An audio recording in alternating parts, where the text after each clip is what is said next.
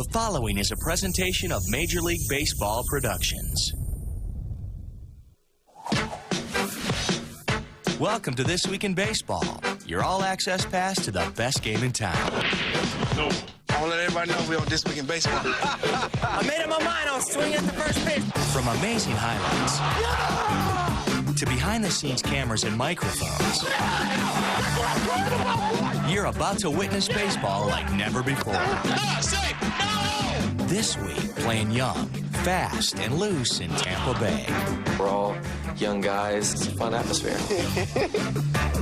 Bernie Mac looks back at Jackie and Roberto's special gifts. People don't understand what makes a ball player special. You have to have pride. Always be aware of your surroundings and know what's going on at all times. That's baseball. You staring at me the whole time? That felt really weird.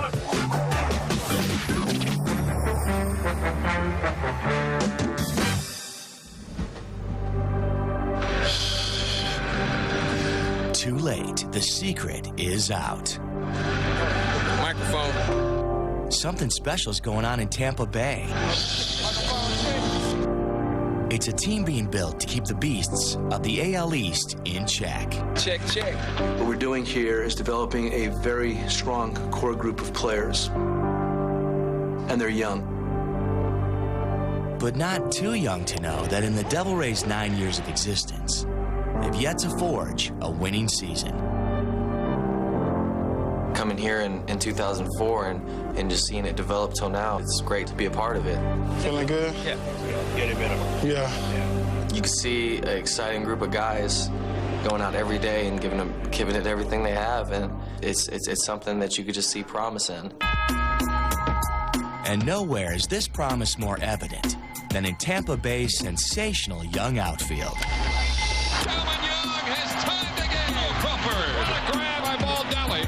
It's an exciting outfield.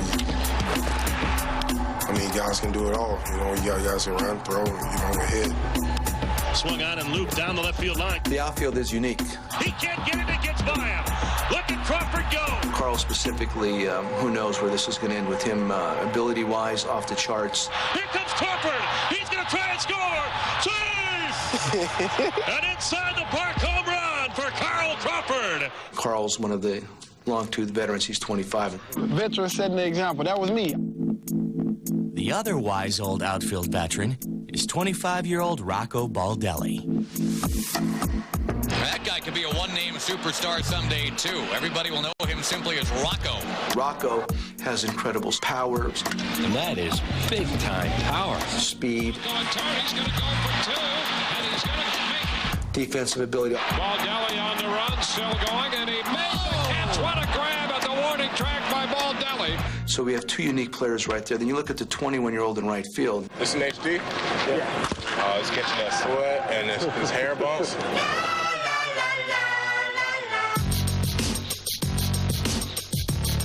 Probably the most advanced 21-year-old I've ever been around in regard to knowing and understanding the game of baseball. And this one is gone. Delman Young has tied the game. You know, he always been ahead of me. I mean, he's been born to hit. So take Delman's natural gifts and mix them with his five-tool counterparts, and you've probably got the best young outfield in the game. As a manager, it's truly a unique experience to be able to deal with these three guys. So the future right now is very bright. Hey, check this out, fool. We're on a journey. But the outfield's just part of the Devil Rays' potential. They've also got an ace. Those of you who bear witness to this great experience.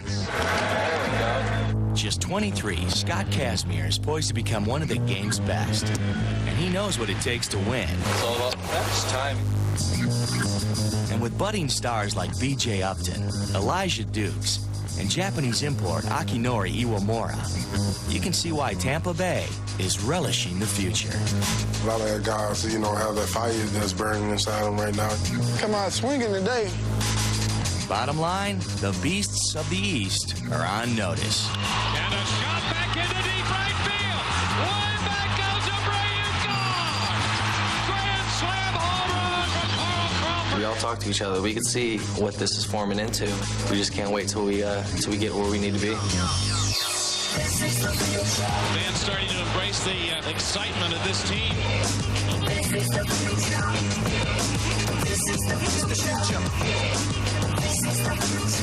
This Week in Baseball is brought to you by Pepsi, the choice of Major League Baseball. We got fried eggs, fried cheese, fried beans, fried potatoes, fried bacon, fried butter. Find your healthy place. Sobe Life Water, rich in antioxidants. Taco Bell's new 7-layer Crunch Wrap. Party beans and warm nacho cheese sauce layered with cool sour cream and guacamole. Wrapped up and good to go. To get the great taste of 7-layer dip, think outside the bun. Behold, the power of Phantom. Gillette Fusion Power Phantom. Fusion Power is so advanced you barely feel the blades. Shaving can create uncomfortable friction. Turn on Fusion Power. Soothing micropulses help you reduce friction and increase razor glide. You'll barely feel the blades. You'll really feel the difference. The comfort of 5 blades plus the precision of 1. Fusion Power Phantom. Gillette, the best a man can get. Fox tomorrow. Bart goes from hero. My son caught the ball! This makes up for everything that's gone wrong in my life! To zero. You suck! And with the whole town against him, will Bart go over the edge? Jump! Who said that? The Simpsons on the only place for new episodes tomorrow on Fox.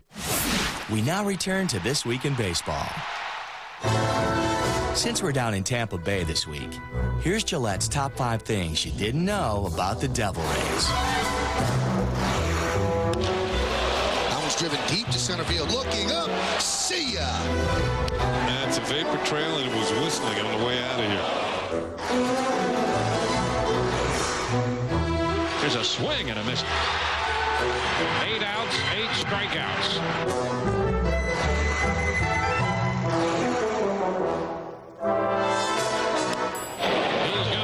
Second and hit for 3, and there's not even a play. Iwamura showing why he won 6 Gold Gloves overseas. He's out at first.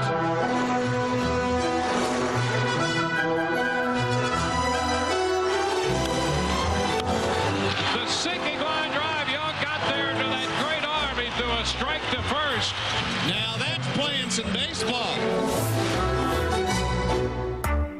You know, Twib first met Delman when he was a high school freshman. So we've seen firsthand this phenom grow. Oh. The scouts and stuff, they're telling me, yeah, we seen your brother play, and they're just talking about how talented he is. And they say, is he going to be better than you? I sure hope so. Delman was determined to join big brother Dimitri in the major leagues. So with his father's help, he focused on that goal. Right here, watch a slow pitch. He went down and got it, and he lofted that. That baby went a long way. So what I'm trying to do is get his front foot down in time. Yeah, that's what we're working today.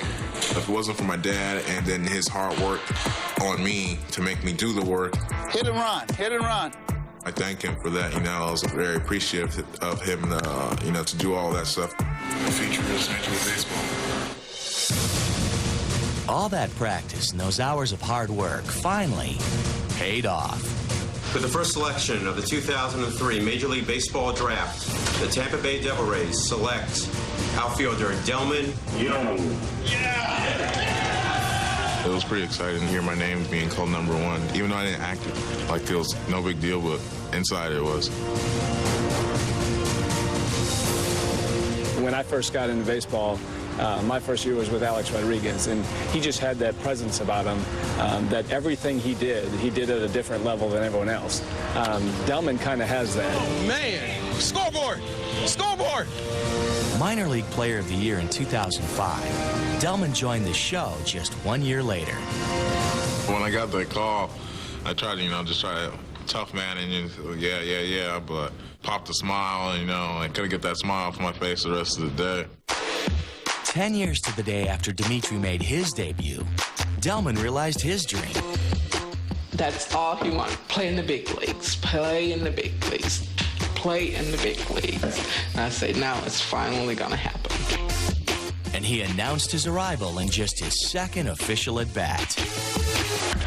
That ball is hit hard. Down the left field line, over the wall, gone! Delman Young has hit his first big league home run. A 2-run shot off of Freddie Garcia. Congratulations. Making you proud, guy. Delman's smashing debut turned historic when he became the first rookie in almost half a century to get 8 hits in his first 3 games. Look out, baseball world, here he comes. Back in Tampa for his home debut, Delman made an Ichiro-like throw to get Ichiro. Ichiro's headed to third. Delman Young will make the throw. He has a cannon. He does. I mean, he seems like he baits some of the guys to go advance another base. Ichiro turns around like, where did that ball just come from? And Ichiro is one of the fastest runners in the game, so, you know, that was just nice to see. You know, I don't know how many times you're going to see that. Delman's accomplished quite a bit since we first met him 7 years ago. And since he's reached his first goal, it's time to set a new one. You can catch me and my fellow Devil Ray teammates in the dog pile at the end of a World Series, you know, so that's the next goal, is just trying to win a World Series. Hey, this is Jeff Francis of the Colorado Rockies. Happy 30th anniversary, Twib. And as part of our celebration, Baby Ruth presents Savor the Good Stuff from 30 years of Twib. Tampa Bay's been the birthplace for lots of big league talent, like this guy. Gary Sheffield with a long-distance home run. And only Twib can take you back to Gary's debut. The Brewers' Gary Sheffield broke into the majors with a bang, smacking a home run for his first big league hit. The blast put Milwaukee up 1-0. Then Sheffield delivered again, this time with a game-winning double. Not bad for the rookie who's gotten high praise from an uncle in the business. You know, he's a great ball player, and I think, you know, years to come, he's going to be there to help Milwaukee. 2 decades later, Gary's on the doorstep of 500 home runs. I think he's ready to get his work done. He's definitely going to be a great asset for us. Happy anniversary this week in baseball. Now here's this week's Twibia. Carl Crawford has hit 10 or more doubles, triples, and home runs in each of his past 3 seasons. Who has the most consecutive seasons with 10 or more doubles, triples, and home runs? Is it Tris Speaker, Roberto Clemente, Johnny Damon, or Lou Gehrig? The answer after this.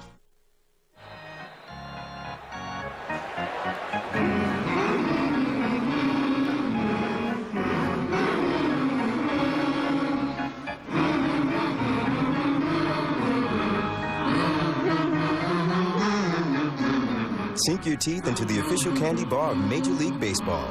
Baby Ruth from Nestle. It's loaded with good stuff you can really savor. Baby Ruth. Savor the good stuff. As the official bank of Major League Baseball, Bank of America is proud to present the Players of the Week. The Mets' Carlos Beltran is the NL Player of the Week. Beltran slugged an astounding .931 with 4 doubles, 2 triples, and 2 home runs. He is just raging hot right now. Mark Burley earned AL Player of the Week honors by pitching the 16th no-hitter in White Sox history. He no-hits the Rangers. Unbelievable. Bank of America, Bank of Opportunity. What's your favorite brand, America? We love baseball, hot dogs, apple pie, and Chevrolet. Stolen bases, goat cheese, pizza, bottled water, and Chevrolet. Stolen bases, goat cheese, pizza, bottled water, and Chevrolet? Free agents, rally monkeys, fantasy leagues, and Chevrolet. Whoa, wait, what's a rally monkey? They go together in the good old USA. Face painters, satellite radio, endorsement deals, and Chevrolet. Chevy, an American revolution.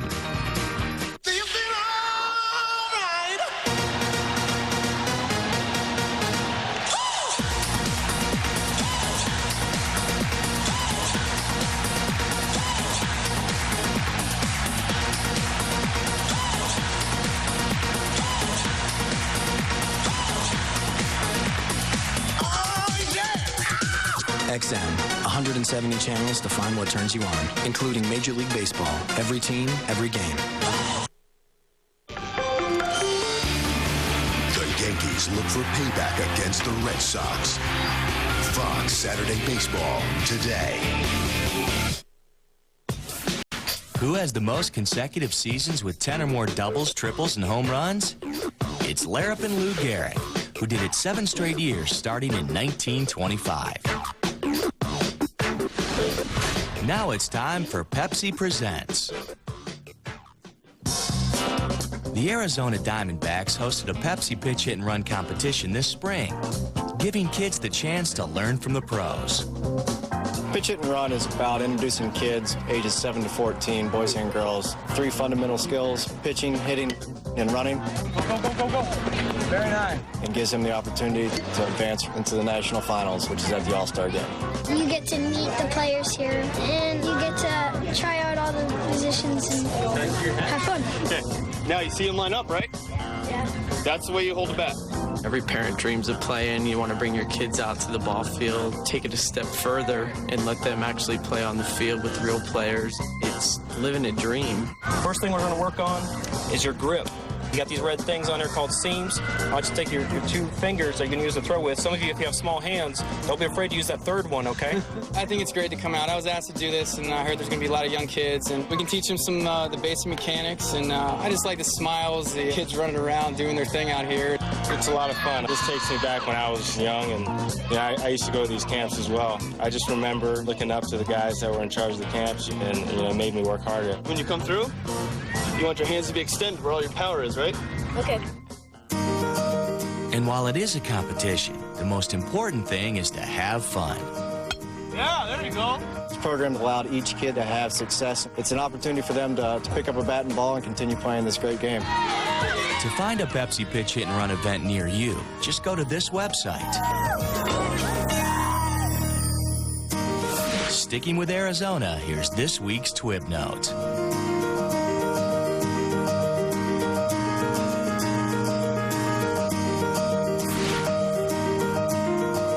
Our XM Radio Call of the Week also comes from Arizona. Here's Greg Schulte. Diamondbacks trying to avoid a 6th consecutive defeat here, but they need some magic with 2 outs in the 9th inning. Off the bat is Stephen Drew. And the 3-1 pitch. And a drive, deep right field. Back of the warning track, back of the wall. Diamondbacks win. A walk-off home run for Drew.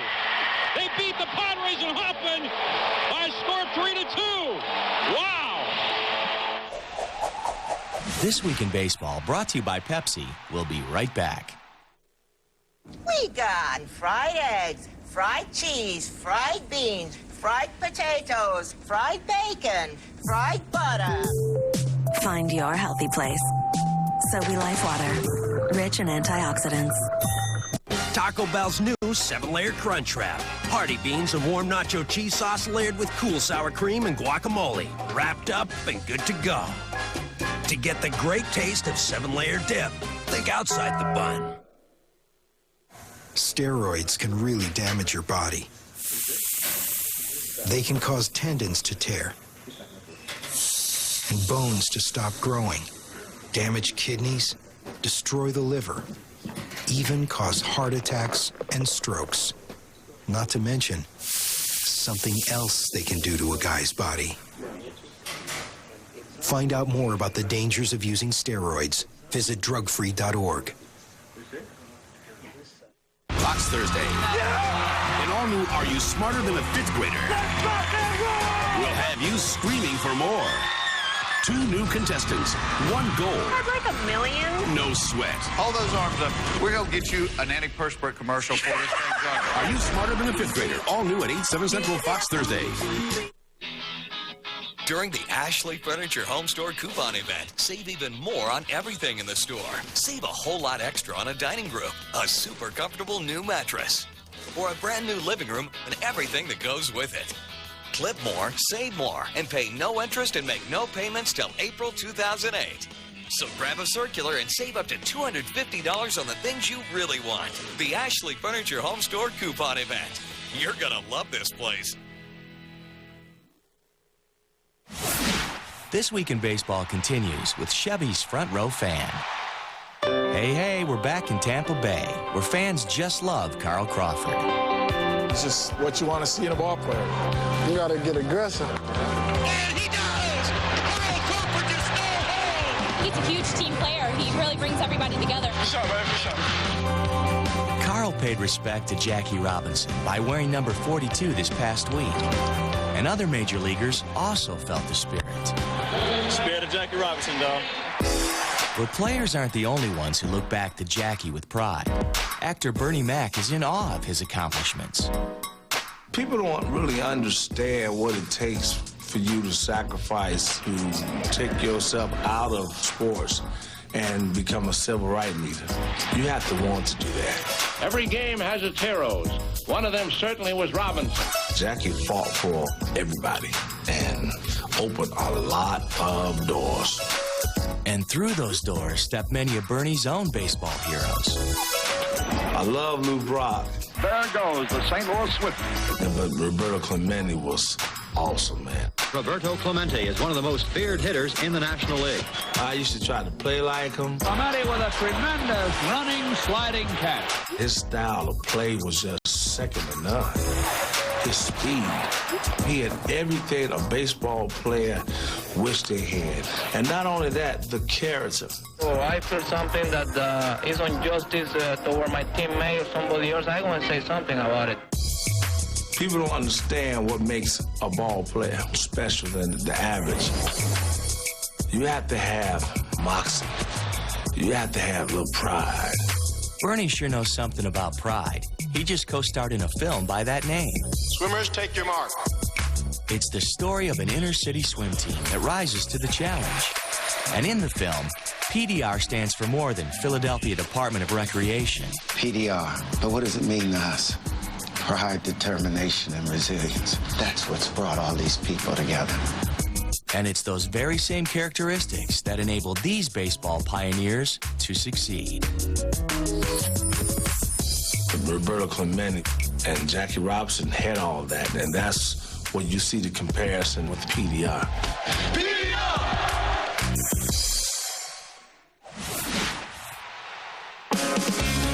Don't go away. We've got the pitch of the year coming up.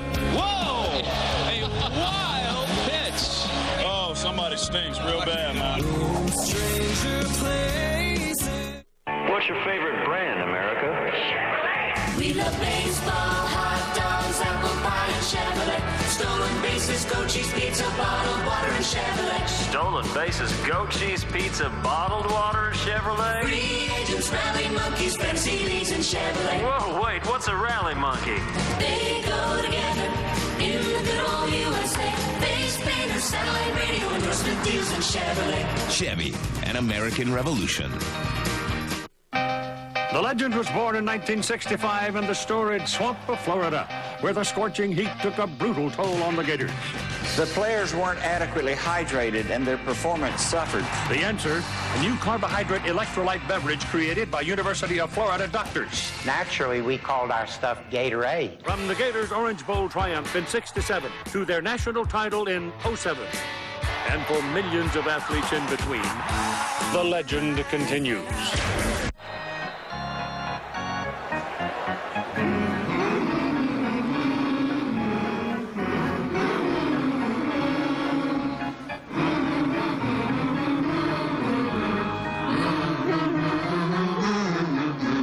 Sink your teeth into the official candy bar of Major League Baseball.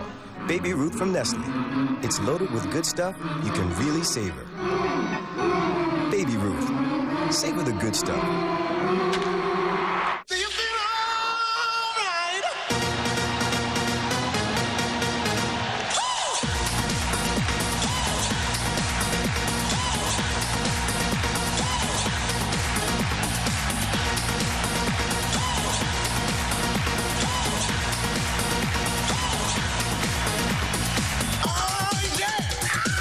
XM, 170 channels to find what turns you on, including Major League Baseball. Every team, every game. America's grand game is on Fox. Last weekend, the Red Sox made an early statement sweeping their rival. Now, red-hot Alex Rodriguez and the Yankees look for payback in the Bronx. Fox Saturday Baseball. Today. Check local listings. This Week in Baseball continues with Gatorade's How About That? Hey, Bardo, look at the camera right here. I'm mic'd up. This could be a walk-off grand slam, and it is! And the Dodgers win it! I've looked for love in stranger places. Gosh almighty. At the wall, up, and he's got it! Oh, what a catch by Corey Patterson! Someone who smiles. Don't play with me like that. Makes me feel I've been staring at me the whole time. Back, and now there's nothing. On a play by Burns. He's money. He is. He's unbelievable. Cause this is real, and this is good. JJ picks, spins, throws, wide, tagged. He's out. Whoa, wait a minute. Boone thought he heard someone behind him, but there was nobody there. But he dropped the ball. He dropped the ball. Drops it. Flew out of his glove, dude. Renteria has it, goes to second for one, and Johnson's throw to first goes into the stands. What do you think he's trying to do? Whoa! A wild pitch. Oh, somebody stinks real bad, man. In unison, just a little outside. Diving stop by A-Rod, and the throw to first is in time. Slap toward third, a tough play for Jones or Smoltz. Smoltz picks it and makes a fantastic play. Talk about robbing your old buddy. Oh, he might be so mad. Got a ground ball to third. Step on the bag, throw to second, throw to first. That's a triple play, and that's the inning. That ties Jake Peavy's career high, 16 strikeouts. How was it? Ramirez, Drew, Full, and now Jason Varitek. First time in Red Sox history. 4 consecutive home runs. How about that? Reds win! Swing it, baby. Way to get it started. A drag bunt. He gets it down. No play. The Mets win it. Andy Chavez, the hero once again. Oh, that was fun. Are we done? Approval. This Week in Baseball has been sponsored by Pepsi, the choice of Major League Baseball. By Baby Ruth, Gillette, Chevrolet, XM Radio, Gatorade, Taco Bell, and by Bank of America. Folks, you've just got to tune in next week when This Week in Baseball presents its all blooper show. And no one is spared. Embarrassing thing has definitely happened to everyone. It's definitely happened to me for sure. He's there to make the catch, and he dropped the ball. For This Week in Baseball, I'm Buzz Brainerd. So long, everybody. America's Grand Game is on Fox. Last weekend, the Red Sox made an early statement sweeping their rival. Now, red-hot Alex Rodriguez and the Yankees look for payback in the Bronx. Fox Saturday Baseball. Today. Check local listings. Reason number 12 why you should own a ThermoSpa's hot tub. They require no attachment to your home's plumbing. Simply fill it with a garden hose and plug it in. ThermoSpa's unique thermofiltration system is completely built in and filters the water an incredible 144 times a day, so your water stays crystal clear with very little maintenance. All you need to do is enjoy yourself every day of the year. Call to receive a free DVD and 48-page brochure and learn the most important reason. Buying direct, you can own a ThermoSpa for only a few dollars a day. Call now and we'll include free delivery, free chemicals, and a $400 cash coupon. This $1,000 offer is free. Call 1-800-683-4545. ThermoSpas. Luxurious hot tubs made affordable. Fox 18 wants to give you gas this May. Gas cards, that is. Starting Thursday, watch Fox 18 between 6 and 7 for the Laugh Out Loud Character of the Day. When you see it, log on to KLTV.com and enter. One entry from each show will win $180 gas card. Lucky me. Plus, all correct entries are eligible for the grand prize, $1,800 in gas. Let Fox 18 give you gas this May, starting Thursday. Hey, Quad Cities, Who's your favorite Simpsons character? Vote today at KLJB.com. Then, starting May 7th, we'll count down the top 10 Simpsons characters in the Quad Cities. You're watching Fox Sports, home to the World Series, the BCS, Super Bowl 42, and the Daytona 500. This is America's #1 sports network. Welcome to the Chevy pregame show on Fox. Chevy and baseball, the love affair continues. It's Robbery Week once again on Fox Saturday Baseball. But first, let's go back. Sunday, right was the wrong choice as the Red Hot Sox hit 4 in a row to help complete the sweep over the Yanks. Monday, 2 more home runs to make it 14 on the year. But in another losing effort, they may need more than A-Rod to step up. Tuesday, the big unit was back in the desert, but had big problems as the Pods touched him up for his first loss. Wednesday, Jake Peavy was untouchable with 16 Ks. Yes, I said 16. But Hoffman's bell got rung. The Diamondbacks win it! Thursday, Slammin' Sammy was very, very back. Sammy Sosa blast off. 2 home runs makes it 594. Friday, scratch that, make that 595. We're right back at you, Sammy. What a week it was. Can you handle much more? You're going to have to, because when you're talking century-old rivals, there is a lot of dirty laundry to go around. It doesn't matter. Yankees, Red Sox, Cardinals, Cubs, we know there will be bloodshed, and we've only just begun to paint the picture as we welcome you inside the Fox Network Center. Welcome to Fox Field. I'm Jeannie Zalasko. Look who showed up. Mark Grace. Hey, Jeannie. Good to have you. Mark, how you doing? Hi, Jeannie. Kevin Kennedy. Ready to roll. Phillies are back, by the way. Yeah, all right. Yeah, you picked the Phillies, blah, blah, blah. But it is April, right? It's still April. It's April. I just had to check, because maybe it is time to put a sock in it, guys. Maybe that is what Curt Schilling is calling for. A $1 million offer to anyone who can prove that it wasn't blood on the famous sock from the 2004 playoffs. $1 million. And still the Yankees found a way to grab the spotlight back. The losing streak has reached 7 games. The sky is falling in New York, Ken Rosenthal. Papers speculating that Joe Torre could be jobless by Monday. Jeannie, it is indeed tense here in Yankee Stadium. If the Yankees lose these next 2 games to the Red Sox, anything is possible. No one knows whether George Steinbrenner is even healthy enough to make a call on Torre, but one Yankee official attributes 75% of the team's pitching problems to injuries and the other 25% to Torre. There is no question that Torre has had some missteps, summoning Mariano Rivera in the 8th inning in Boston, twice using Andy Pettitte in relief, failing to extend his starters.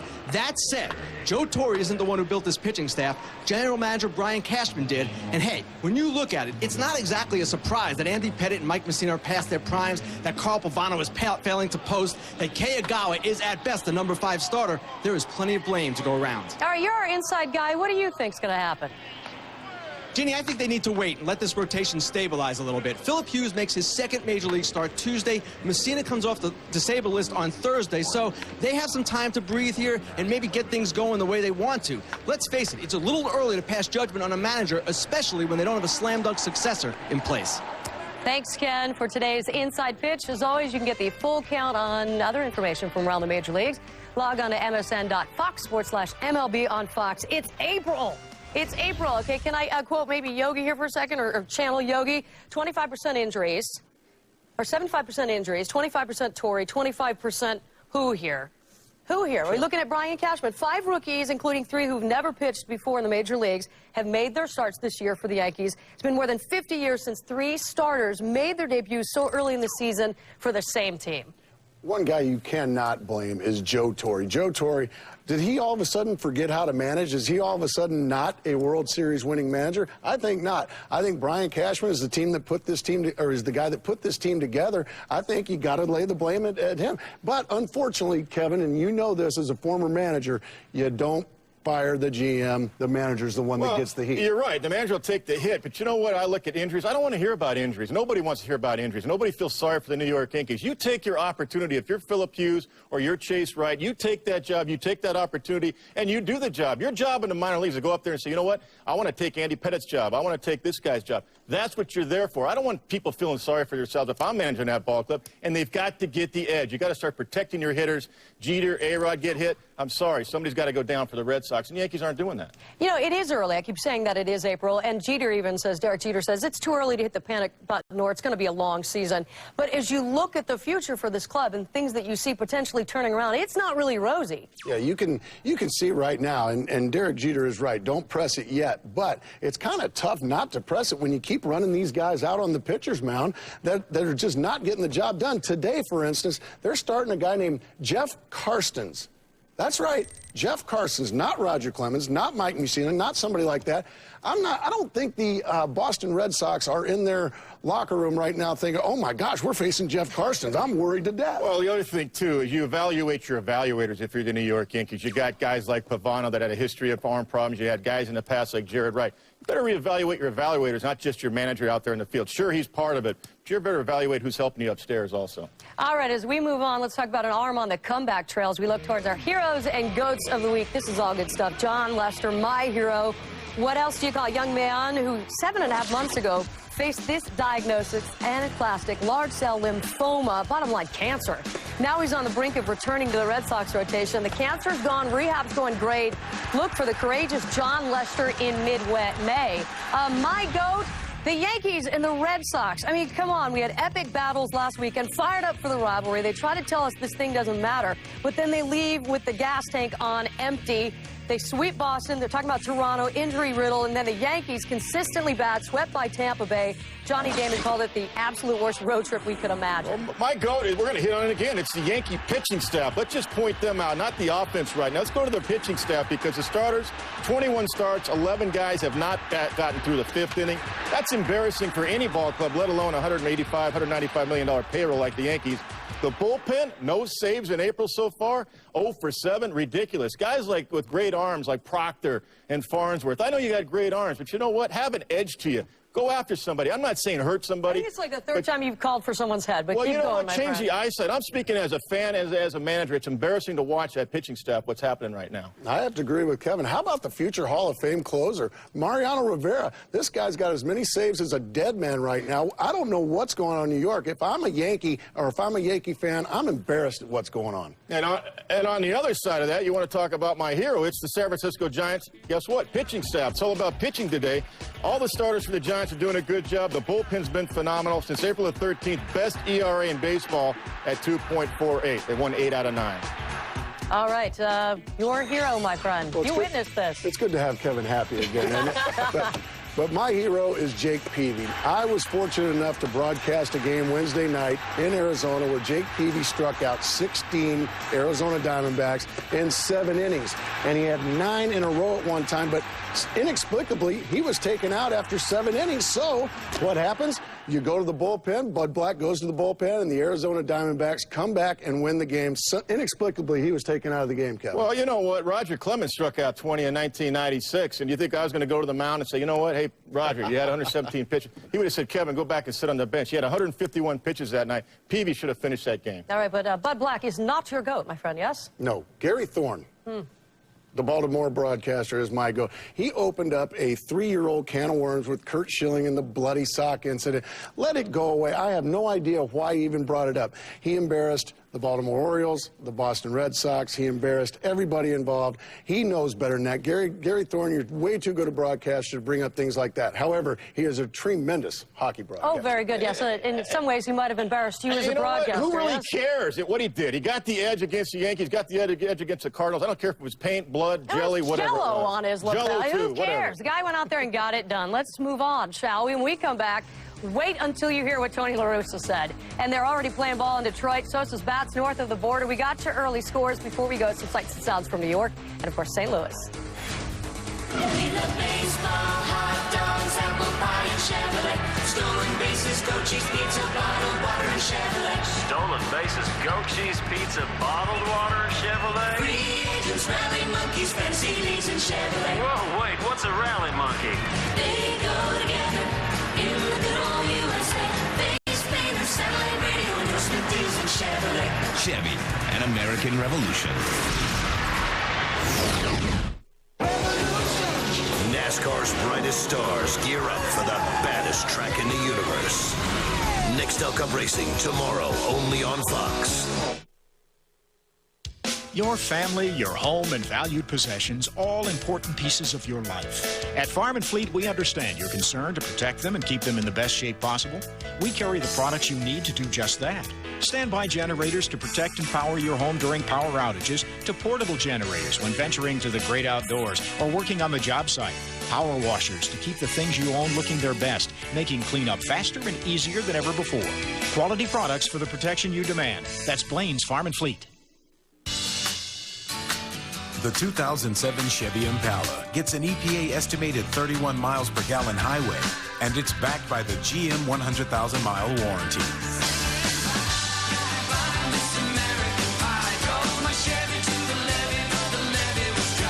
Qualified lessees get a low-mileage lease on an 07 Chevy Impala 1LT for around $199 a month. Residency restrictions apply. Call for details. Visit us online at selectchevy.com. It's Laugh Out Loud Fun on Fox 18. That 70 show. I'm going to take the year off. Isn't that what Elvis said right before he died on the toilet? Censored. Can I get out of the dog carrier? It was hard enough getting you in there. I'm not letting you out. According to Jim. You know you don't live here, right? That's why I have the towel on. King of Queens. Where are we supposed to go? What's wrong with the garage? Again, there's a raccoon living in it. And Raymond. I still put my pants on one leg at a time. When can we look forward to that? Laugh Out Loud with Fox 18. Weekdays starting at 4. Welcome back to the Chevy MLB pregame show on Fox. Chevy and baseball, the love affair continues. Kevin hasn't hit anybody yet, but we do have some scores to pass along. The Twins out in front. Justin Morneau 3 for 3. 3 runs. Needs a triple for the cycle. And mentioned that Mr. Sosa was north of the border. Top 8 Sosa, by the way, 0 for 2. He's walked twice, and he has a run. The threat of Sammy. All right, now we get you back in the game with Just for Men hair color. 41 years after he left a void in the game, Sandy Koufax is back. The Hall of Fame pitcher was the final player chosen in the draft to stock the 6 teams for the inaugural season of the Israel Baseball League. Obviously, a tribute to the 71-year-old, but if Koufax is ready to go 41 years in between starts, the Yankees are waiting, and so is this league. All right, get back in the game with Just for Men hair color. The Cubs woke up Friday in St. Louis to a 2-word headline at the top of the front page of the St. Louis Post-Dispatch sports section, "No chance." Tony La Russa's response, "No chance I'm speaking to certain members of the media this weekend." I have a right to state an opinion, and when there's a cheap shot against the Cubs, I don't want to be a part of it, and I want everybody to know that the St. Louis Cardinals and their manager have an absolute disregard for that. You're lowering yourself. I'm lowering myself? How am I lowering? Putting on a big show. How else am I going to let the world know that I don't like what you guys did? Ooh, a lot of anger this weekend. See how the managers get. Well, really, I mean, Tony La Russa respects the opposition. He doesn't need his local paper to bury the Chicago Cubs. You know what? Tony has the venue if he wants to challenge that writer, because you know what? Every day in the media has the venue, and never do they get called upon it. I think Tony did the right thing. He absolutely did the right thing. That article was for one reason, to embarrass the Cardinals' opponent, the Chicago Cubs. And one thing about Tony La Russa, he's a first-class guy, and he's not going to put up with that garbage. Good for you, Tony. Yeah, respects the game, and they gave the other club bulletin board material. They don't need that. All right, more guys who love the media. Barry Bonds, who, by the way, is moving ever closer to the all-time home run mark. And then, of course, don't overlook Sammy Sosa. He's back, getting closer and closer to becoming the 5th player in Major League history to hit 600 home runs. He's 5 away, guys. Well, I think he's definitely going to the Hall of Fame. I mean, I think Kevin will agree with me, too, especially you get to 600. Now, what's happened in the past, I think slowly but surely people are starting to forget about that. But the bottom line is now he's proving again that he can hit a mistake. He's got 7 home runs this year. They've all been mistakes, but he's pounding. Good for Sammy. No, he's out of the Hall of Fame, Mark. I'm sorry. No, I'm kidding. I'm kidding. He's just angry. I'm angry today. Ignore he's the going to the angry Hall. guy on the end. All right, and by the way, Barry keeps hitting, and he's strong. All right, we're going to get to some last licks here as we try to break down today's matchups. Looking at the Red Sox, looking at the Yankees. The losing skid could reach 8, my angry friend. Oh, I think it might reach 10. I mean, or 9. I mean, they're going to sweep again this weekend. I think Boston, unless somebody steps up for the Yankees. You know, the forgotten guy for the Boston Red Sox, with all the power and Beckett and Schilling and all these guys, Tim Wakefield's been there since 1995 with that knuckleball. That can mess any team up, and he pitches well in the Bronx.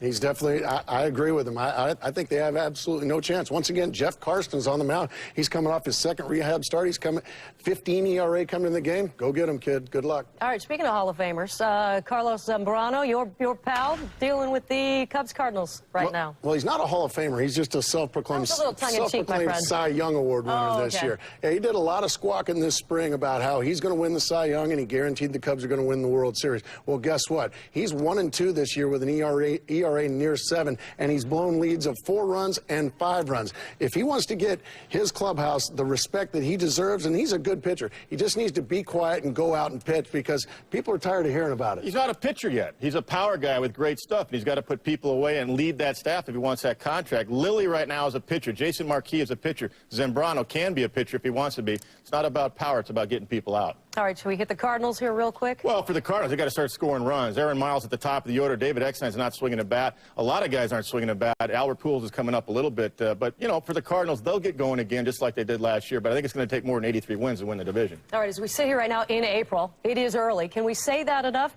Who's going to turn it around quicker, the Cardinals, the Cubs, or the Yankees? I think all the clubs are going to turn it around. I think the Yankees can't wait for their night on a white horse, Roger Clemens. I think that's ridiculous to say he's going to be the savior in May or June. If they have to wait till May or June, they're going to be out of the race. And when's the last time we saw them in last place? I think it's going to be the Chicago Cubs. Chicago Cubs have way too much talent. They've got a bunch. They've got a bunch of guys right now, not named Zambrano, that are throwing the ball very well for him. And Soriano's going to get healthy. The Cubs are going to turn it around. All right, I was just giving you a hard time. Thanks for coming back. We appreciate it. Couldn't wait to be here with you now. Always good to see you, especially sporting the World Championship ring. Did you wear that for Yankee fans? I did. All right, there you go. Hold it up. We need to get you out to the ball game, shall we? Joe Torre nailed it. He said the Red Sox always bring the carnival atmosphere, which begs the question, who is playing the role of the clown? Maybe Tim Wakefield or your favorite? Jeff Karsten. You're shaking. I can see it. And in St. Louis, the Cubs' Carlos Zambrano thrives in a 3-ring environment. Of course, the Cardinals, the world champs, have the real ring that matters. And Mr. Wainwright hopes to live up to the world-class billing. It's Fox Saturday Baseball. Rivalry. One who competes or attempts to outdo another. There's a drive on the line to left field. Come on, Moose! Down the left field line. Is it enough? Gone! 62!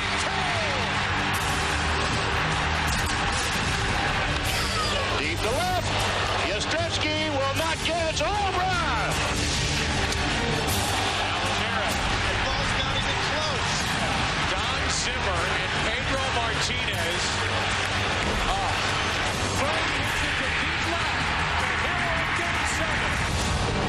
Alex Rodriguez is drilled, and here we go.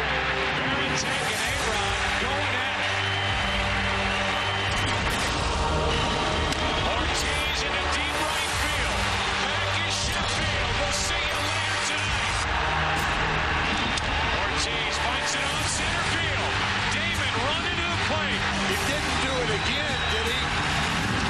The Boston Red Sox have won the pennant. For the first time in Red Sox history, 4 consecutive home runs. The rivalry is back on Fox Saturday Baseball. NASCAR's brightest stars gear up for the baddest track in the universe. Nextel Cup Racing tomorrow, only on Fox. Need to cash your check? Come to King Plaza Currency and Davenport Check Cashers. We're the Quad Cities' expert check cashers and are always willing to go that extra mile for our customers. At King Plaza Currency and Davenport Check Cashers, check cashing is quick, easy, and low cost. Bring us your paycheck, student loan, tax refund, and more. We will turn it into cash in minutes. You can also pay utility bills, title, and license your Illinois vehicle. Get home phone service or prepaid visas. Don't forget all money orders are always 50 cents. Come to King Plaza Currency and Davenport Check Cashers today. Your dreams become reality when you choose King, your masonry landscape source, quality and knowledge. When you choose King, your masonry landscape source, your place for brick, block, and stone for your home. Quality and knowledge. When you choose King, your masonry landscape source. When you choose King, your dreams become reality. When you choose King, your masonry landscape source. Fox Tuesday on an all-new house. 2 young brothers are dying. and the parents face their worst nightmare. You have only one decision to make. Leave here with one dead son or two.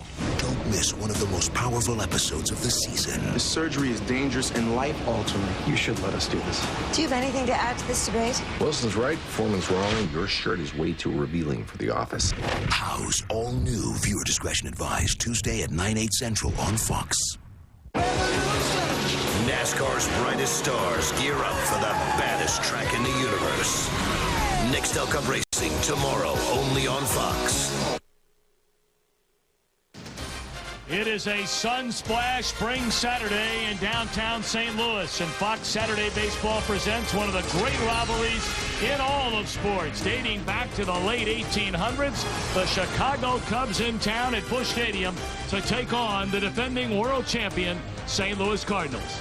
And hi again, everybody. Alongside Joe Girardi, I'm Thom Brennaman. Welcome to Fox Saturday Baseball. Joe, you grew up in this part of the country. You know all about this rivalry. Let's start with your original team, the Cubs. We talked to Lou Piniella this morning. He says, you know, we're in the top 5 in the league in batting average, in defense, and an ERA. Yet they're 4 games under 500. Why? Well, he talked about they don't walk. This club does not walk. They're 14th in the league in walks, and he said we got to get some free base runners. And the other thing they haven't done is they haven't run the bases well. And Lou wants his club to be more aggressive, to steal bases when the opposition gives them a chance, and they haven't done that so far. And the other guy they need to have it get rolling a little bit is their starter today, their ace, Carlos Zambrano. Well, if you're a Cub fan, I wouldn't panic. He was 0-2 last April and ended up winning 16 games. Power pitchers sometimes take a while to get going. I think that's Carlos Zambrano. All right, now the defending world champion Cardinals. They basically turned their pitching staff upside down. There were questions about that. The pitching has been very good, but their offense is what's gotten them off to a slow start. Well, their core of their team is Pujols, Roland, and Edmonds, and they started off very slow. They're starting to swing the bats better, and Tony talked about this is a club that the guys around the core are trying to do too much, and when their core doesn't produce, they don't win games. But like I said, they're starting to swing the bats better, and everything should fall into place for them. Well, these two teams got together last weekend in Chicago. The Cardinals won 2 out of 3. The Cubs won the opener in St. Louis here last night. Longtime childhood friends Tony La Russa and Lou Piniella trying to get their respective clubs going.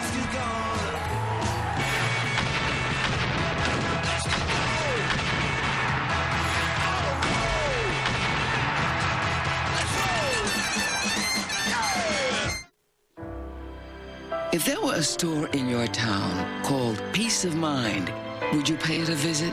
Across America, in towns big and small, there is such a place, New York Life. It starts with our values of financial strength, integrity, and humanity, and continues with our agents. So look for us in your town. You may already know our people, and we are confident that peace of mind is why New York Life is the company you keep. Behold, the power of Phantom. Gillette Fusion Power Phantom. Fusion Power is so advanced you barely feel the blades. Shaving can create uncomfortable friction. Turn on Fusion Power. Soothing micropulses help you reduce friction and increase razor glide. You'll barely feel the blades. You'll really feel the difference. The comfort of 5 blades plus the precision of 1. Fusion Power Phantom. Gillette, the best a man can get.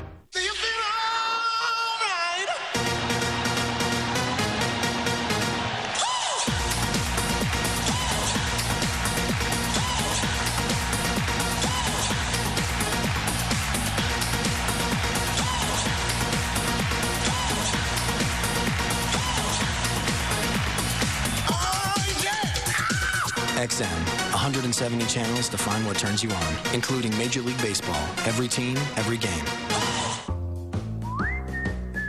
Men have interesting ways of dealing with the fact gel takes a long time to dry. Now with Degree Men Ultra Clear's advanced protection, there is no dry time. Degree, it won't let you down. We got fried eggs, fried cheese, fried beans, fried potatoes, fried bacon, fried butter. Find your healthy place. Sobe Life Water, rich in antioxidants. Sports are great for a kid's body. Steroids aren't. They can ruin tendons in legs and arms. Steroids can stunt bone growth and increase the chances of liver cancer, heart attack, and stroke. Steroids don't make great athletes. They destroy them. Talk to your kids. Need help? Get help. Visit drugfree.org. The Cardinals take the field at Busch Stadium, and it's time for the Chicago Cubs starting lineup, brought to you by Taco Bell. Think outside the bun. We hand it over to Michael Barrett. Hi, I'm Michael Barrett, and here's today's Cubs starting lineup. Leading off and playing left field, the quickest ever to reach 40-40, Alfonso Soriano. Batting second and playing short, the Riot. Batting third and playing small forward for the UNC Tar Heels, Derek Lee, D-La. Batting fourth and filling in for legendary Ron Santo, Aramis Ramirez. Get well soon, Ron. Batting fifth, Cornelius Sleepy Floyd, and also playing right. Batting sixth and starting at quarterback for your Penn Quakers, Mark DeRosa. Batting seventh and playing center field, the founder of the Ryan Leaf fan club, Jock Jones. Batting eighth and doing the catching, Eric Estrada. Batting ninth and your starting pitcher, El Toro. Oh, that's great stuff. Thank you, Michael Barrett. And on the mound for the Chicago Cubs, for the Cardinals, their closer last year at the end of the year, now a starter, Adam Wainwright. And he did a great job closing for him last year at the end of the year, finishing every game. He got the last out in every game in the playoffs. Closing game. Budweiser, the perfect balance of flavor and refreshment, open up a world of taste. We are set to go. Game 2 of this weekend series. Alfonso Soriano takes inside ball one, and we are underway. A very slow start for Soriano without a home run. Only one run batted in. He does have 8 doubles so far. And he fouls it off out of play to the first base side. 1-1 to Alfonso Soriano. Of course, Wainwright became the closer during the final few weeks of the regular season and then into the postseason, as Joe alluded to, because of the hip injury that required offseason surgery to Jason Isringhausen. But he had been a starter throughout his entire minor league career. So this is not exactly virgin territory for Wainwright, although it is at the big league level. Foul ball. For Wainwright, the scouting report on him is he needs to be more aggressive with his fastball. He's got away from throwing his fastball early in the count. He's trying to do too much. I think he's trying to trick hitters, and sometimes when you lose your ace of your staff like Chris Carpenter, you try to do too much. And his curveball's been rolling from time to time. It was so sharp last year. He needs to become more consistent with it. Swing and a foul ball by Soriano. The count will remain at 2 balls and 2 strikes. Soriano, of course, came over as a free agent during the offseason, signed that whopping contract, and was moved from left field to center field during spring training. Lou Piniella told us before the ball game today, he said, I made a mistake. I should have left him alone, played him in left field, and let him swing that bat. And there's a drive into left center field. Duncan in front of the wall, and did he get it? The gate goes bouncing open. The ball squirts loose, and Soriano is standing at second base. What a bizarre play that was. Lou talked a little bit about Soriano, where he thought he was not getting back quick enough and loading up. And here's a fastball where they're trying to go away, and it runs into Soriano. He's a great low ball hitter, and this is a tough ball for Duncan because of the sun and the wall. You see the gate open, and this is a ball that Soriano should be on third base. I think he thought he had a home run and took for granted that it was going to go out of the ballpark, but he had plenty of time to get to third base, and the Cubs have struggled getting runners over and getting them in. So this is you look at him. He pauses, he thinks he's got it, and then he realizes, oh, I better run. I don't have it. It's not a home run. You need to be standing on third base. Now, Lou talked about the little things the Cubs have not done, and this is a perfect example right here. He said in a game against Milwaukee a few days ago, 4 times they had a leadoff double, and not once did they advance that runner even to third base, much less scoring it. And they lost the game 4-1. And those are situations that you have to be able to move runners, and you can't take for granted that it's a home run. You can always slow down once it goes over the fence, but until then you should really run. Ryan Theriot is going to get a chance to play shortstop every day. He's become a favorite of the first-year Cubs skipper Lou Piniella, and why not? .317 batter, a couple of doubles, and 6 runs batted in. Does all the little things that Piniella is trying to instill upon for the rest of this Cub roster. The Cardinals believe that Theriot is up there to bunt. He'll hit it the other way. Pujols going to throw to third, and the throw is right on the money, and he's out. What a play by Albert Pujols.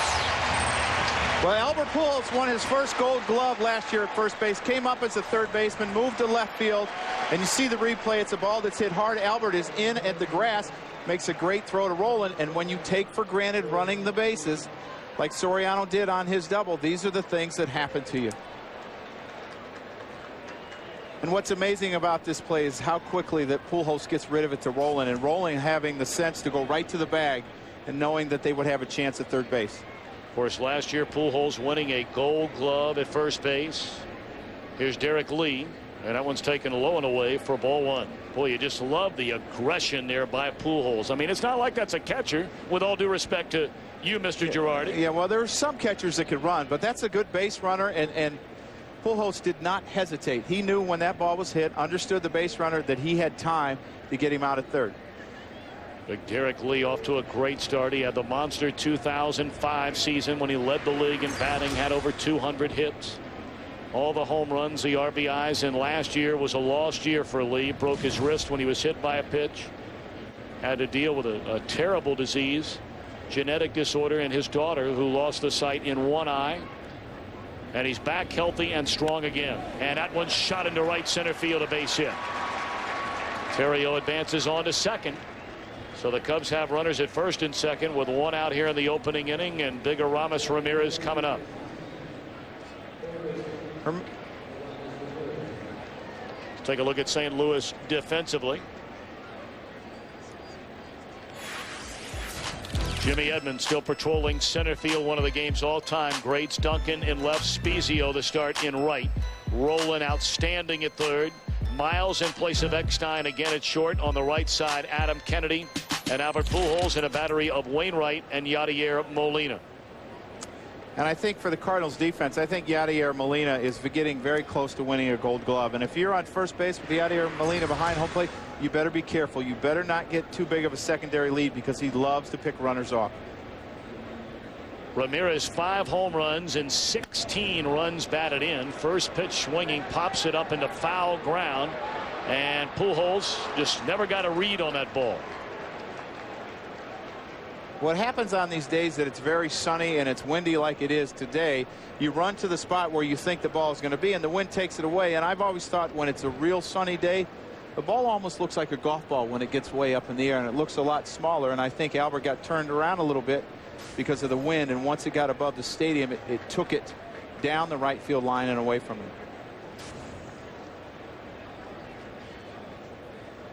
Theriot at second base, Derek Lee on at first. Cubs threatening right from the start. They came away with a victory here in the opening game of this series last night. Jason Marquis beating his former team for the second time in a week. Low and in. 1-1 to Aramis Ramirez.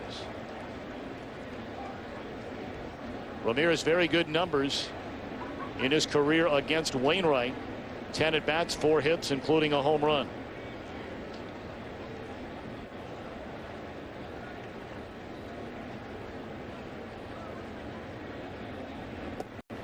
Breaking ball and a beauty on the inside corner. Ramirez disagreeing with home plate umpire Brian Onora. And last Sunday, Ramirez had a very good day against Wainwright. He was 2 for 4 with a homer and drove in 3 runs in that game, that wild game where the Cardinals came back and won 12-10. But Aramis is off to a pretty good start, and April is usually his slowest month. We got off to that terrible start, you may remember, last April, and the Cubs just never recovered. Fastball runs way in. and pushes him off the plate. 2-2.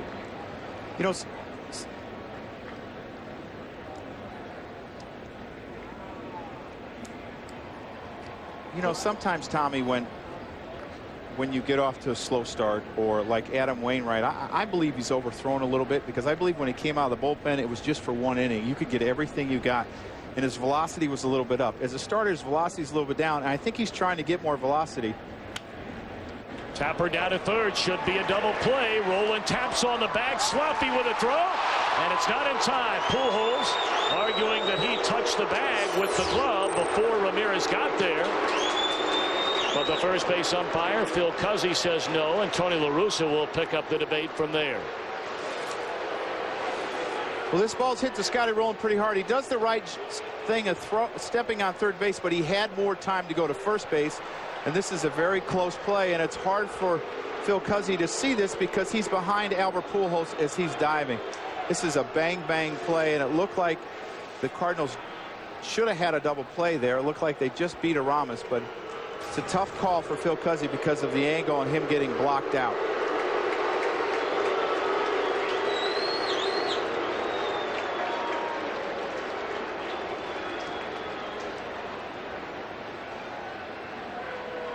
Boy, you think of Pujols as just a slugger up there, but man, he is far more athletic than I think any of us ever imagined when he first broke in, now 6 years ago. And he's such a smart baseball player. I mean, 2005, he stole 15 bases. I mean, this is not a guy that just hits. He does it all. And he came up as a third baseman when he was signed. He's got good hands. He's got a great arm. He played left field. He's agile. He's an athlete. And that's why he's such a great first baseman. So now the Cubs get an additional out, although no error charge to roll in there. It should have been an inning-ending double play. And here's Cliff Floyd. Ball one.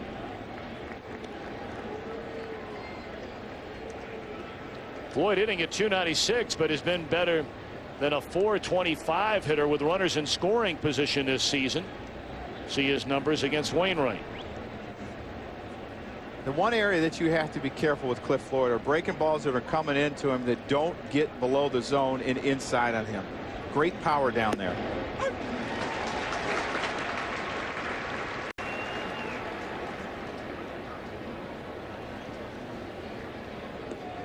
One and one to Cliff Floyd.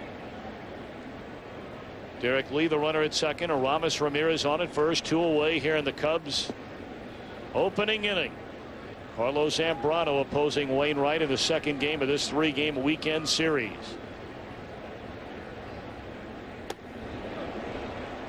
Let's turn back the clock. NLCS game 7 at shape. Bottom of the ninth. Cardinals up 3-1 after scoring twice in the top of the ninth. Runners at first and second. Wainwright fans Cliff Floyd. And then after getting a second out, he walked LaDuca and struck out Carlos Beltran to end the game and send the Cardinals to the World Series.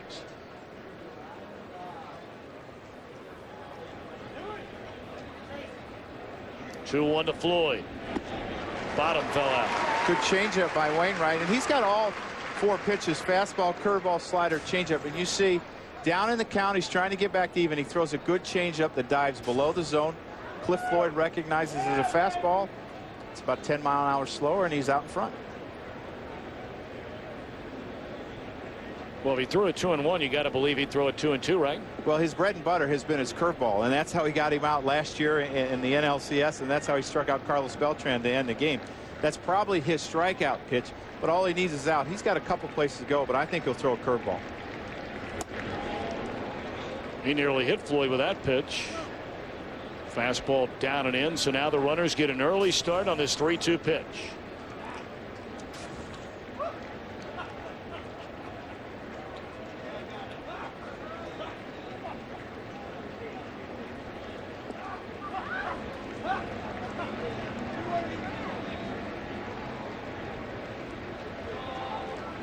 Wainwright okays a sign with Molina, and the payoff pitch is a bouncing ball to the right side. Kennedy down on one knee, and the Cubs strand 2. Cardinals come to bat against big Carlos Zambrano. Scoreless game in St. Louis.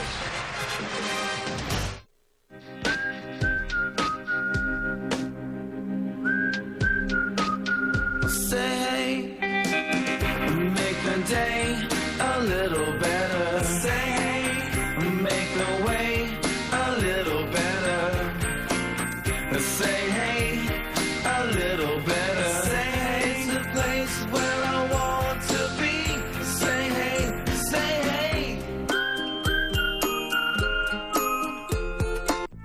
A rock can fill you with wonder. A rock can inspire your imagination. A rock can touch your heart. A rock can soothe your senses or help you enjoy a little free time. Yes, a rock can do a lot of things, but only this rock has what it takes to help you plan for a rock-solid retirement. Let Prudential be your rock for retirement. The GSXR is the most dominant superbike in recent AMA history. Here we are at Virginia International Raceway. We've got two average riders. We've given them brand new GSXR 1000 2007 models. We're going to do our best to teach them everything we can about all the benefits of the new GSXR 1000. I can't believe I'm singing on a production bike right off the showroom floor. You can really feel the power get on nice and smooth out of the S's. As the GSXR series come prepared, those bikes are as ready for the racetrack as anything out there. There's nothing that can touch them. Cardinals come to bat, bottom of the first inning. Their starting lineup presented by Taco Bell. Think outside the bun. Here's Braden Looper. Today's starting lineups for the St. Louis Cardinals. Batting first and leading off, shortstop Aaron Miles. Batting second, playing left field, Chris Duncan. Batting third, playing first base, you know him, Albert Pujols. Batting fourth, Gold Glove third baseman Scott Rowland. Batting fifth, Jim Edmonds, center fielder. Batting sixth, Scott Spezio, playing right field. Batting seventh, Adam Kennedy, playing second base. Batting eighth, the catcher, Yadier Molina. And batting ninth, you know him, Adam Wainwright, World Series hero, starting pitcher. Carlos Zambrano off to a very slow start. You see his numbers, the ERA almost at 7. Ball one high to Aaron Miles. Zambrano, only 25 years old. He's been among the game's best since coming to the major leagues 4 years ago. Carlos Zambrano's scouting report on him is he needs to dial up his emotions. He's a very emotional guy on the field, but at times when he's been in jams, he's been too calm. His arm slot has been very inconsistent, and as the game goes on, it seems to drop lower and lower, which flattens out his sinker and his slider and makes it more hittable. He's given up 7 home run balls already this year in only 27 innings. He's on pace to give up 56.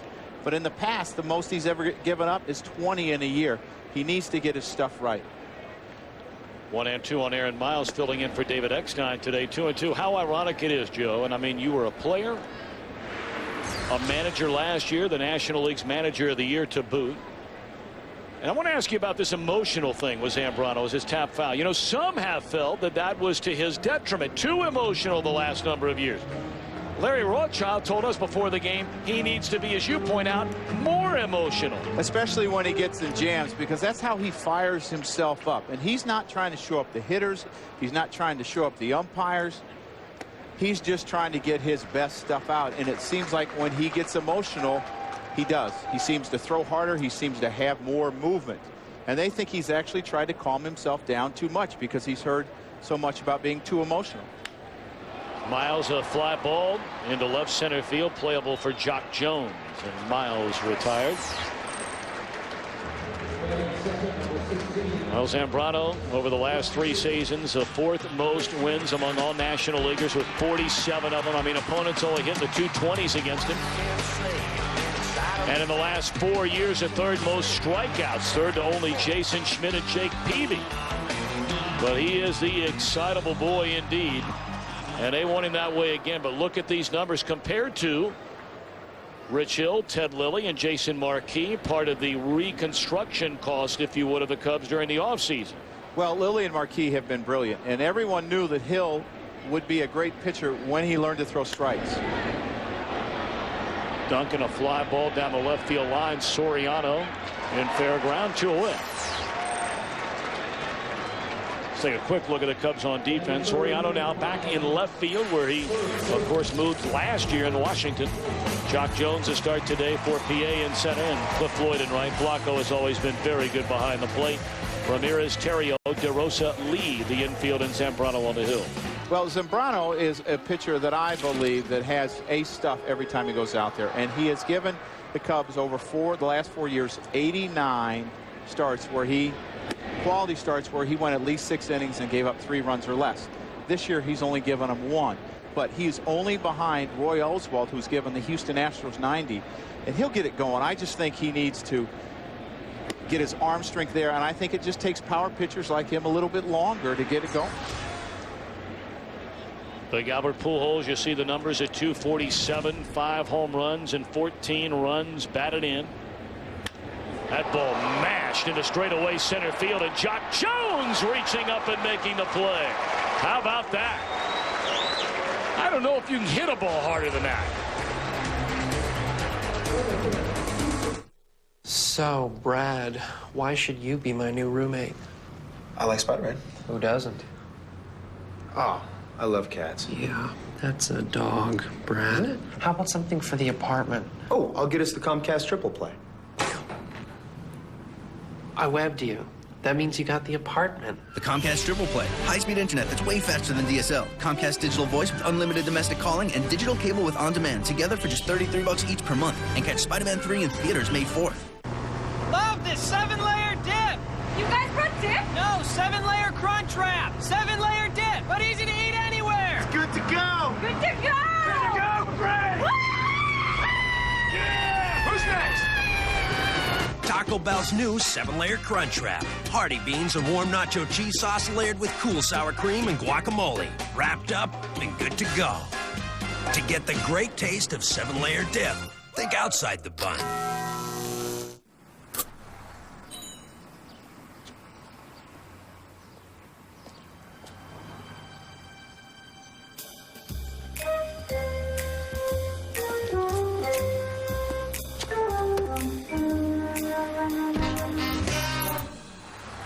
The price of the Jetta Wolfsburg edition is surprising and includes a sunroof, heatable seats, and 16-inch alloy wheels. Right now, stop by the VW Spring Fling sales event for great deals. Offer ends April 30th. Growing up, I used to spend my time at the Boys and Girls Club. The clubs are a safe place with all kinds of activities. I used to spend most of my time on the baseball field. Some things never changed. Major League Baseball and the Boys and Girls Clubs of America believe that all kids should have a safe place to go. And I also learned a little something about baseball. That was a no-doubt shot by A-Rod. Major League Baseball is a proud sponsor of the Boys and Girls Clubs of America. Together, they create a positive place for kids. Fox Saturday Baseball is brought to you by Just for Men. Stay in the game with Just for Men hair color. By Bank of America, the official bank of Major League Baseball. And by Taco Bell, where a little flavor goes a long way. Think outside the bun. Downtown St. Louis, Missouri, the great Stan Musial. Honor just outside this second-year ballpark. Of course, the Cardinals opened this ballpark by winning the World Series. First time a team had done that since the New York Yankees back in 1923 when they opened. Yes, indeed, Yankee Stadium. That is a foul ball off the bat of Mark DeRosa. He'll be followed by Jock Jones and Henry Blanco. Well, it's hard to believe that you can win 83 games in the regular season and go on to win the World Championship. But I think for the Cardinals, they were playing very well, and they had a rash of injuries that really hurt them. Edmonds, Eckstein, Rowland, and it just kept going on. And they got healthy at the right time, and they were much better than 83 wins. Breaking ball swung on and missed by DeRosa. 1 ball and 2 strikes. Mark will be followed by Jock Jones and Henry Blanco. We were talking about the $300 million of reconstruction costs during the offseason for the Cubs, and DeRosa a part of that. Had a chance to play every day for the first time last year in Texas and had an outstanding year. Well, he credits Rudy Jaramillo, the hitting coach for Texas, for making him a much better hitter and a consistent hitter. And obviously, a lot of times players will click with a certain hitting coach, or whether it's a certain infield coach or a certain pitching coach, and he gives a lot of credit to Rudy. I don't know if I've ever heard anyone who played where Rudy Jaramillo was a coach, the batting coach, that didn't just rave about what he did for him. No, he does great work down there. And you look at the hitters that he has now, and Michael Young and Mark Teixeira, it just goes on. And he makes great hitters out of good players is what he does.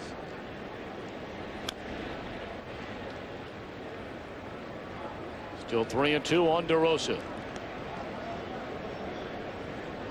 know, it was interesting. Mark DeRosa came over here to play second base every day, and last year he played 6 different positions.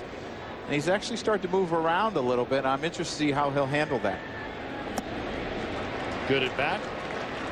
And he draws a walk to start the inning. While we have a moment, let's take a game break, send it back to Los Angeles, and Jeannie's Alaska. Hi, Jeannie. Hello. Unbelievable. Another Yankee starter is among the walking wounded Jeff Karstens. That was the very first pitch, kids. Right back at you. Obviously, this is all Joe Torre's fault. Lasted one more batter and called it a day. Kagawa has taken over no score bottom 1 in the Bronx. Joe, you were a part of Joe Torre's staff there in New York. How tough do you think this is for him right now? Well, it's really difficult because he doesn't have the players and the pitching staff that he's supposed to have. You know, he was supposed to have Messina the whole year, Wong the whole year, Pavano the whole year, and he hasn't had them. I mean, they've all been hurt. Wong just came back. Messina's coming back in Texas next week, but you can't start rookie after rookie in the American League East and expect to win a lot of games. 0-1 to Jock Jones. And they pitch out thinking something might be on. It's not. What a play by Jones to end the bottom of the first inning. And I made the comment, I'm not sure you can hit a ball harder than Pujols did. I suppose you can get one out of the ballpark and get a little more lift. But as far as just squaring up a pitch, Pujols mashed that ball to center field.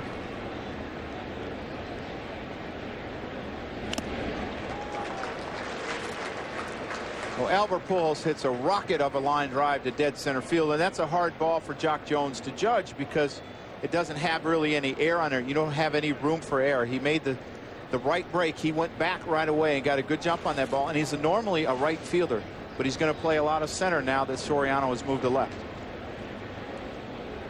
1-2 on Jock Jones. Count square, 2 balls, 2 strikes. Jock Jones was part of a trio of Aramis, Ramirez, and Barrett last year that hit, or excuse me, last Sunday that hit Wainwright very hard. He was 2 for 2 with a couple RBIs. In the middle of the order killed him, and he's had to work very hard in this first inning and in the beginning of this second inning. Breaking ball grounded to second, should be 2. There's 1 to throw from Miles, and that's a double play.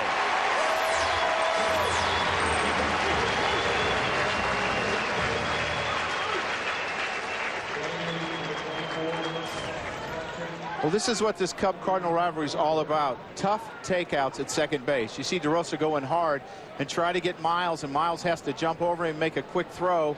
Nice job by DeRosa. Nice job by Miles. That's the way the game's supposed to be played.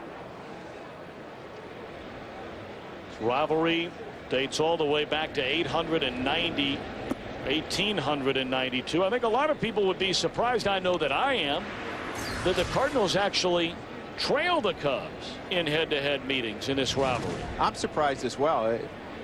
But you look at last year, the Cardinals won 8-11 against the Cubs, and they really struggled at Wrigley Field. The Cubs were 8-2 against them at Wrigley Field. But the Cardinals the last 10 years have been the cream of the crop when it comes to the division, but the Cubs have done okay against them.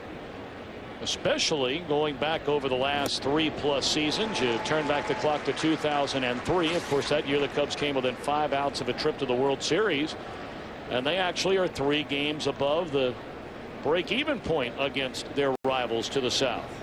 Those numbers are pretty doggone identical. Grounded foul by Henry Blanco, 1 ball and 2 strikes. But for those of you wondering, I mean, just for the record, all time, the Cubs have won 1,128. The Cardinals have won 1,069.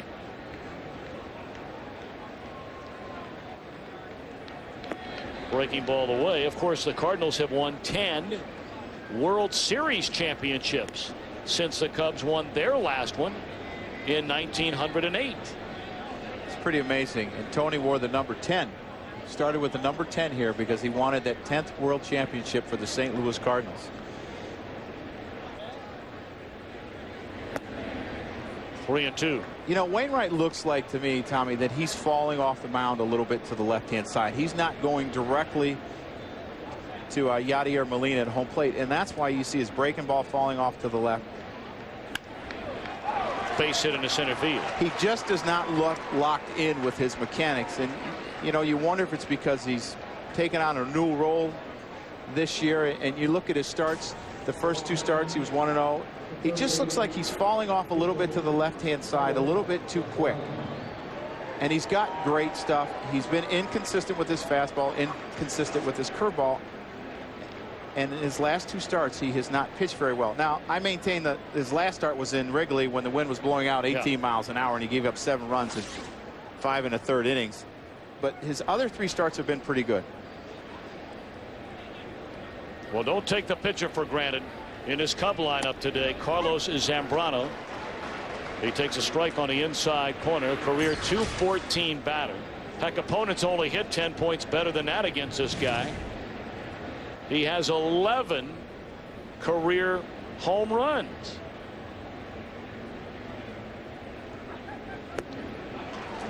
This home run this season came on the 13th against Cincinnati at Wrigley Field.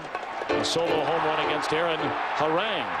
And among all pitchers, that's the most since 2003. 5 more than your buddy Dontrell Willis down in Florida. And you know he can hit. Not going to hit that. 1 hit, 1 left. First strikeout for Wainwright. No score in St. Louis.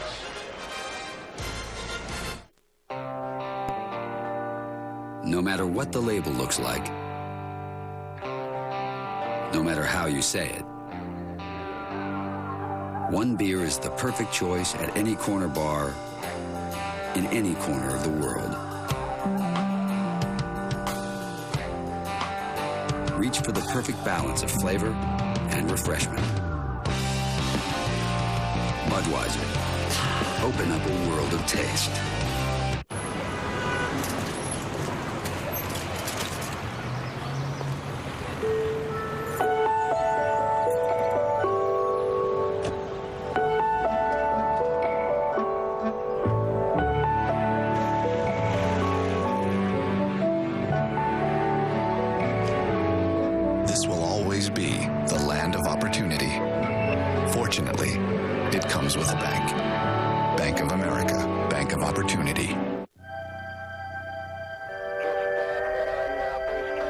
Here's a question. What do you like best about being up here? Well, that's easy.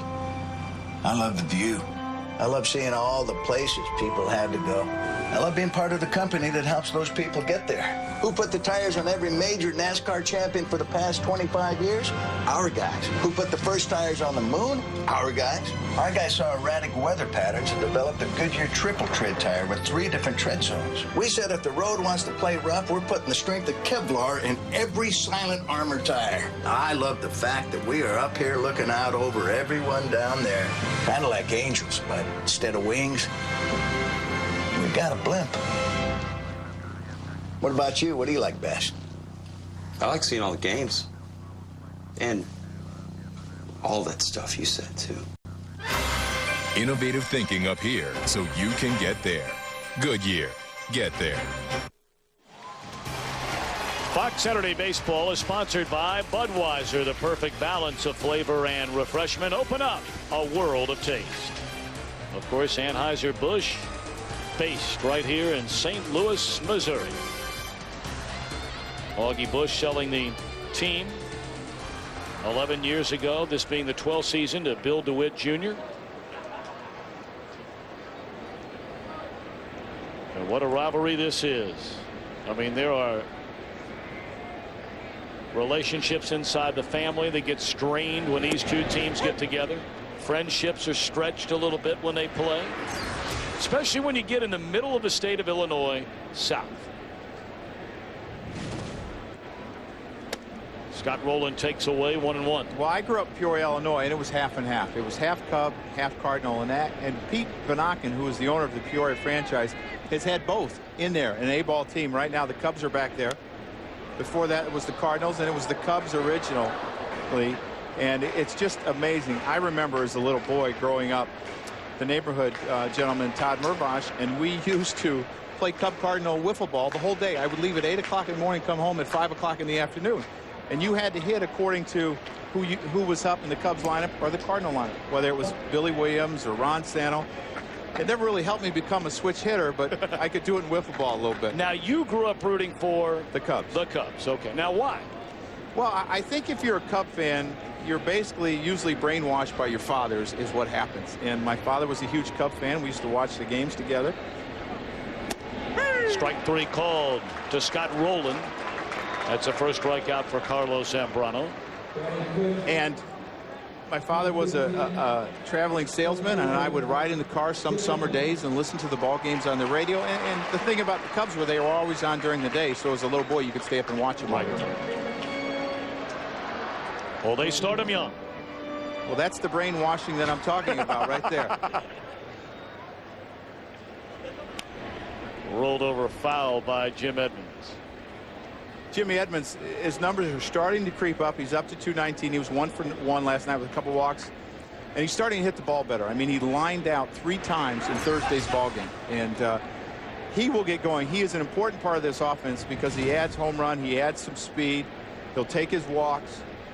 He's going to strike out some because he's really selective and sometimes sees a lot of pitches. But he's important in this lineup. And last year, you know, people say, well, his numbers were down. 19 homers, 70 RBIs. Well, he only had 350 at-bats, and that's a pretty decent year for that. Better believe it.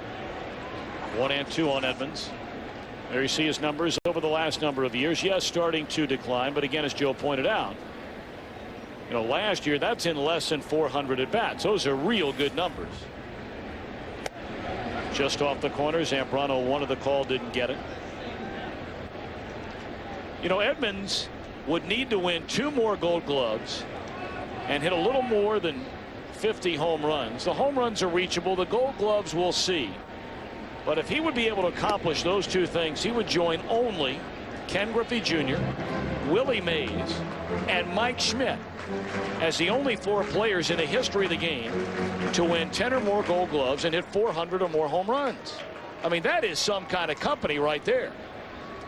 Schmidt's already in the Hall of Fame. Mays obviously in the Hall of Fame. Junior will be a first ballot Hall of Famer.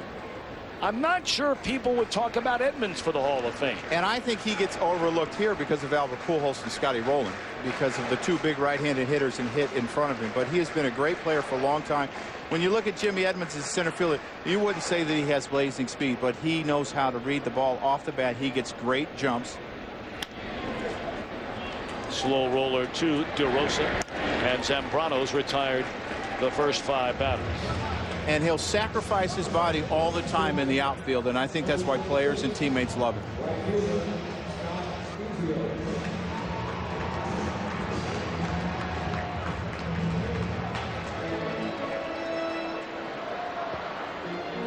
Tony La Russa joining Sparky Anderson last year as the only 2 managers in the history of baseball to win a World Series in each league. Sparky did it, of course, in Cincinnati and Detroit, La Russa, Oakland, and now St. Louis. Well, Tony, this is his 30th year of managing, and to me that is absolutely incredible. Spezio, a ground ball to DeRosa. So far, so good for Zambrano. But the middle innings have been his problems. We'll see how it goes. We're back after a break from your local Fox station. You're watching Fox Saturday Baseball Game of the Week.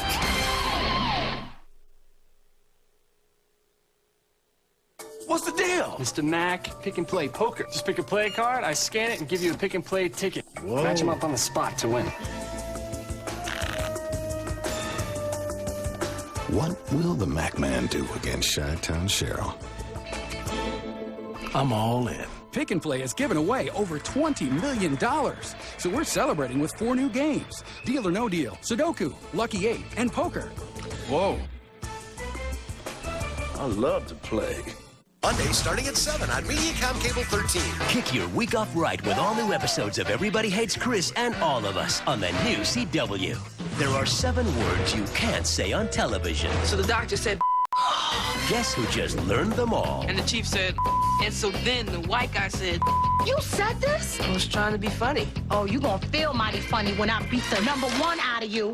Everybody Hates Chris, followed by All of Us. Monday starting at 7 on Mediacom Cable Channel 13. Plumbing contractors need to be able to count on quality materials. And if you ask one where he shops for supplies, you'll likely hear the same answer. Blaine's Farm and Fleet. Farm and Fleet's an excellent place to come in and get all my plumbing needs. Definitely Farm and Fleet. The pros count on Farm and Fleet for quick and easy access to a big selection of contractor-grade pipe, tubing, fittings, and tools. You'll also find brand-name water heaters or softeners. So the next time you have a home project, doesn't it make sense to shop where the contractors shop? The best place for plumbing supplies is Blaine's Farm and Fleet. Fox 18 wants to give you gas this May. Gas cards, that is. Starting Thursday, watch Fox 18 between 6 and 7 for the Laugh Out Loud Character of the Day. When you see it, log on to KLTV.com and enter. One entry from each show will win $180 gas card. Lucky me. Plus, all correct entries are eligible for the grand prize, $1,800 in gas. Let Fox 18 give you gas this May, starting Thursday. Fox 18, 9 o'clock news. The Quad City's #1 primetime newscast. Tony La Russa among all active managers in his 29th year, over 2,300 wins. Lou Piniella in his 20th managerial season, zeroing in on 1,600 career wins. I know that you and Kenny Albert talked about it last week. They both grew up, played baseball together growing up in Tampa, Florida. Have known one another a long time. Popped up to the right side. Adam Kennedy backpedaling, and he makes a play. And Soriano retired for the first time in 2 at-bats. He doubled his first time up. Well, you know what's amazing to me is they grew up 1.5 miles apart, and they went to different high schools. But to think that that many wins can come from within 1.5 miles in Major League Baseball, and they do it a little bit different. Tony is prepared as any manager I've ever seen. He pushes his players a little bit differently than Lou. Lou can be a little tougher on players vocally, in a sense. He'll get on them, maybe raise his voice a little bit. Tony tends to be a little bit more quiet, but has his way of pushing players. And I know that being under 500 really eats him up, because even in spring training, he hates to be under 500. And I know it's not a bad time for him, but he will push this club and he will get this club right. In the air, left center field, playable for Duncan, and Ryan Theriot retired for the second out of the inning. A reminder, next week on Fox Saturday Baseball, some will see the Mariners and the Yankees, other the Phillies and the Giants. Boy, what a role Barry Bonds is on again. Some will see the White Sox and the Angels. You see the other weeks following, Yankees and the Mets, interleague baseball returning the weekend of the 19th. The Cubs and the Dodgers on the 26th. The Cardinals will be in Houston the following week. You and I will be together frequently. And I look forward to all those great matchups. I think about the Cubs and the White Sox and what you might deem as the incident of that series with Pierzynski and Barrett, getting a chance to renew that rivalry. And there's a lot of great games coming up. I look forward to seeing Ryan Howard and Barry Bonds, because Ryan Howard has kind of taken over as the premier home runner, but Barry's making some noise this year and trying to say, maybe I'm not ready to go yet, well, kid. Bonds is healthy again. I mean, you can just see in the way he swings the bat. No one bounces up there. 3-1 to Derek Lee. You know, the knee has really bothered him the last couple of years. Wasn't able to really push off with that much. One leg hitting. Not this year. 2-1 to Derek Lee. Fouled off the other way, out of play. I think a lot of people, including I know me, are very surprised how well the Giants are playing so far this season. A team that most felt was, you know, 3rd to 5th in that National League West. I think when you look at their lineup, a lot of people look at age and equate that to not being able to score a lot of runs, but they have a very good starting staff. And Benitez has reemerged as a pretty good closer after having the severe hamstring injury, and that's why they're winning. Strike 3 called on the outside corner. Wainwright, his first perfect inning of the day. Middle of the 3rd in St. Louis. Still no score. Jared here with some hard-hitting Little Leaguers. Hi. You know, there are over 12 million overweight kids in this country. But exercise and eating right can help. Which is why Subway Restaurants has the delicious new Subway Fresh Fit meals. With better-for-you sides and drinks. They fit into the American Heart Association's approach to a healthy lifestyle. The new Subway Fresh Fit meals. Okay, who wants me to autograph their baseball? Who wants a Subway Fresh Fit meal? Yeah! Subway. Flavor, eat fresh.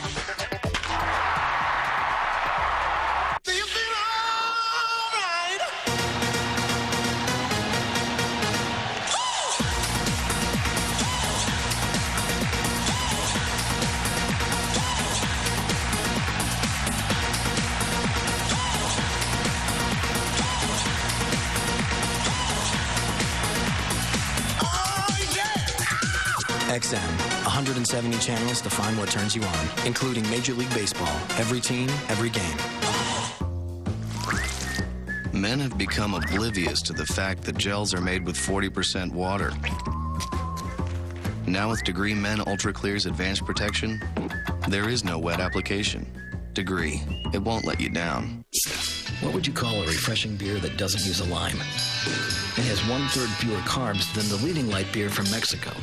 Well, you could call it the original light beer, or you could just call it by its name, Miller Lite. Miller Lite. Good call. We gonna play ball or what? The team you love to cheer for is back. He's gonna pump, guys! In an all-new Sandlot adventure. Oh, sorry!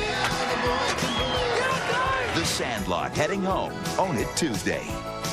Fox Sunday is the only place to catch new episodes of The Simpsons, and Bart goes from hero to zero. You suck! All new, part of a full hour. Yeah! Who said that? Then Stewie's possessed and on the run. How you holding up? I feel right, Brian. I feel right. On a new Family Guy. Plus, American Dad hits the single scene. Did someone order an extra spicy wingman? Starting with an all-new hour of King of the Hill at 7, 6 Central tomorrow on Fox. Bottom half of the third inning we go. Alfonso Soriano and the Cubs in St. Louis for this weekend series after dropping 2 of 3 in Chicago to the Cardinals last week. And Carlos Zambrano delivers strike one. Adam Kennedy did not like that call a little bit. Thought it was low and away. Kennedy, another one of many Cardinals having a hard time getting going this season. That batting average floating just above the 200 mark. Tony La Russa had a little theory about why they have struggled coming out of spring training offensively. He talked about how the wind blew in about 80% of the time in spring training. And he thought that the hitters were hitting the ball great when spring training started, but they weren't getting a lot of results because of the wind. And all of a sudden they started to try to change things and try to hit the ball further and harder and try to get it out of the ballpark. And they left kind of on a bad note in spring training where they didn't feel good about themselves. He feels that the confidence is coming back, but they still have some work to do with some of the hitters. Right back up the middle and into center field. A base hit by Kennedy. We caught up with Lou Piniella in between innings and asked him his impression so far of Carlos Zambrano today. Well, he's been throwing better today, getting ahead of the hitters, changing speeds, and he's got a pretty good fastball. So let's hope it continues. We need to get Carlos going. Lou, I know that you want your club to be more aggressive on the base pass. When do you think Alfonso Soriano's hamstring will be 100%? He's ready to go now, Joe. We wouldn't be playing him if we didn't feel that he was capable of stealing bases or going first to third on a base hit, scoring from first on a double. So he's ready to go. Just a question of him getting on base. Lou, your whole experience so far as manager of the Cubs, almost a month into it now. How do you like it? It's fun. Wrigley Field's a great place to play. What a wonderful environment. This history that this organization has, you know, it's a challenge. But, you know, I like our ball club. I told our kids that coming out of spring training. We're going to get better as the season goes on. We just got to keep plugging away. Lou, thanks for the time. Good luck. Thanks. Good to see you. All right. One of our all-time favorites. I know he's one of yours too, Joe. Lou Piniella. I mean, had he continued to manage, you know, say as long as his old-time buddy Tony La Russa, you tack on 9 more years, and their win totals would be almost identical. And you know, everyone loves Lou's passion for the game, and that's what Lou brings in and day out. And he expects a lot from his players. He expects his players to have that same passion. And when they don't, he gets on them, and he'll, you know, he talks about, I'm going to let you know when you're not doing what you're supposed to be doing. Well, of course, last year during the postseason and during the regular season for that matter, Mr. Piniella enjoyed our production crew, I'm told anyway, with Fox. And apparently this season, he's not so happy with his players' performance. They're 4 games under 500, but you heard him. And he told us in his office today that he likes his team. He has talked about that it's not so much how hard they're playing it and the way they're playing. He's just unhappy with the results of his record. He thinks they're playing some pretty good baseball. Their defense has been good. Their pitching has been good. Offensively, they've swung the bats pretty well. But they haven't won the close games. And he thinks it's going to turn. He thinks the offense will improve. Soriano will start to hit a lot more home runs. He hasn't hit any yet. When the weather warms up, but he needs this club to find ways to get on base through the walk, and he needs this club to steal bases when the other club gives him an opportunity. Molina, a little pop-up. It'll be handled by Terrio. He nearly stumbled getting to that ball, and that's the first out here in the third inning. Kennedy becoming the first Cardinal base runner of the game against Zambrano with a single to start this third inning.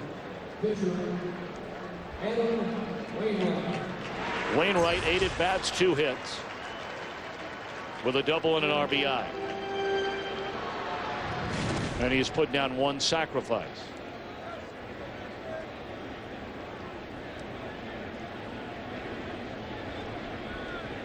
No sign of a bunt on the first pitch, and it's up and away, ball 1. You have a hard time nailing down Tony La Russa as far as tendencies are concerned.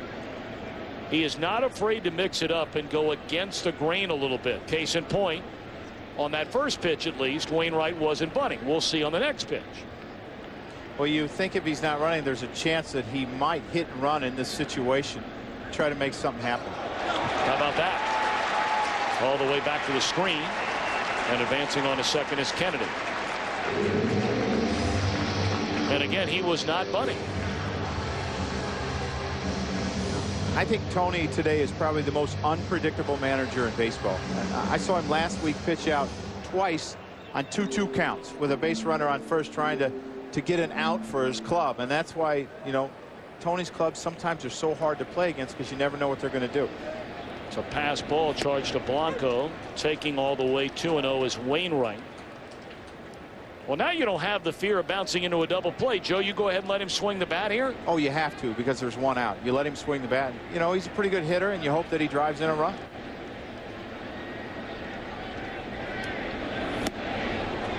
The one thing in catching Carlos Zambrano is, because his arm slot changes from pitch to pitch, a lot of times his fastball won't go the direction that you think it's going as a catcher.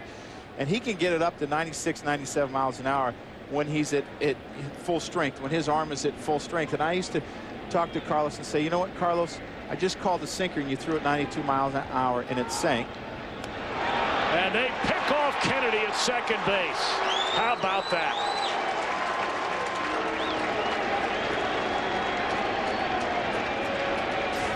It's a good job by Carlos Zambrano. You see the quickness in his feet, a perfect throw.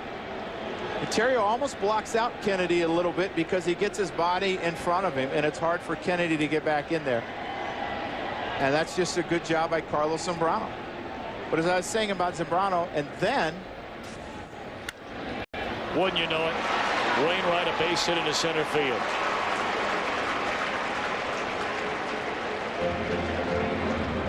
So I was saying about Zambrano, and then he'll throw you another fastball where you put down sinker, and he'll throw it 97 miles an hour. And there's a difference of 5 miles. 1 is straight and 1 is sinking, and you put down the same pitch. So sometimes you're going to have some pass balls with Carlos Zambrano because his arm slot changes.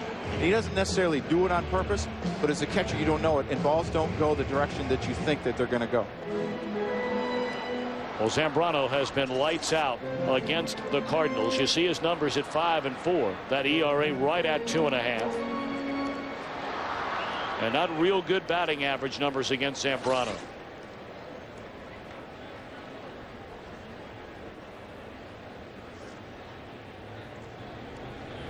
Now, those are his career numbers against the Cardinals. But in his last 7 starts, he has not lost. 4-0. And the ERA at 1.3. That's going back to the start of 2005.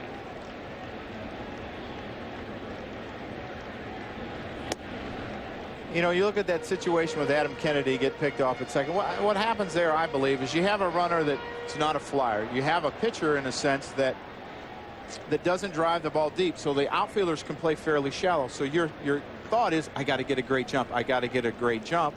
You end up getting too much. Slow roller down to Ramirez. His throw will end the inning. 2 hits. 1 left. The big pickoff, the 7th in the career of Zambrano, prevents the game's first run. Hi, I'm Keith Hernandez. And I'm Walt Clyde Frazier. What a marvelous night for the action. Let's go to the play-by-play. Oh, there's Mr. Graybeard approaching Miss Hottie.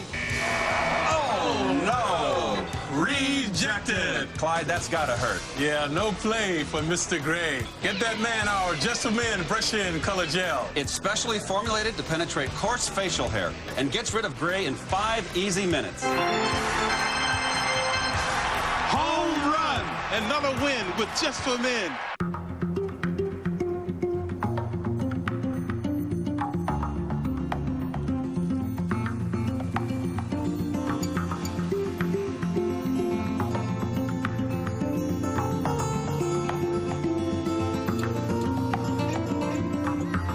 Bring all the beautiful, durable colors of nature home.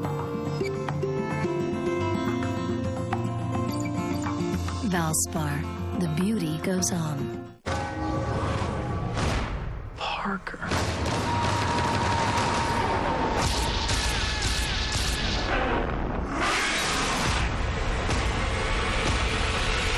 PG-13. Hey, what's wrong? Joe's athlete's foot. It's brutal. Show him the new stuff. It's new Lamisil Gel Advanced. Cures athlete's foot with half the treatments. Half the treatments? Half the treatments, all the cure. So, Brad, why should you be my new roommate? I like Spider-Man. Who doesn't? Oh, I love cats. Yeah, that's a dog, Brad. How about something for the apartment? Oh, I'll get us the Comcast triple play. I webbed you. That means you got the apartment. The Comcast Triple Play. High-speed internet that's way faster than DSL. Comcast digital voice with unlimited domestic calling and digital cable with on-demand together for just $33 each per month. And catch Spider-Man 3 in theaters May 4th. Fox Saturday Baseball is sponsored by beautiful, durable Valspar paint. Valspar, the beauty goes on. By Avedard. And by Chevy. An American Revolution. Welcome back to St. Louis. The World Series most valuable player last October, David Eckstein, not in the lineup at short behind Adam Wainwright today. We go to the top of the 4th inning in a scoreless game. Part of the order coming up, Aramis Ramirez, Cliff Floyd, and Mark DeRosa.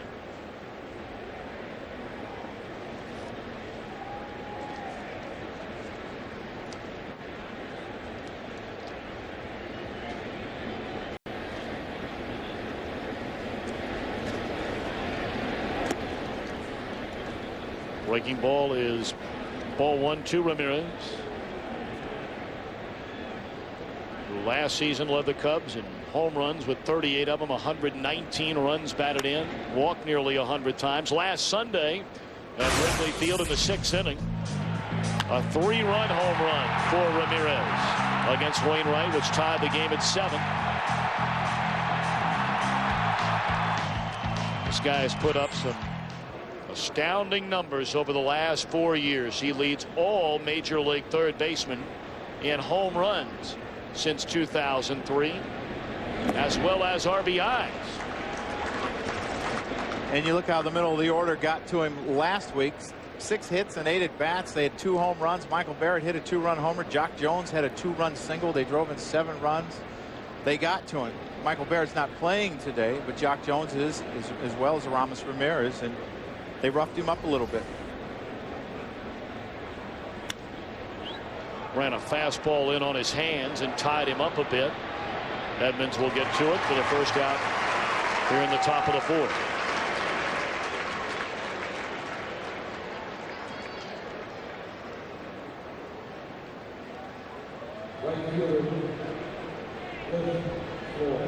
Pretty high pitch total for just 1 out into the 4th inning.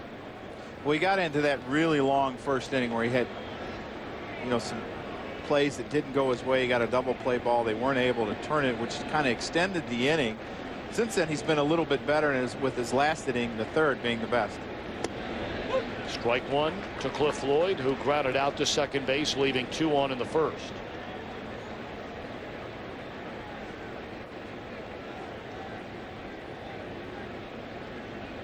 Lou Piniella said to us point blank, I mean, there's no hesitation, there's no fooling around.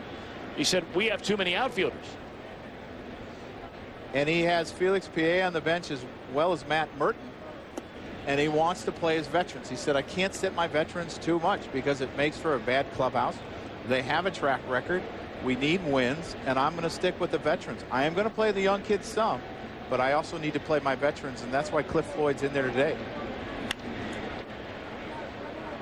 In short right field, it's Kennedy to throw out Floyd for the second out. Let's take a look at our in-game box score for the Cubs, brought to you by Avidart. Cubs have 3 hits so far. They've drawn a walk. They left 2 on in the opening inning when Floyd was retired on a ground out. Well, the inning that really hurt him was the first inning where Soriano doubled. Ryan Theriot squared around the bunt the first pitch and then was allowed to swing away and hit a bullet to Pujols, and Pujols threw out Soriano at third base, which really hurt the inning. In the air the other way, backing up on it is Spezio, and that will end the inning. 7 in a row retired by Wainwright after 3.5. Still no score. If you're a man over 50, it's time to take the Avidart quiz.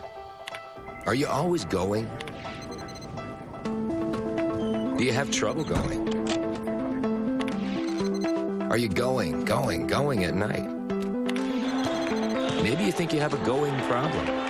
But what if it's a growing problem? What if it's not your bladder, but instead you have an enlarging prostate? 50% of men over 50 do. And you may be able to do something about that going and growing with Avidart. Most medicines only treat symptoms. Avidart, with time, actually shrinks the prostate and improves urinary symptoms.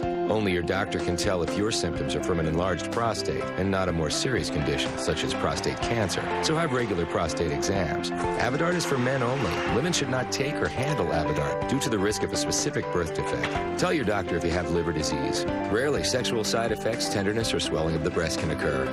Have you called your doctor? Avidart, for your growing problem. Come on, Penelope, wait! We'll talk about it when I get back.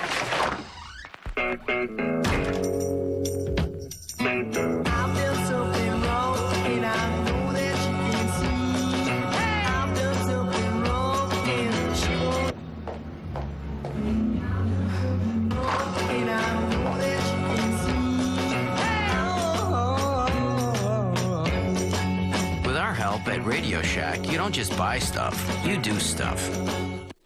Does a promise come with an expiration date? Is it good for a month, a year, or decades from now? At New York Life, we make promises that have no expiration date. Promises that are built on the timeless values of financial strength, integrity, and humanity. Promises that we live by. So no matter how the world changes around you, New York Life is the company you keep.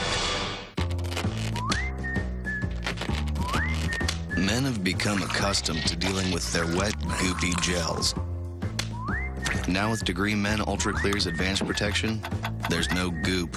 Degree, it won't let you down. Bottom half of the 4th inning we go, alongside Joe Girardi and our entire Fox Sports crew. I'm Thom Brennaman. Hope you're having a terrific weekend. Chris Duncan, Albert Pujols, Scott Rowland against Carlos Zambrano here in the 4th. Duncan, the #1 home batter in the National League, and his dad gets to watch him every day. How cool is that? Sitting .441 here at Busch Stadium. That must be such a thrill for him, but I can't imagine how nervous he gets when Chris comes up in a tough situation, because you know, you think about parents watching their kids play t-ball, how nervous we get. I can't imagine what it's like.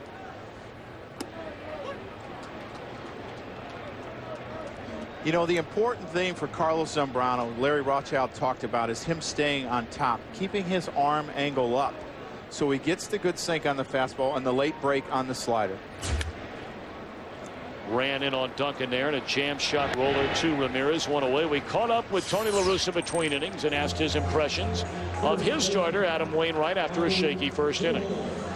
Well, he's got a chance to be really special, Tom. He's just got so many weapons, got it all, his toughness, composure, everything.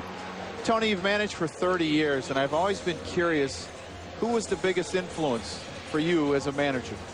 How much time do we have? Well, I don't know, 10 minutes? Well, yeah, I think early days, you know, minor league days, great Paul Richards, Lauren Babe, John McNamara, but then get to the big leagues, everybody has contributed. Dick Williams, Sparky Anderson was great, Chuck Tanner.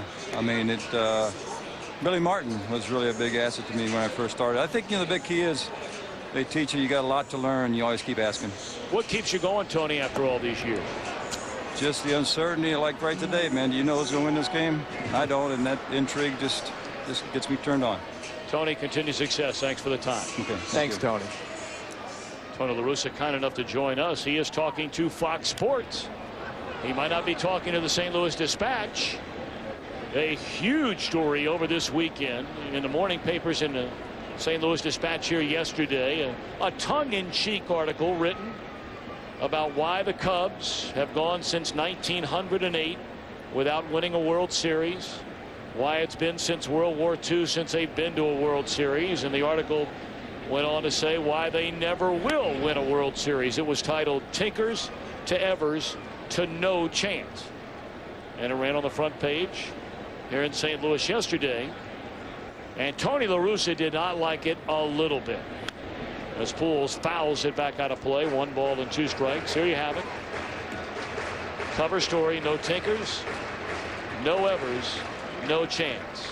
And documenting a number of reasons why the Cubs won't win and why they haven't won. And I mean, pretty much if you know the history of the Cubs, you know the gist of that article. I think what made Tony so upset was he wanted everyone to know, and especially the Chicago Cubs organization, that he didn't want his name even come closely associated with that article or the Cardinals organization. We're going to bring in as Pujols strikes out. Here is the press conference after the game last night, and it starts with a question from a reporter with the St. Louis Dispatch. Is that a no-brain call for you, or is that a... I'm not answering any questions from Post-Dispatch. Ask your editor. Well, you know, Joe didn't. You were the Dispatch too. Yeah, well, I don't decide what stories are in the paper. Yeah, I'm here to do a job. You know just what, like you don't control the rest of the world, we don't control our own newspapers. No, I know, but I tell you what, I have a right to state an opinion, and when there's a cheap shot against the Cubs, I don't want to be a part of it, and I want everybody to know that the St. Louis Cardinals and their manager have an absolute disregard for that. Well, there you have it. And I respect Tony for what he did there, because Roland popping it up in fair territory for Derek Lee. And that'll end the inning. We're going to get back to this in a minute, Mr. Girardi. We're back to St. Louis after a break from your local Fox station. Still no score. NASCAR's brightest stars gear up for the baddest track in the universe. Nextel Cup Racing tomorrow, only on Fox. $99 down, $99 a month. Buys a used car from Lou Jacks. The lot's packed with over 800 of the Quad City's favorite used cars. $99 down delivered. Many just $99 a month. Dozens more just $129, $139, $149 a month. Get to Lou Jacks now. Your dreams become reality when you choose King, your masonry landscape source. Quality and knowledge. When you choose King, your masonry landscape source. Your place for brick, block, and stone for your home. Quality and knowledge. When you choose King, your masonry landscape source. When you choose King, your dreams become reality. When you choose King, your masonry landscape source. I remember when call waiting and caller ID cost extra. That was then. Now there's Mediacom Phone with unlimited local and long-distance calling anywhere in the U.S. and Canada. With great calling features like voicemail, call waiting, and caller ID. And because we bundle it with digital cable and internet, we get VIP savings every month. Get all 3 services for just $29.95 a month each for a year, plus 3 months of free Showtime and a free HD DVR for a year. Call 1-800-CABLE TV. Monday starting at 7 on Mediacom Cable 13. Kick your week off right with all new episodes of Everybody Hates Chris and All of Us on the new CW. There are 7 words you can't say on television. So the doctor said, Guess who just learned them all? and the chief said, and so then the white guy said, you said this? I was trying to be funny. Oh, you gonna feel mighty funny when I beat the #1 out of you. Everybody Hates Chris, followed by All of Us. Monday starting at 7 on Mediacom Cable Channel 13. Used cars. Nobody has more, nobody sells more than Lou Jack, the Quad City's used car capital. Right now, our lowest price possible is posted on hundreds of the area's most popular vehicles. Some just $39.25. Over 100 under $7,000. Come see Lou Jack now. Top half of the 5th inning. No runs, 3 hits for the Cubs. They've left 3 men on base. No runs, 2 hits, 2 men left on for the Redbirds. It'll be Jock Jones, Henry Blanco, And Carlos Zambrano against Adam Wainwright, who's retired 7 in a row. Joe, I want to get back to your thoughts now on Tony's reaction to this article in the local newspaper. I liked it. Tony understands how difficult it is to win at this level, to win World Series, to win from day to day.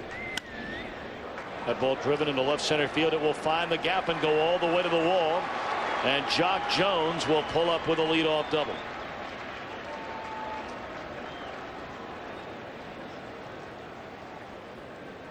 Well, you look at Jock Jones, he's always been very good at going the other way to left center, and I believe that's where all his power is. And he lets the ball get deep in his zone. He hits it when it gets past his front foot. You see it here. He lets it get deep back here.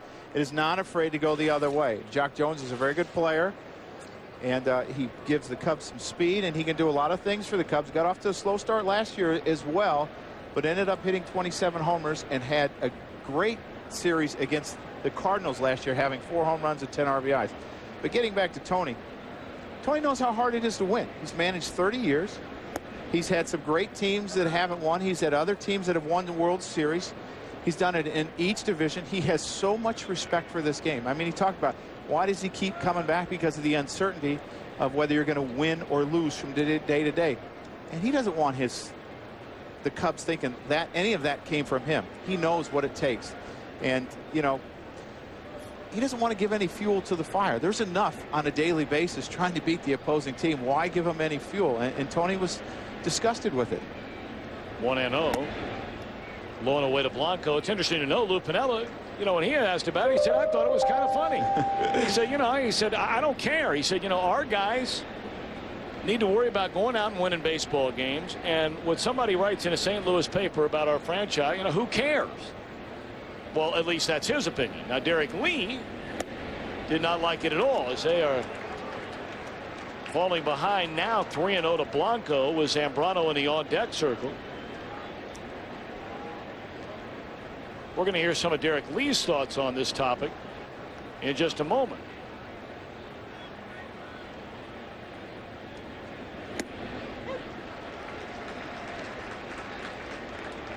All right, 3-1 to Blanco. Runner at second base. No score in the game.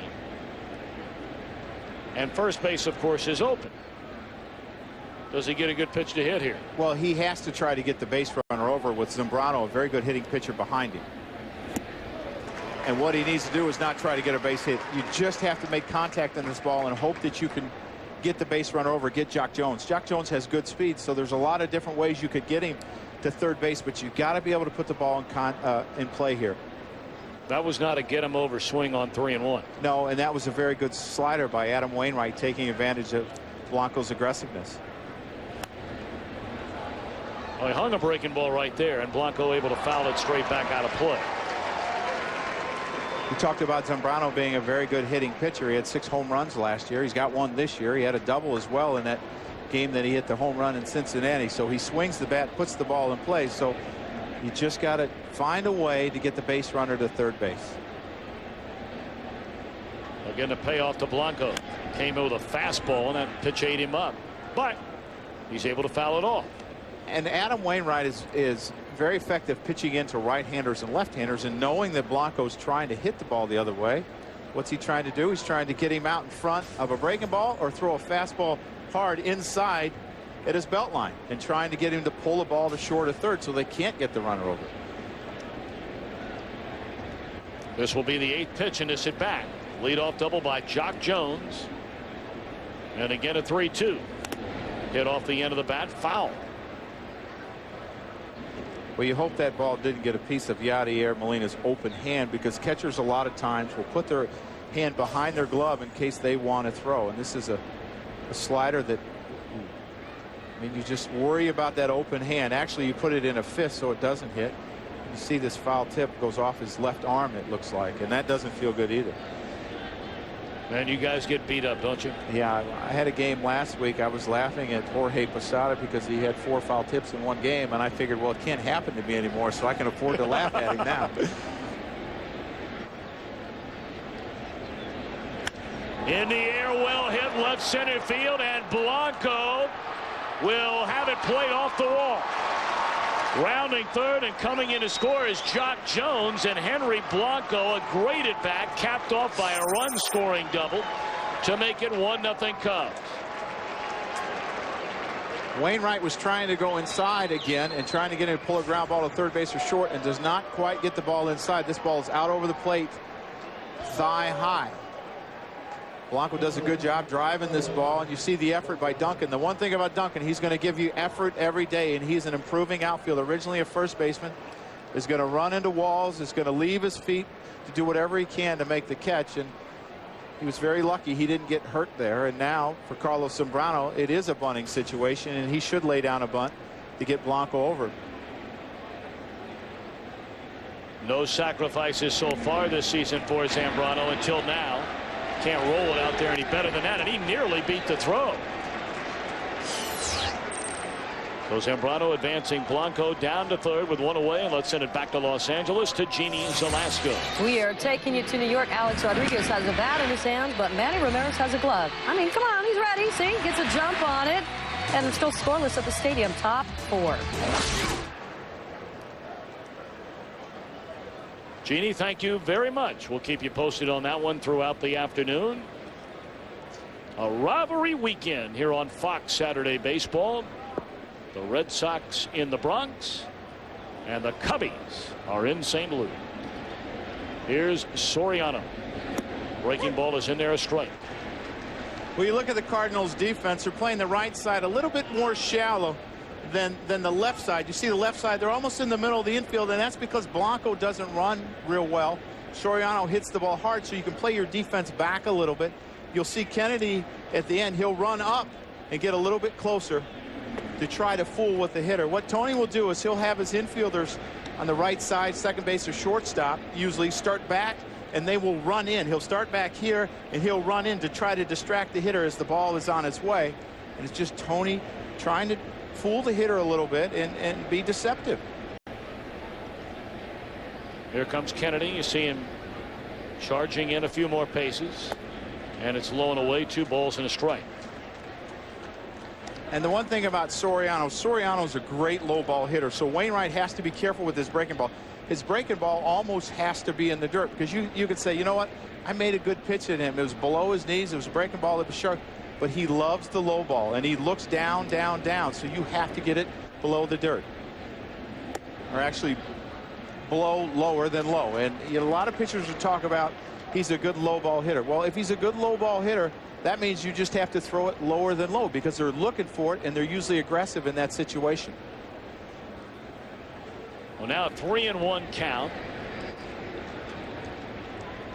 Runner at third with one away, and that is a breaking ball that got away from Wainwright, and it's ball 4 to Soriano.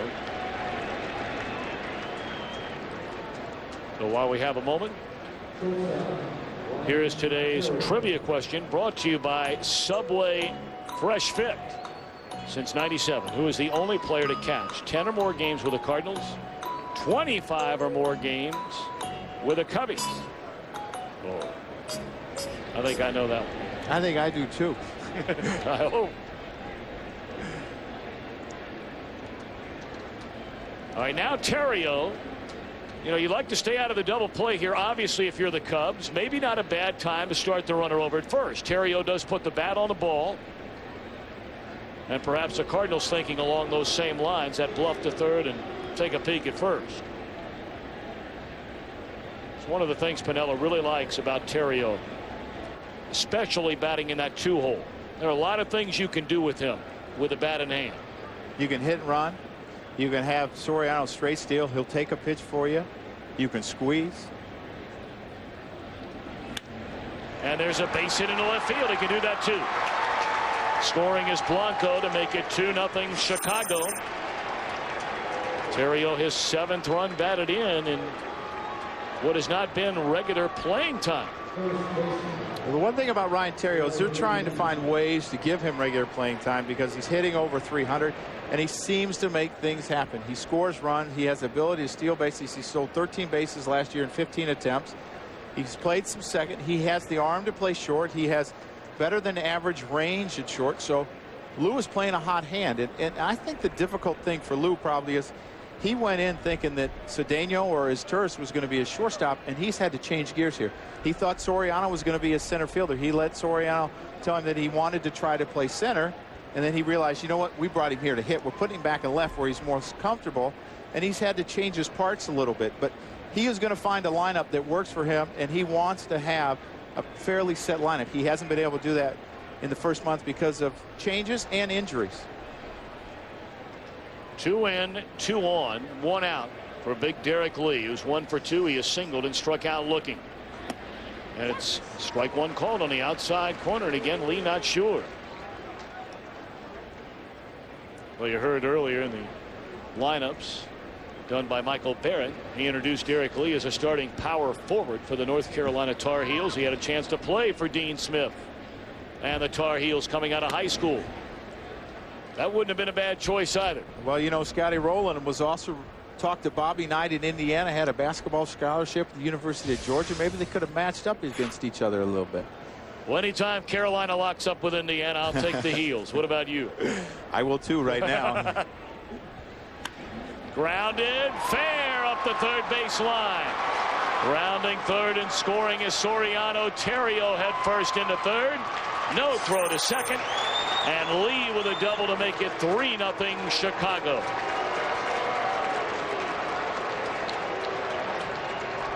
Well, you look at the pitch from Wainwright. It's a fastball he's trying to go in, but he gets it down, and that's the one that Derek Lee can handle.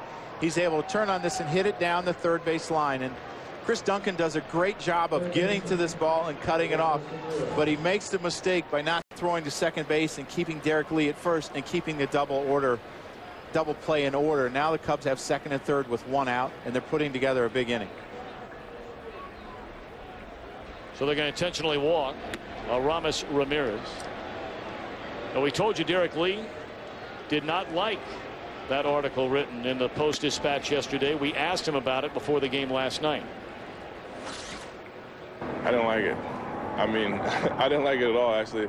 I'm sure they waited. I'm sure they probably wrote the article like 2 weeks ago and waited till we got here to put it out. But hopefully it fuels our fire because, you know, why can't this be our year? You know, I think we have a good team. I think it'll be a good year for us. I think Derek Lee responded in the right way, knowing that it didn't come from the Cardinals. But it's a good thing because it can fuel you a little bit. And people talk about you want to stay away from bulletin board material. Well, that's some bulletin board material. And none of these guys were ever around when Tinker's ever in chance, so they haven't had a lot to do with the last 98 years. They've had something to do with the last couple, but not the last 98. The day is over for Wainwright. He had allowed 3 hits and no runs through the front 4. He has given up 3 runs on 4 hits and a walk here in the 5th. Tyler Johnson will come on from the pen to face Cliff Floyd. What do you like best about being up here? Well, that's easy. I love the view. I love seeing all the places people had to go. I love being part of the company that helps those people get there. I love the fact that we're up here looking out over everyone down there. Kind of like angels, but instead of wings, we got a blimp. What do you like best? I like seeing all the games. And all that stuff you said, too. Innovative thinking up here so you can get there. Goodyear. Get there. Jared here with home run champ Ryan Howard. Everyone knows Subway restaurants for tasty low-fat subs. Like this 6-cent Subway Club. Make it a foot long, and it's still less than half the fat of a McDonald's Big Mac. But the real surprise, it's got twice the meat. Fills me up so I can hit the long ball. Less fat. More meat. Less fat. More meat. You know, your defense is really underrated. Oh, thank you. But still more meat. The delicious foot-long Subway Club. Less than half the fat of a Big Mac. With twice the meat. It's what I call a fit foot-long. Subway. Play hard. Eat fresh. That's a terrible toss. Woo! 22 minutes. Beat that. You're on.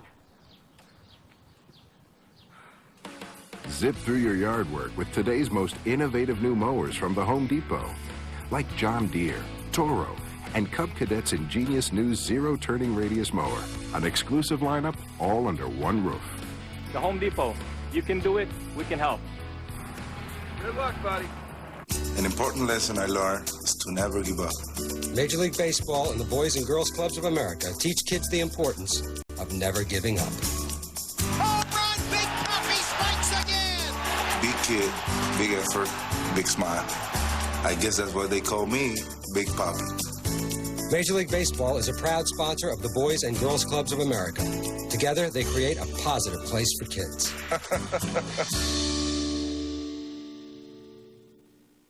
This copyrighted telecast is presented by the authority of the Office of the Commissioner of Baseball and may not be reproduced or retransmitted in any form, and the accounts and descriptions of this game may not be disseminated without express written consent. Thom Brennaman, Joe Girardi, our entire Fox crew back in St. Louis on a beautiful springtime day. You grew up as a part of this rivalry. You talked about it. You were a Cub fan in Peoria, Illinois, but a lot of friends, Cardinal fans. It was half and half. Peoria is kind of the dividing line in the state, and it's half and half.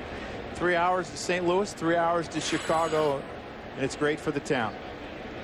Here's Cliff Floyd with the bases loaded. Bouncing ball to the right side. Pujols thought about coming home, but he throws to second, gets the out there. Scoring from third is Terrios, and that makes it a 4-0 Cubs lead. All 4 runs coming in this 5th inning. Cliff Floyd hits this ball to the right of Albert Pujols. He thinks about coming home, but he doesn't get the handle in the beginning and realizes his only play now is at second base, and they still almost turned a double play. I think if Tyler Johnson could have got to first a little sooner, they might have been able to turn that double play if Albert went right to second base. But I think Albert saw Tyler didn't get right over, and he tried to go home first and then went to second. See, Johnson has been lights out. This Cardinal bullpen has been outstanding. Johnson has not allowed a single run this season. DeRosa, the 9th man to bat in what has been a 4-run 5th inning.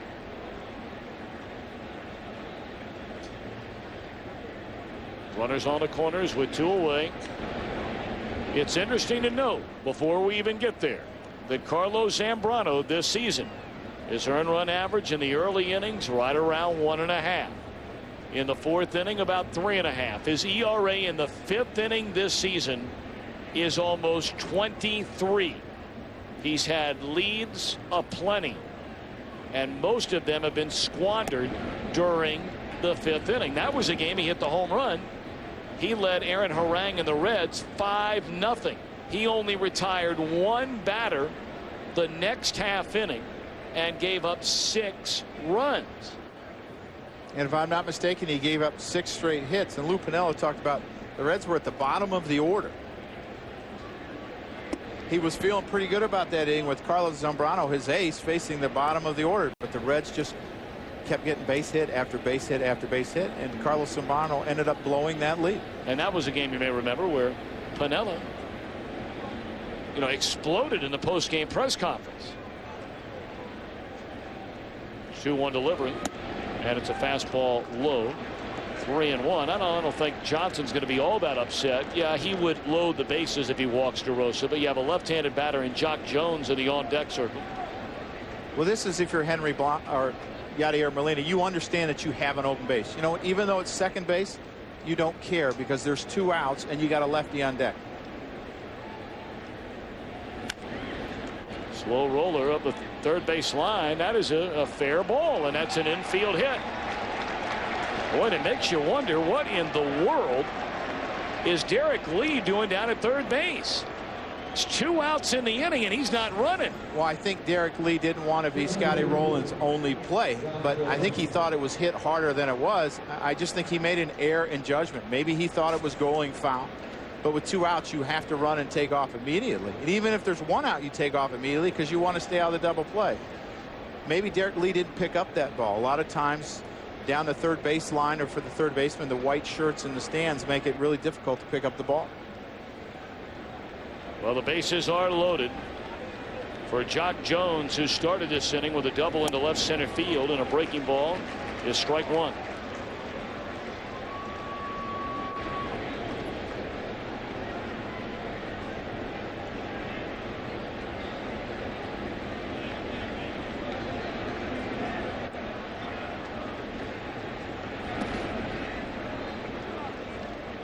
Good play there by Molina, smothering that breaking ball away from a left-handed batting Jones and keeping the bases loaded.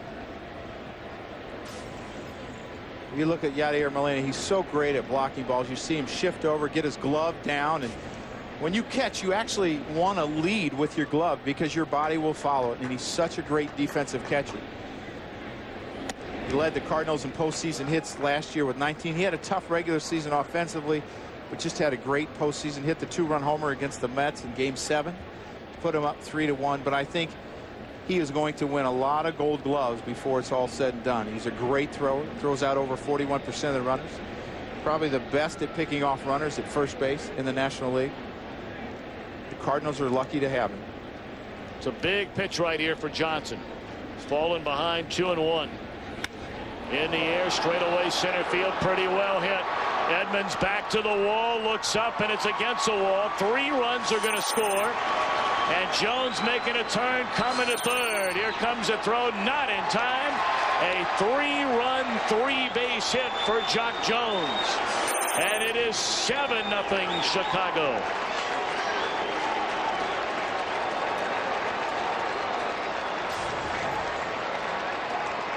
They're trying to go inside to Jock Jones because he loves the ball out over the plate, and they don't get it there. And the one thing, he got in a bad count, and he was trying to get even with the fastball. The Cardinals are an aggressive club pitching inside. Problem is, when you make a mistake, a lot of times you pay for it just like that.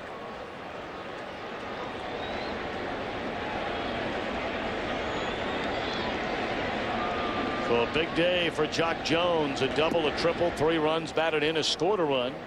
And the inning continues for Henry Blanco.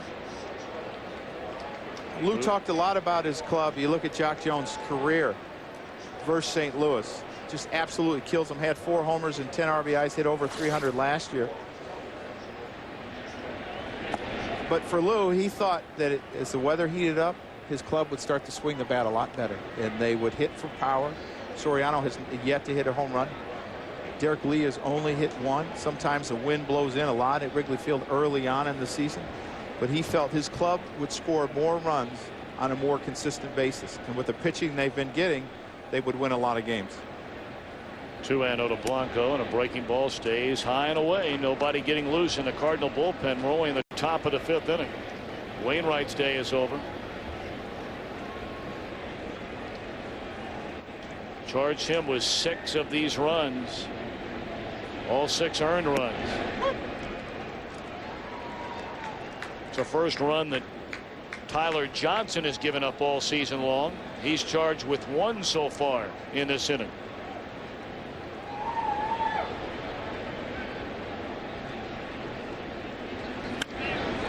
Lined into center field, and that is that. Mercifully, it comes to an end for the Cardinals. RBIs by Blanco, Terrio, Lee, Floyd on a ground ball, and 3 of them from Jock Jones.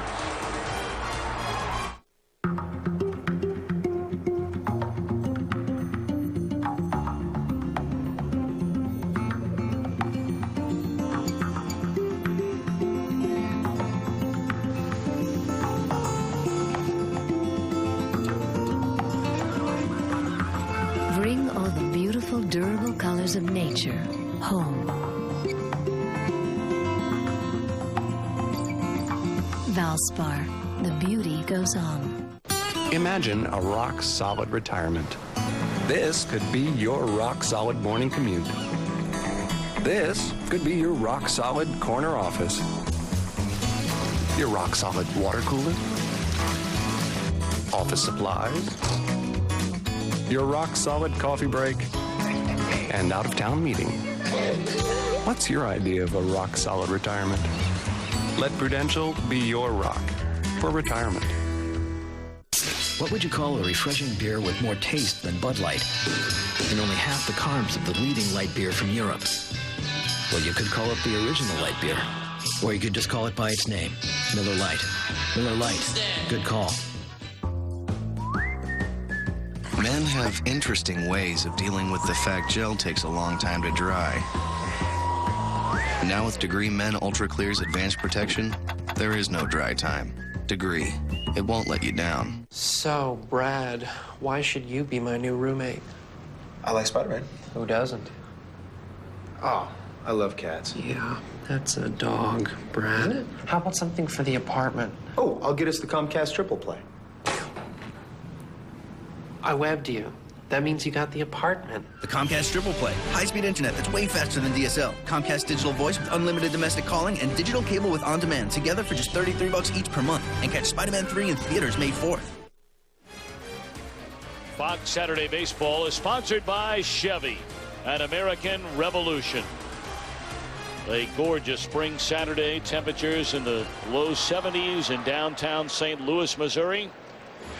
And the Cubs bats heating up against Cardinal pitching in this 5th inning, scoring 7 runs. So now Zambrano, this is the kind of game that when you're the ace, you have to win this game if you're the Cubs. And Zambrano has had big leads, not 7 runs, but he's had 4-run leads. He's had 5-run leads and has wasted them away. You see that ERA we were talking about in this 5th inning. And I think if you're Carlos Zambrano, you want to win it in a dominant fashion, too. You don't want to win 7-6. You want to try to shut this team down, maybe give your club 8 innings, give your bullpen most of the day off, and do what you're supposed to do. You're the ace of this club. You're supposed to give innings. You're supposed to give quality starts. Go ahead and take over. And that's what the great aces do. When they get a lead, they smell it. And you know what? They just shut teams down completely. You think about guys like Roger Clemens and Greg Maddux, John Smoltz, Randy Johnson. They just shut the other club down. And that ball driven into left center field off the bat of Edmonds. It'll fall in a base hit. Well, we have a moment. Let's send it back to Los Angeles, and here is Jeannie Velasco. The Yankees draw first blood. It really is blood. This one's painful. Jorge Posada, 2-run shot to right, and it's 2-0 Yankees, top 5.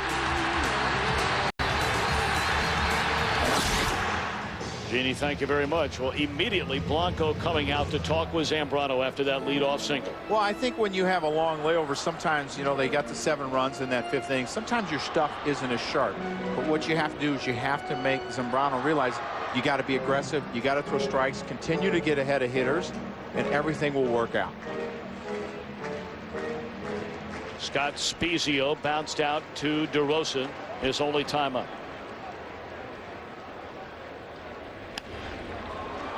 In the air, right center field, a long run for Jones, but he'll get there. And that's the first out of the inning. All right, it's time now to answer our trivia question brought to you by Subway Fresh Fit. Since '97, the only player to catch in 10 or more games with the Cardinals, 25 or more games with the Cubbies, and I'm sitting next to him. A few more games in a Cub uniform, 561 of those, 13 as a Cardinal for Tony La Russa. Well, a lot more as a Cub, and I was fortunate in the sense in 2003 I hurt my back pretty bad, and I knew it was time to retire. Now, you are one of only 2 players ever to catch more than 500 games with the Cubs and 10 or more with the Cardinals. Now, do you have any idea who the other one might be? Wow, let me think. You got to go way back now. I mean, I know you're a fan growing up in this area, but I'm not even sure you're going to get this one. Your dad, I don't think, would even get this one. He might, but I have no idea now. How about Bob O'Farrell? No. From 1915 to 1935. Wow. So you never played wiffle ball as Bob O'Farrell? No, and I have an excuse. I wasn't around then not to know that answer. And there's a strike to Adam Kennedy. I think it's so hard for players to figure out when it is time to call it quits in a career. And as I was saying, I was lucky. I herniated a disc, T2, T3. It was very unfortunate. I don't know how I did it, but I just knew that the time was over. I couldn't stay healthy, and it wasn't worth it to try to go through the pain and everything to play and not knowing if you could stay healthy. And it was easy for me to walk away. It's not so easy for a lot of players because you always have that doubt in your mind. Can I keep playing? Can I keep playing? Well, that doubt was made very clear for me in that year of 2003. Now, we have the Red Sox, the Yankees, the Cubs, and the Cardinals on Fox today, all across this great land of ours. Here's a 2-2 to Adam Kennedy. Now, you played for other teams besides these 3, but nonetheless, of the ones that are on today, you played for 3 of the 4. And I was fortunate that I was able to play in these rivalries. And I think the difference between the Cub Cardinals and the Red Sox Yankees are the intensity is the same, but there's less extracurricular activities in the stands during the Cub Cardinal games. Little flare into short right center field. This is going to fall in, a base hit. Edmonds will just advance 90 feet. So a little bloop single by Kennedy. In this 7-0 ball game, there are 2 on with only 1 out. And the one thing about Tony La Russa is he's going to have his club continue to play. They're down 7-0 in the 5th inning, but he had Jim Edmonds running on that 3-2 count. Because Tony will try to force the issue, put pressure on the defense. And I think he's great at that. And he knows his players, which players are going to make contact and which ones may not. So Tony will continue to push the issue as long as he can and try to get his club back in this game. All right, now Yadier Molina. He popped up to the shortstop his first time up, and he fouls it away on a breaking ball. Last night in the 7th inning, Molina, a 2-run home run off Jason Marquis, brought the Cardinals within a run at 4-3 for Molina, his first home run of this season, and the first home run by a Cardinal in the last 5 games here at Busch Stadium. They've hit home runs aplenty on the road. Well, they've had a hard time scoring and winning here at Busch Stadium. You talk about winning at Busch Stadium. They're 3-8 this year. Last year they were 49-31 at home, and they were short 1 game because of a rain out. They would have only had to play that if they had to, but Houston lost on the final day and they didn't have to play that game. But they've usually had a lot of success. It's been a slow start for them this year, though. 1-1 on Molina, and that bounces up there. And boy, you know, I mean, you've been back behind the plate. I look at Zambrano with a 7-0 lead with a number 8 hitter at the plate, and I'm saying to myself, what is this guy doing flipping up breaking balls? Well, a lot of guys would want him to throw his sinker and pound the zone with the sinker, get ground balls, stop messing around and messing with your pitch count. And, you know, pitchers have that pride where they don't want to give up any runs. That's what happens, and I think it happens to all pitchers. I think Blanco's probably going out there to get on him and tell him, let's go. We need to get outs. We need to get some quick outs, and we don't want to let the Cardinals back in the game. Well, you can see that look on Pinella's face. You know. Well, that's the one He's person. Not happy at all. That's the one person you don't want to come to the mound is Lou Piniella. No, very early in the season, he came out to the mound in Cincinnati with his closer Ryan Dempster, and that conversation lasted all of 8 words, 6 of which I cannot say. 2-1 the count. And there's another breaking ball. And it goes to 2-2 on Molina. Now you might say, well, you know, maybe Molina's a great fastball hitter. And that's probably the case. But there's a lot of machismo about Zambrano. They want to see some of that back. And I think what people forget a lot of times is he's only 25 years old. He is 25 years old. He is a young starter. A lot of kids aren't in the big leagues at 25. And I think there's just, you know, sometimes he's a little bit too youthful, and you want him to be aggressive and have that killer attitude. And that's the one thing they'll continue to try to teach him. All right, now you talked about La Russa, starting runners, 3-2. There's 1 out here. You're down by 7. You think he'll do it with Molina? I don't think so. He'll do it with Molina. Line drive, double play is going to end the inning. How about that? So Zambrano escapes the jam, and a 5-7-0 Cubs.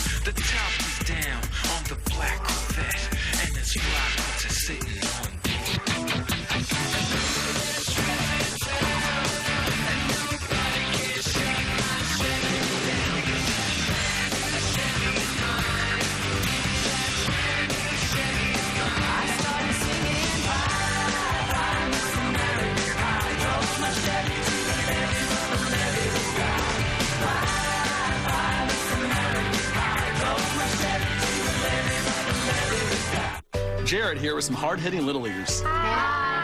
You know, there are over 12 million overweight kids in this country. But exercise and eating right can help.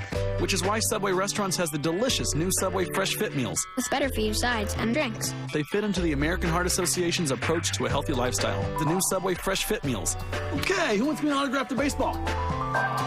Who wants a Subway Fresh Fit meal? Yeah! Subway. Play hard, eat fresh. Vaughn into the windup in his first offering. Just a bit outside. It was a perfect strike, and you know it. Of course, if this chump were watching in DirecTV HD, he'd have made the right call. It's broadcast in 1080i, which means it's cool. Now, let's see how this bruise looks in HD. Vaughn into his motion and the pitch. Uh-oh. For the most sports in HD, you gotta get DirecTV.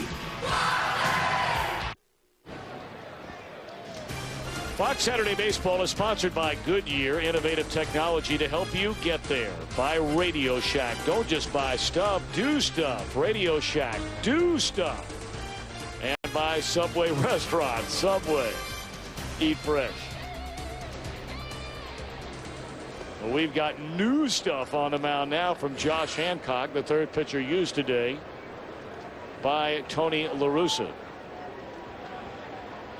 And while we have a chance, let's send it in just a moment here. We'll be going to New York in Yankee Stadium. Alex Rodriguez coming up. Let's listen into Joe Buck and Tim McCarver. We'd like to welcome those of you watching the Cardinals and Cubs here at Yankee Stadium. New York leading 2-0. Alex Rodriguez at the plate.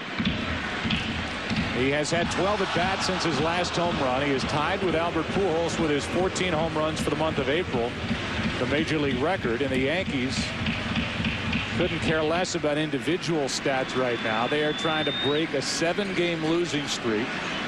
4 of the 7 at the hands of the Red Sox as they reside in last place in the AL East. And it's 0-2 on Rodriguez. It was 2 on with nobody out. Abreu bunted back to the pitcher. Number 3 hitter in the Yankees lineup bunting with a 2-0 lead on top of it. Force out was at third, and now it's first and second, 1 out for Rodriguez with an 0-2 count. 478 career home runs for Rodriguez, and he strikes out 2 away. Third strikeout for Tim Wakefield today. Boy, that's a handy.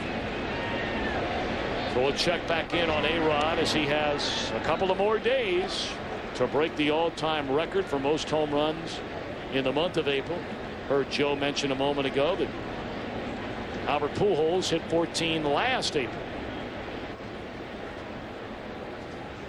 Zambrano, a broken back ground out to start this inning. And here's Soriano. He's behind the new pitcher, Josh Hancock, 1-2. Well, Josh Hancock cut a fastball in on Carlos Zambrano, and he broke his bat. He saw that it was chipped. Decided he didn't really like it, thought he'd break it over his head. They called him Bull as a little boy because of his strength, and he used to like to mix it up a little bit in school. Swing and a miss, and that is strike 3 to Soriano. And then he did the right thing, gave it to a fan in the stands. Participating with the fans, it's always a great souvenir. Even though he's in Cardinal country, he still gave a cup bat away. Well, he's a likable guy, Zambrano. I mean, you know, he's got a lot of, I used that word machismo earlier, that's on the mound, but he just got a lot of flair, pizzazz, personality about him. He's an engaging guy.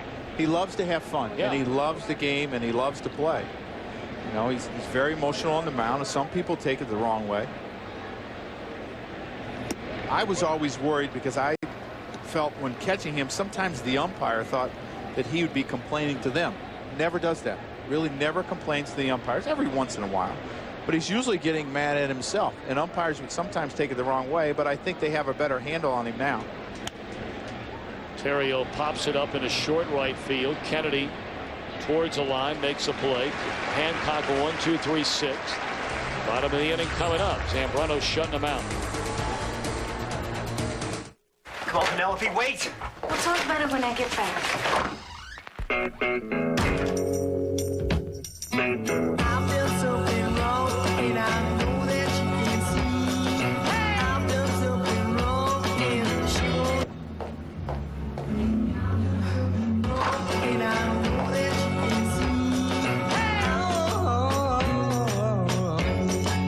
With our help at Radio Shack, you don't just buy stuff, you do stuff.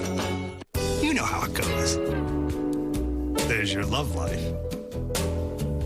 And there's your life. That's why for guys like me with ED, there's Cialis. Cialis is the only erectile dysfunction tablet clinically proven to both go to work fast, in as little as 30 minutes for some men, and work up to 36 hours.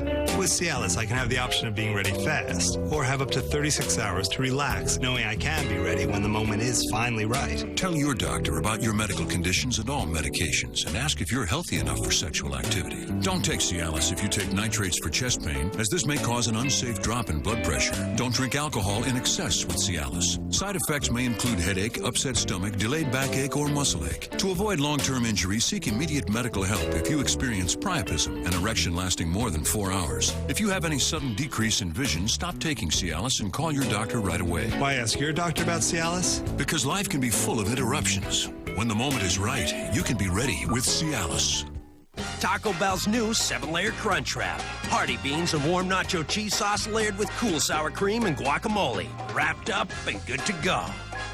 To get the great taste of 7-layer dip, think outside the bun. We got fried eggs, fried cheese, fried beans, fried potatoes, fried bacon, fried butter. Find your healthy place. Sobe Life Water. Rich in antioxidants. Fox Monday. The year's biggest surprises are right around the corner. If the Russians find out about this, there's a spy. There's only 4 episodes left. What have you done to her? An all-new 24 after a special house. Viewer discretion advised. Fox Monday. Set to begin the bottom half of the 6th inning, and look at this. I mean, for all the dads out there, look at that face. That little fella getting a baseball. That's all you need to see. Interesting enough, we used to go to Wrigley Field a lot as a little boy, but my aunt would bring me down to Cardinal Stadium, and I got my first ball in left field from Bob Bailey. Really? With the Expos, left fielder. Yep. We yelled at him for 7 innings. I was probably the most annoying kid in the ballpark, and he finally threw us a ball. And when he threw it, the first time he threw it to us, we dropped it, and it fell back in the stands. He ran over it and gave it to us. I would love one day to be able to meet him and tell him thank you. Well, we got to find a way to make that happen. Yeah, and just play with that ball in the backyard forever. And look, after you get the baseball, you hand it over to somebody else, and you grab a hold of your main man, Elmo. In a few years, he'll be looking for Dora. The real Dora. Here's a 1-2 to Hancock. It's taken high. Oh, look at that face. My face looked like that about 24 hours ago till my daughter got a hold of it. There's a ground ball up the first baseline. That is a fair ball, and that's the first out in the inning. Let's send it back to Los Angeles once again with Jeannie Zalasko. You got Dora. Diego doesn't get enough love here. All right, you watched how Alex Rodriguez started the inning. How would Hideki Matsui finish the 5th? That was pretty much it. The Yankees lead 2-0. Top 6. All right, fair enough. You know, you were talking about that scratch on your face. Yeah. That's the dangers of having young daughters. I'm telling you. Young children, for that matter. Right. I tried to tickle her, and she grabbed a hold of Dad's face and scraped it right down his side. And what did I do? I cut her fingernails. In there, a strike to Aaron Miles. Zambrano nothing but strikes to begin this inning. Versus St. Louis Cardinals. Winners of the World Series last year, taking care of the Tigers. That ball in the air down the left field line, caught by Soriano. They got their rings at the beginning of this season. A member, Jason Marquis, got his earlier today. Jeff Suppan picked his up when the Brewers were in town earlier this year. And his old teammates coming out to give him a big round of applause. Walt Jocketty, the general manager, there to present it. And I think that's just the class of the organization. Marquis beat him twice in the last 6 days. But his teammates still came out because they knew how important he was to the organization over the 3 years. He gave them 42 victories. 14 and 16 last year, but I think it just shows you the class of the St. Louis organization. Of course, Marquis did not pitch in the postseason last year. He was none too happy about that. He was on the roster for the divisional series, didn't pitch, was left off the roster in the LCS and the World Series.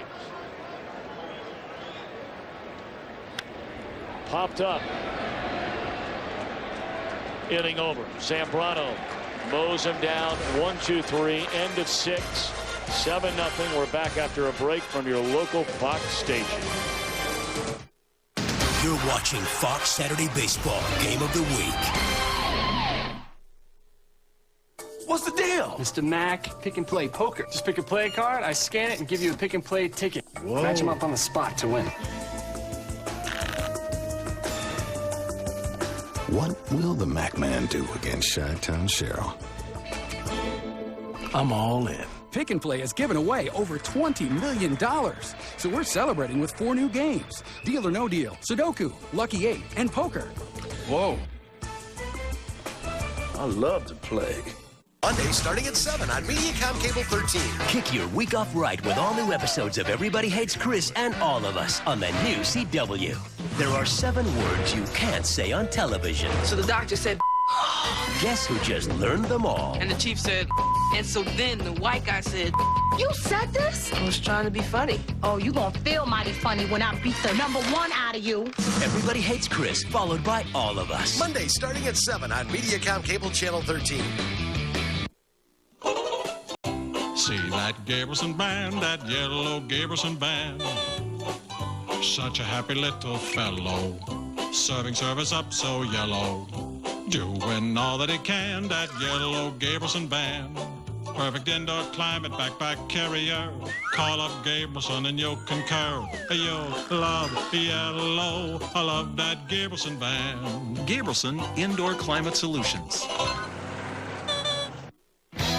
See what a smile can do. A helpful smile for you. Here's what a helpful smile can do for you. Right now, you can enter to win with World Cup Fever. Bring in your Hy-Vee ad, scan the barcode, and see if you want a prize like a Hummer. All leading up to the Hy-Vee Triathlon, June 17th in Des Moines. Yeah, that's something to smile about. Hy-Vee, where there's a helpful smile in every aisle. Who's your favorite Simpsons character? Vote today at KLJB.com.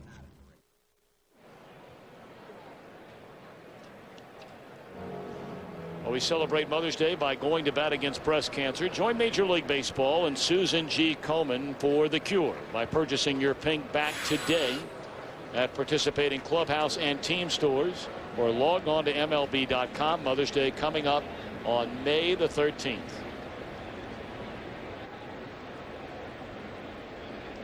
Derek Lee to lead things off against Hancock here in the 7th inning. Cubs scored all 7 of their runs in the 5th against Adam Wainwright and Tyler Johnson. 6 of the 7 against the St. Louis starter. Lee 2 hits today, knocked in a run, scored a run in that 7-run 5th. 2 balls and a strike.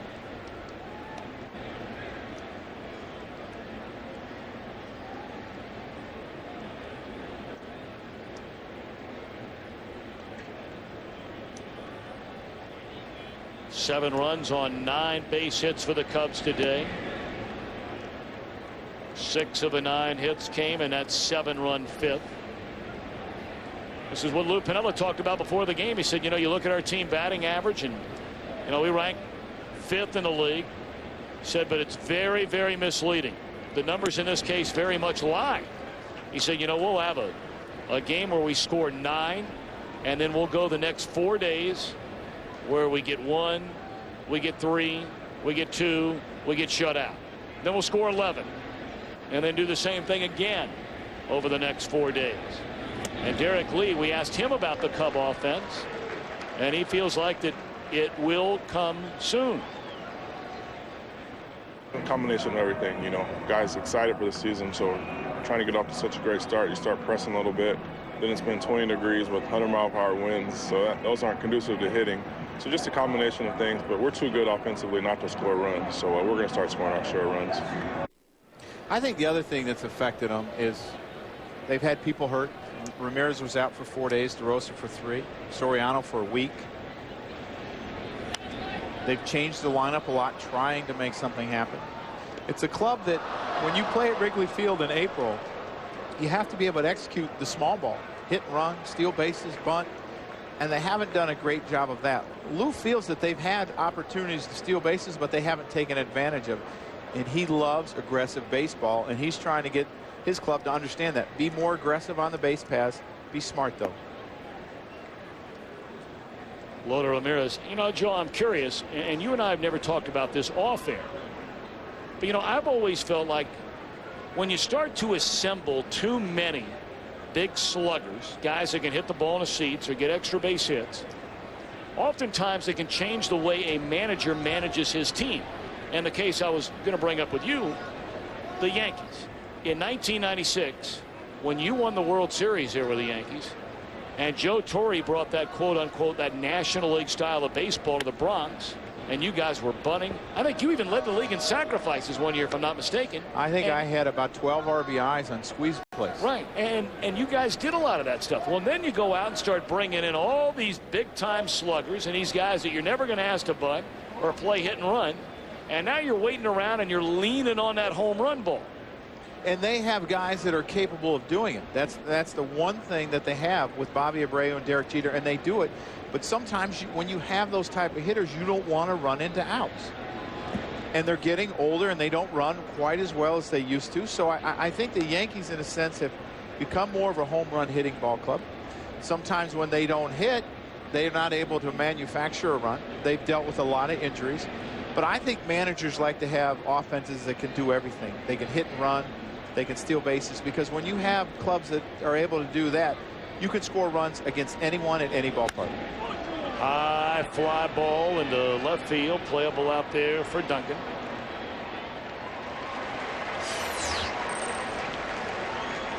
And that's the first out here in the 7th inning. Time to take a look at our game summary, brought to you by Flomax. Derek Lee has now reached base in all 23 Cub games this season.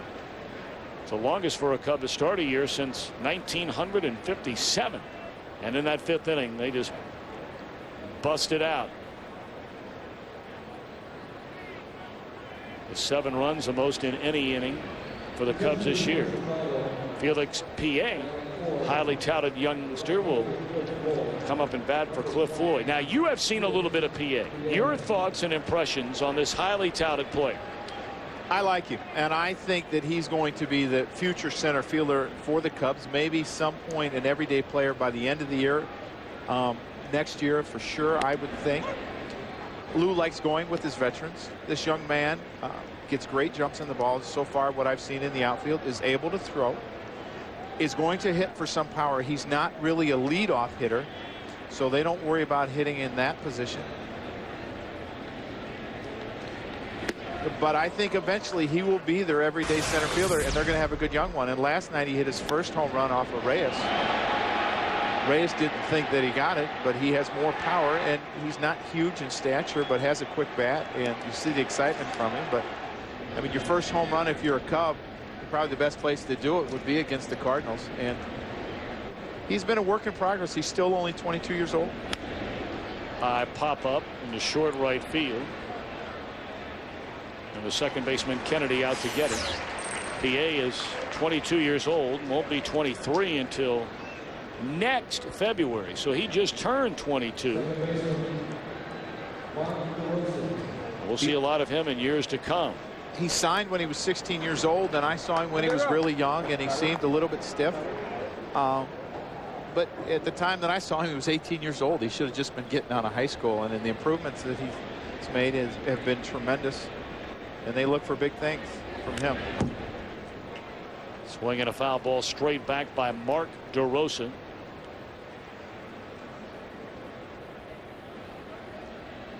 Now, today before the ball game was a very important day for the St. Louis Cardinals. Chris Carpenter, arguably, I don't even know if it's arguable, he's been the best pitcher in the National League for the last 3 years. I mean, that's the bottom line. He hadn't won the Cy Young, but he's been the best. Tony talked about him being a complete pitcher. He's the leader of the staff where everyone looks up to him. He threw today, a throw day, and they're pretty excited. Their concern is how he wakes up tomorrow. He's got the bone spurs in the back of his elbow. Threw about 50 pitches, and he had a normal warm-up like he would be starting. And they need him because Tony says he means so much to this club because there's a base hit into left field.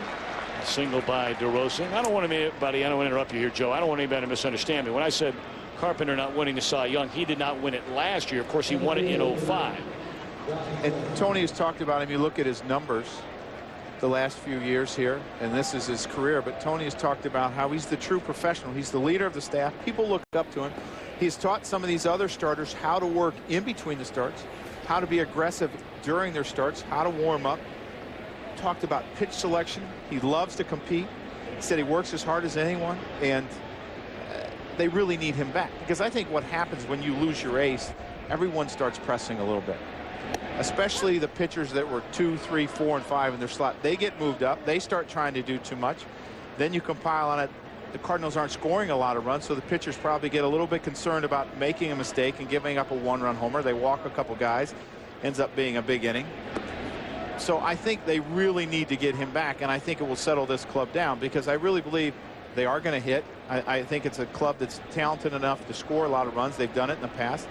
And I think the way Looper's throwing the ball, I think with Wainwright and Carpenter, Kip Wells, they're going to have a pretty good staff.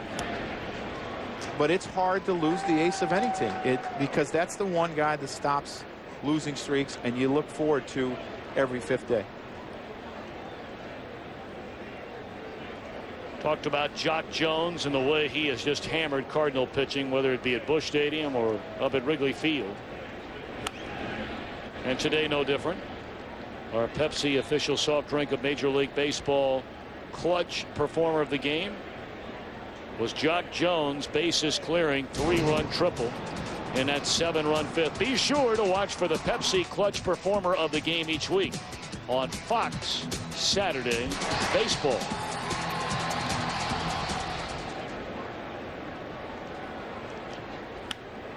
And another base hit for Jones. And another run for the Cubs as Lee will score. Jock Jones today, 3 hits. And you know some Cub fans are saying, I want PA in center field today after hitting that home run last night.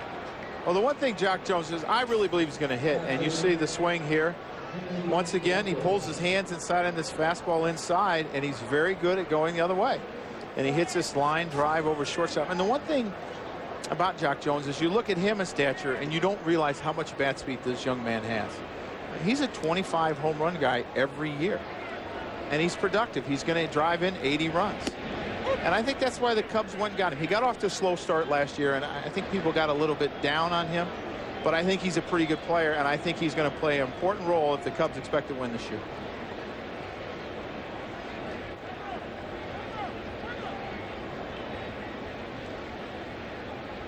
$8-0 Cubs here in the 7th inning in front of a sellout crowd at Busch Stadium.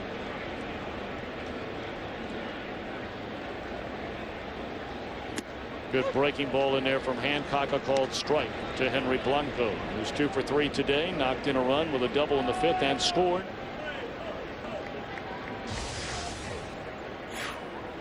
DeRosa, the runner at second, Jones on at first, 2 away with a run home in the Cubs' 7th inning. Check swing. Did he go around? They don't appeal.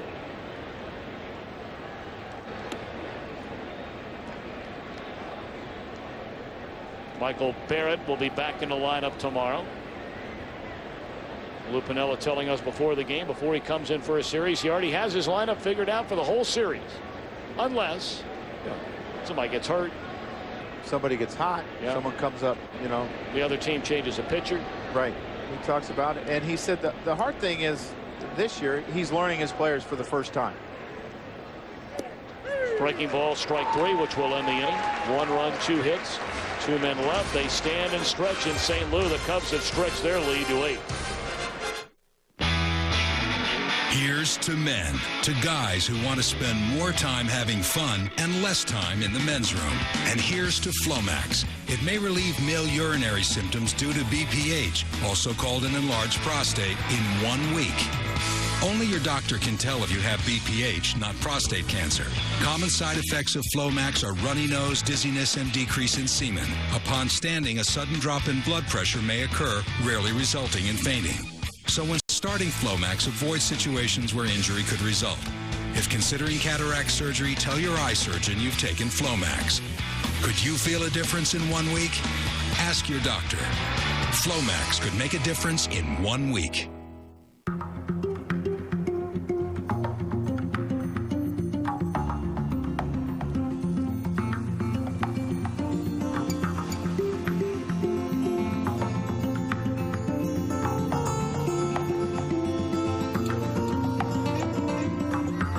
Bring all the beautiful, durable colors of nature home. Valspar, the beauty goes on. One morning you wake up and there it is, gray hair. And you wonder, will people see me for who I really am? How do you break out of that? Just for Men stops gray from hiding who you are. Easy, with 5-minute target gray technology. Today's a whole new ball game. And then you wonder, why did I ever put up with gray hair? Let the real you come through. Stay in the game with Just for Men. As I said it, how are you? Fantastic. I need directions. I'm going to Scotchwood Lane in New Jersey. Okay, at this time I will set up your route. I'm very excited by this new turn-by-turn feature. It's like having somebody who knows exactly where they live sitting next to me. I love it. Can I tell you something? I know how to get there. I just want to use the service. Oh, your turn-by-turn navigation will begin once the call is disconnected. OnStar, available on over 50 models from GM.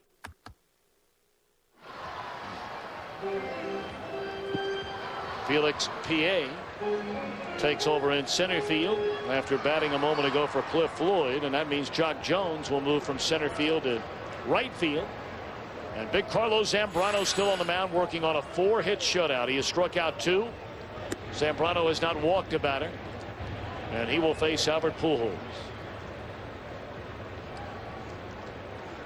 Well, you look back on certain plays, and generally in an 8-0 game or 7-0 at the time, you say, well, give me a break. But I think you and I both felt like in that 5th inning, when the Cardinals put 2 on with only 1 out, and Zambrano had gone 3-2 on Molina. Tony La Russa there starts the runners. Just, bad luck. But Molina hits that line drive, turns into an inning-ending double play.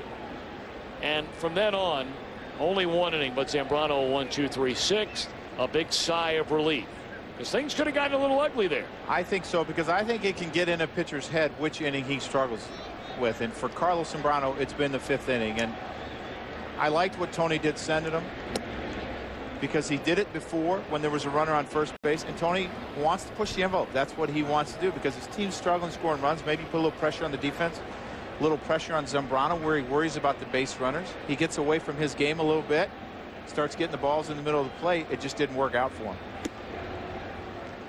And this is a tough time if you're a St. Louis Cardinal, because not only do you have to deal with the velocity of Carlos Zambrano, who can run it up 95, 96 miles an hour, you have to deal with the sink, the sliders, but you also have to deal with the shadows. And hitters will tell you the shadows are the worst time to hit. And that's when the hitter is in the shade and the pitcher is in the sun. And you just don't get a good background. And you really don't get a good background until the center field wall becomes shady as well and the lights kick on. It's just very difficult for hitters.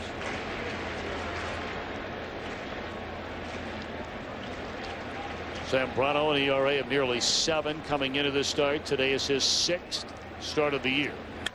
And that ball is in the air and well hit. The shutout bid is over for Zambrano as Pujols hits number 6.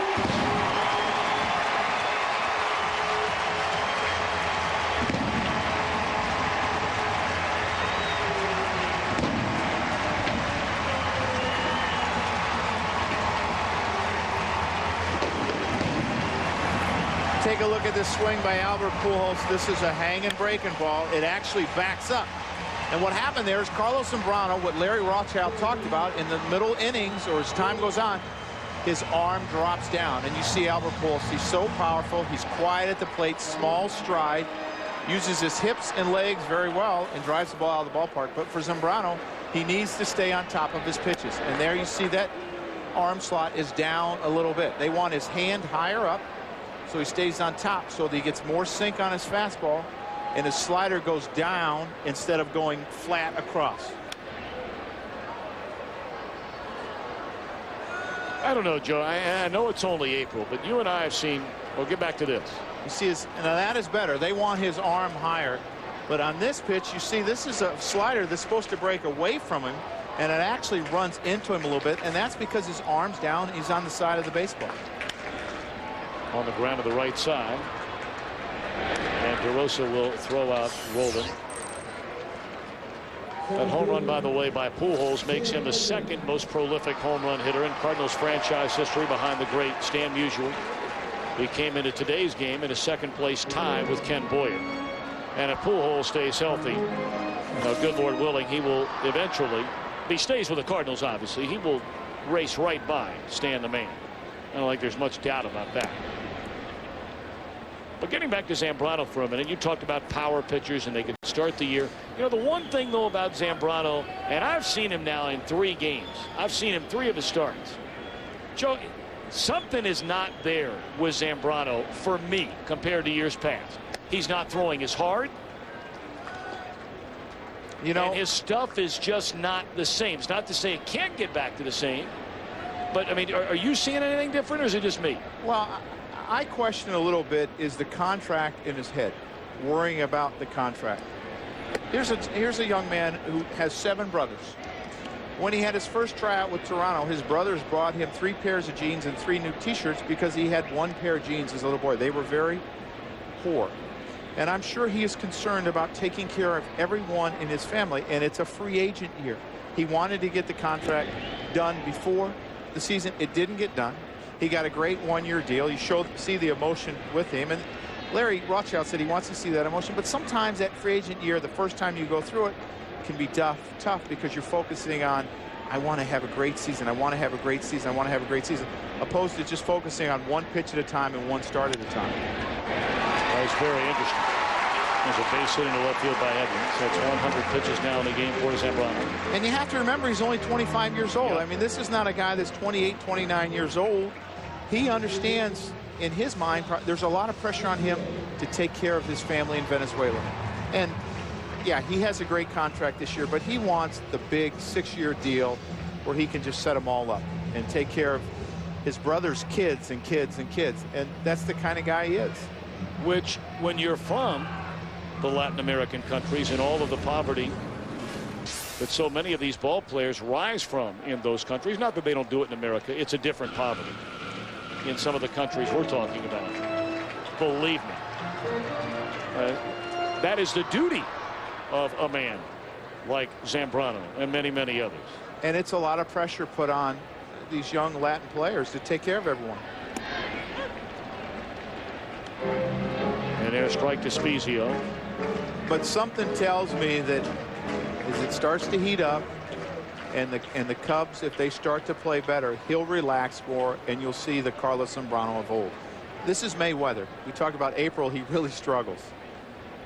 This is May weather, and his stuff has been pretty good today. For those of you wondering about this contract situation as Will Lohman starts to get loose, the long and short of it is, you know, Zambrano had set an opening day deadline to get a long-term contract done, or he wasn't going to talk anymore about a long-term contract, and he would become a free agent at the end of the year. Well, the Tribune Company, the parent company of the Chicago Cubs, was recently sold. Well, with the new ownership having not yet taken over, all of that still has to get through the FCC because of all of the, especially of all the newspapers and the television stations owned by Tribune Company, a media conglomerate. You know, the Cubs had to back off signing Zambrano to this long-term deal with confidence they will get it done. But right now, there's no movement. There are rumors that the Cubs will be sold by Sam Zell, the new owner of the quote-unquote former Tribune Company. But none of that has even gone to the post, if you will. I mean, those are just stories that he is going to sell it. But none of the bidding. There have been rumors about participants. Mark Cuban's name has come up. The former owner of the Arizona Diamondbacks and Chicago native Jerry Colangelo, his name has come up. But all that is a ways down the road. Served into left field, another hit. And I think if you're the Chicago Cubs, it's hard to spend someone else's money. And I think this could go on for a while just because the Tribune in a few months will no longer be the owner of the Cubs. Well, here comes Lou Piniella after the 106th pitch of the game throw by Zambrano. That's going to be it for him. Will Oman, a southpaw, will come on from the bullpen. So Zambrano turns in an outstanding performance today for the Cubs as they're trying to make it back-to-back wins in this series against the St. Louis Cardinals. No signal given yet by Piniella. And he's going to stay. He's going to stay with him. How about this? Let's go back to Yankee Stadium for a moment. Check in again with Joe and Tim. We welcome in a new audience, the Cub Cardinal audience. Alex Rodriguez. You saw his last at bat when he struck out. That was against Wakefield. He has struck out twice today. Yankees up 3-0, have the bases loaded with 2 out and an 0-1 count. Donnelly on the mound. A-Rod at the plate with his 14 home runs.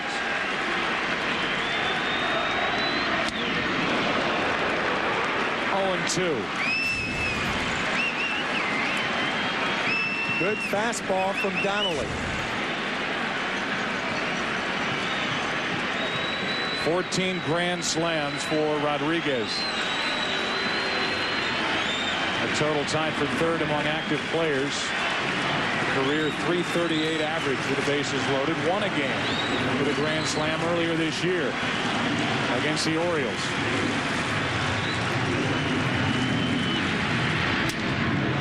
Tight, ball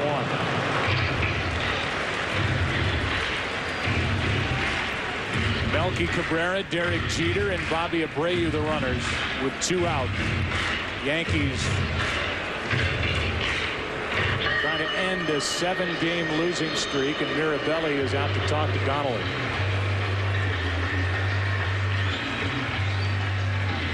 While they talk, I'll tell you that you can celebrate Mother's Day by going to bat against breast cancer. Join Major League Baseball and Susan G. Komen for the cure by purchasing your pink bat today at participating clubhouse and team stores and at MLB.com.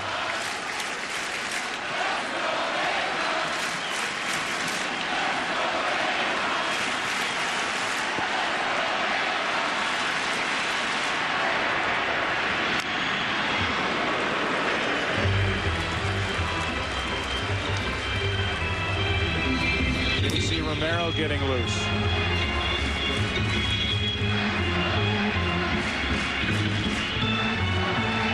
What a difference a year makes with these fans here at Yankee Stadium for Rodriguez. Yeah, that chant was not heard last year at Yankee Stadium.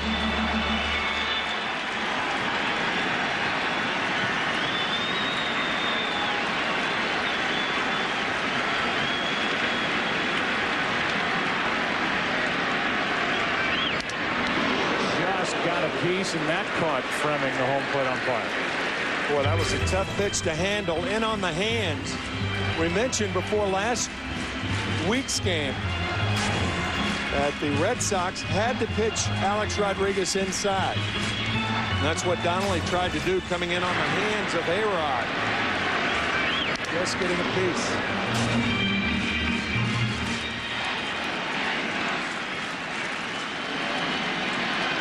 1 ball, 2 strikes. Bases loaded, 2 out. 3-0 New York in the 6th.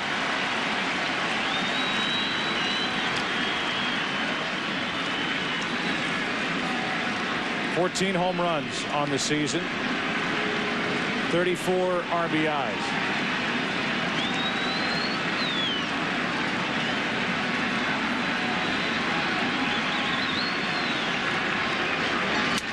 Broken bat, pop up. Lugo. inning over, and Rodriguez is 0 for 4. Into the 7th inning we go. Cardinals strand through. Zambrano gives up 1, leaves 2. Time for a game break, brought to you by DirecTV. For the most sports in HD, you got to get DirecTV. Here's Jeannie. Yes, indeed, it is the DirecTV Game Break, sponsored by DirecTV. For the most sports in HD, you got to get DirecTV. I'm Jeannie Zalaska, along with Mark Race and Kevin Kennedy, and we are seeing the Zambrano that the Cubs have been waiting for. Oh, I like Lou Piniella leaving him in there to get the final 2 outs there in the 7th inning. Don't worry about the pitch count with Zambrano. He's got to learn how to pitch. He's got a great arm, we know that. 89 two-seamer right there. Good slider to Pujols.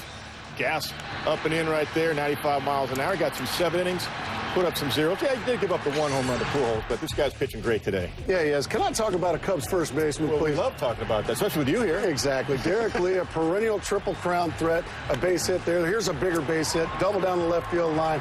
That gave the Cubs a 3-run cushion, and that's all Zambrano would need to this point. All right, for my offering, how about some scores? Minnesota big over the Tigers. They roughed up Justin Verlander. First poor outing of the year, 5 runs, 3 earned, 8 hits in 3 innings. And Hank Blaylock, sack fly, the big sack fly, drove in the go-ahead run in the 10th to get it done. This has been the DirecTV Game Break. Vaughn into the windup in his first offering. Just a bit outside. That was a perfect strike, and you know it. Of course, if this chump were watching in DirecTV HD, he'd have made the right call. It's broadcast in 1080i, which means it's cool. Now, let's see how this bruise looks in HD. Vaughn into his motion and the pitch. Uh-oh. For the most sports in HD, you gotta get DirecTV.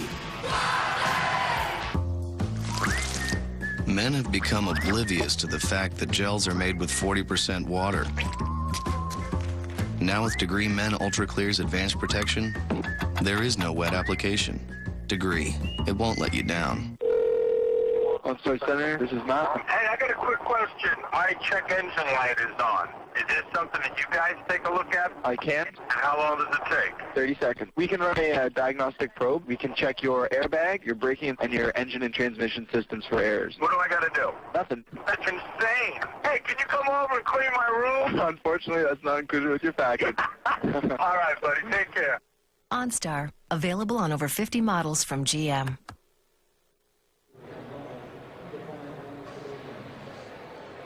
Cubs and the Cardinals renewing this rivalry we brought up earlier. It dates back to 1892. Ronnie Cedeno will bat for Carlos Zambrano. So Lou Piniella came out there, and Lou will do that. I mean, as much, if not more, than any manager in the game today. I mean, just when he comes out there, does it automatically mean there's going to be a change? He'll talk to his starter. And apparently Zambrano said, I can get the last 2 outs, and that he did. Fly ball center field by Cedeno, 1 away. Well, the day is officially now over for Zambrano, and a solid effort today by the big, strong right-hander. Well, he won 16 games last year and was up for the Cy Young, losing to Brandon Webb, who as well won 16 games. But Carlos Zambrano is their workhorse, and they need him to get him into the 7th and 8th on a consistent basis. He did not walk a single batter today after walking 19 in his first 27 innings this year. Soriano, a fly ball into right. 2 up, 2 down here in the 8th inning. We take a peek ahead to next week. And we've got the big hitters coming your way here on Fox. Ryan Howard for the Phillies. Barry Bonds of the Giants. They'll get together in San Francisco. Of course, Ryan Howard, the National League's most valuable player. And Barry Bonds closing in on Henry Aaron as baseball's all-time home run king.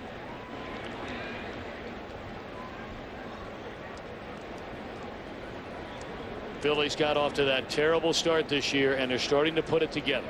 You and I saw them when they were really struggling a couple of weeks ago. Ryan Howard's starting to swing the bat a little bit. He's taking his walks. Cubs are starting to pitch around him a little bit. They're pitching better. Interesting enough, Myers went to the bullpen and Lieber came out. Isn't that an interesting move? Brett Myers, supposedly their ace. He had been struggling in the rotation. Cole Hamels had a 15 strikeout performance. I saw that one up close and personal. He looks like he's getting very close to, making that next big step. You know all about that. Catcher for a long time and saw guys do that, including Greg Maddux when you were catching him originally with the Cubs. Yeah, and I thought that for Greg Maddux, it was the cutter that put him over the top because it kept hitters honest, because he threw sinkers, curveball, changeup, and his sinker always ran one direction, his fastball, but his cutter gave him a different look. And it was very tough on left-handed hitters because he would throw it inside and they would think sinker, sinker, sinker that was going to run away from him, and it would eat them up on their fist. And then he would come back, what people call the front door sinker. He would throw it at a left-hander's front hip and it would run back across the inside part of the plate. And it just is what put him over the top, I think. Still 3-2 on Ryan Theriot.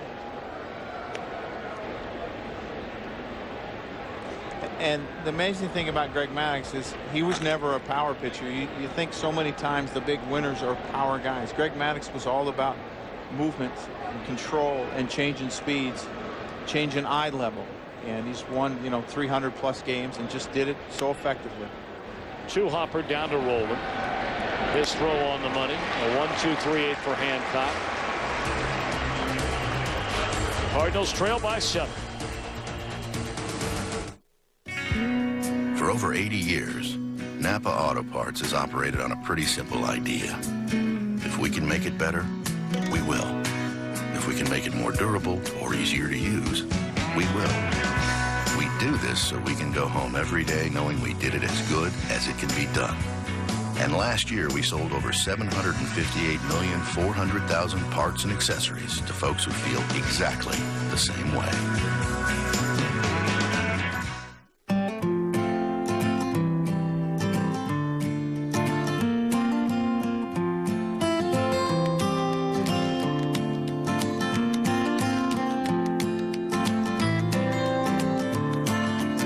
Here's to the light beer that wins award after award, year after year.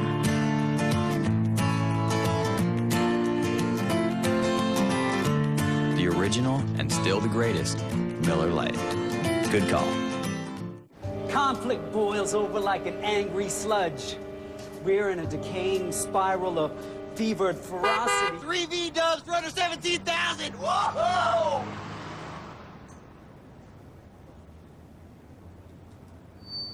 Hope springs.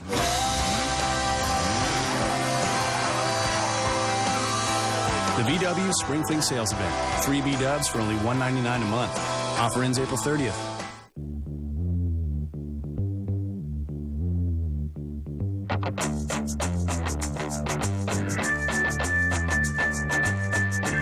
There's a moment at night when all you want is fourth meal. Melty, crunchy, spicy, and grilled.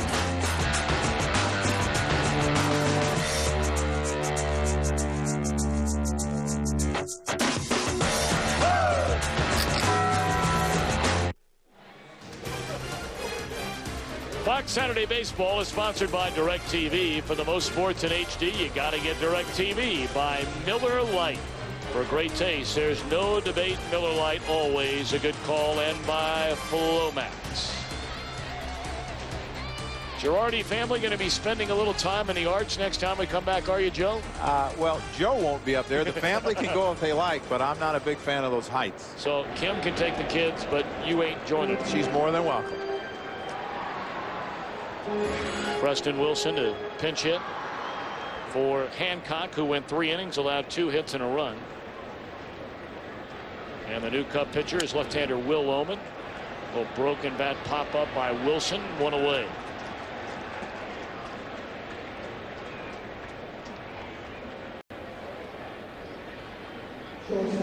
See the numbers on Will Oman. I think when you look at Will Oman, he has a very good breaking ball, but the thing that has hurt him this year has been his walks. You can live with a guy giving up a hit per inning, but when you're walking 4 hitters in 6 innings, it's just too many. So he needs to get back in control. Aaron Miles, a fly ball, and PA shading his eyes from the sun, and just like that, there are 2 away. Oman was a reliever. We alluded to the game earlier when Zambrano had the 5-0 lead against Cincinnati, and then Zambrano came out of the game. Oman came in, walked a couple of batters with the bases loaded, and that's when Lou Piniella had a few words for his two pitchers in the post-game gathering. And since then, Oman has been a little better. Speaking of getting better, I know that, Joe, I'm speaking for you as well. One of our dearest friends, and we both love him like our own father, Ron Santo, legendary Cubs third baseman who should be in baseball's Hall of Fame. Why he's not, I have absolutely no clue. Having said that, Ron has undergone so many health problems the last number of years. He is one of the most courageous, if not the most courageous man I've ever known. Recently released from a hospital. Understand he's doing very well. Ronnie, we're thinking about you. Been praying for you. And look forward to seeing you on the next Cub homestand. You know, what a guy. I talked about him last week as I was a little boy and used to go to the ballpark. He had pizza in the stands. Ron Santo pizza. Right. My father used to buy me a piece every other inning, and Ron Santo has been one of my heroes because of pizza. All right, now, I love Ronnie, you love Ronnie, but let's get to the bottom line. The pizza. Thumbs up, mediocre, or thumbs down? Double thumbs up. 5 years old, 6 years old, and you see a professional baseball player on a pizza box, and he's a great player. Doesn't matter what the pizza tastes like. No. I want to get to the pizza. Well, you know what? I could say I ate a piece every other inning, so it must have been pretty good. You'd have eaten pizza from Ernie Broglio back then. You know how it goes. There's your love life. And there's your life. That's why for guys like me with ED, there's Cialis. Cialis is the only erectile dysfunction tablet clinically proven to both go to work fast, in as little as 30 minutes for some men, and work up to 36 hours. With Cialis, I can have the option of being ready fast, or have up to 36 hours to relax, knowing I can be ready when the moment is finally right. Tell your doctor about your medical conditions and all medications, and ask if you're healthy enough for sexual activity. Don't take Cialis if you take nitrates for chest pain, as this may cause an unsafe drop in blood pressure. Don't drink alcohol in excess with Cialis. Side effects may include headache, upset stomach, delayed backache, or muscle ache. To avoid long-term injury, seek immediate medical help if you experience priapism, an erection lasting more than 4 hours. If you have any sudden decrease in vision, stop taking Cialis and call your doctor right away. Why ask your doctor about Cialis? Because life can be full of interruptions. When the moment is right, you can be ready with Cialis. Come spring and summer, our yard is our family room. We sleep in there, but we definitely live out here. I really just like the feeling of the grass. We like a healthy lawn, and it's got to be durable, and our lawn really is both. A healthy lawn means that we can get out there, feel comfortable in the grass. We use Scott's Turf Builder Plus 2. It feeds the lawn, and it kills dandelions. We hate dandelions. We don't like to have them around. I got some good old-fashioned grass stains on my pants. That's a sign of a good day. We had a lot of fun. I want to do it again tomorrow. Yeah. That's our Scott's lawn. Before you order your next beer, consider this. Budweiser still goes to the expense of Beechwood aging, an original old world style of lagering. And Budweiser cares enough to own and maintain world-renowned hop farms. A perfect choice in every corner bar, in every corner of the world. Reach for the perfect balance of flavor and refreshment. Budweiser. Open up a world of taste. Hey, what's wrong? Joe's athlete's foot. It's brutal. Show him the new stuff. It's new Lamisil Gel Advanced. Cures athlete's foot with half the treatments. Half the treatments? Half the treatments, all the cure. Cubs come to bat. Top half of the ninth inning, leading the Cardinals 8-1. Cubs came away with a victory here last night in the opening game of this series. Brad Thompson, the new pitcher for St. Louis. This is a guy the Cardinals really need to find his rhythm from a season ago. With all of the changes, with guys moving from the bullpen, Looper, Wainwright, into the rotation, Thompson is a guy they are leaning on hard to get big outs for him this year, and he's gotten off to a very poor start. To me, he's pretty similar to Hancock, where their sinker slider, I think his breaking ball is a little bit bigger than Hancock's, but they're so similar that I think for Tony it's hard in games that you're winning to put them back to back, you know, one following the other, because you get that same look. Managers love having different looks in their bullpens, you know, left, right, power, sink. You know, maybe if you got a guy with a big curveball, a sharp slider. But these two are pretty similar, and it's hard to back them.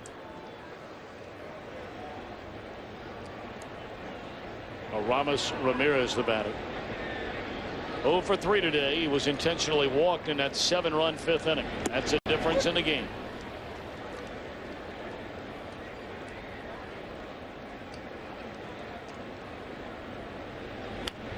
Rolled over foul. You know, we were talking about Chris Carpenter and how important he is to this Cardinal team, and threw before the ball game today. They're going to wait and see how he feels, how his arm feels tomorrow. He's not pitched since opening day in a game. Of course, the Cubs found out that their former #1 pick out of USC, Mark Pryor, his season is over again. 2 away in the inning. He made his debut in 2002 after only 9 starts in the minor leagues. In 03 was an 18-game winner. And since then, in 3 years, he's only made 57 starts with an ERA of almost 4.5. 8 career trips to the disabled list at least once every season, 5 times since the start of 05. He underwent exploratory surgery earlier in the week, and they found enough in there that he's going to be out for the remainder of his season. And we certainly hope that he gets well and is able to come back and resume his career. And by all accounts, he will. A lot of people will point back to that day against Atlanta when he had the collision with Marcus Giles, is when he hurt his shoulder, and that it stretched his shoulder capsule out. And they talked about there were some small tears in there that they repaired, and obviously they've really missed him since 2003 when he had that great year and kind of burst onto the scene. And as well, they don't have Kerry Wood. Kerry Wood only made 4 starts last year. Swing and a miss by PA. And a throw. That's a nice play by Molina. This team getting beat 8-1. Girardi family will be there in a couple weeks. Got to send Joe up with him.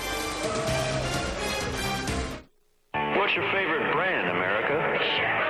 We love baseball, hot dogs, apple pie, and Chevrolet. Stolen bases, goat cheese, pizza, bottled water, and Chevrolet. Stolen bases, goat cheese, pizza, bottled water, and Chevrolet. Free agents, rally monkeys, fantasy leagues, and Chevrolet. Whoa, wait, what's a rally monkey?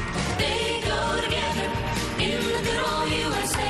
Face painter, satellite radio, endorsement deals, and Chevrolet. Chevy, an American revolution. If you're a man over 50, it's time to take the Avodart quiz. Are you always going? Do you have trouble going? Are you going at night? Maybe you think you have a going problem. But what if it's a growing problem? What if it's not your bladder, but instead you have an enlarging prostate? 50% of men over 50 do. And you may be able to do something about that going and growing with Avodart. Most medicines only treat symptoms. Avodart, with time, actually shrinks the prostate and improves urinary symptoms. Only your doctor can tell if your symptoms are from an enlarged prostate and not a more serious condition, such as prostate cancer. So have regular prostate exams. Avodart is for men only. Women should not take or handle Avodart due to the risk of a specific birth defect. Tell your doctor if you have liver disease. Rarely, sexual side effects, tenderness, or swelling of the breast can occur. Have you called your doctor? Avodart, for your growing problem. So, Brad, why should you be my new roommate? I like Spider-Man. Who doesn't? Oh, I love cats. Yeah, that's a dog, Brad. How about something for the apartment? Oh, I'll get us the Comcast triple play. I webbed you. That means you got the apartment. The Comcast Triple Play. High-speed internet that's way faster than DSL. Comcast digital voice with unlimited domestic calling and digital cable with on-demand. Together for just $33 each per month. And catch Spider-Man 3 in theaters May 4th. Today's Chevrolet player of the game, Carlos Zambrano. In recognition of his outstanding performance, Chevrolet will make a $1,000 contribution to MLB's youth outreach program, reviving baseball in inner cities. Chevy, an American revolution. Well, they needed the big fellow to step up, and he delivered the goods today. And he did a little bit of everything, picking off Adam Kennedy off a second.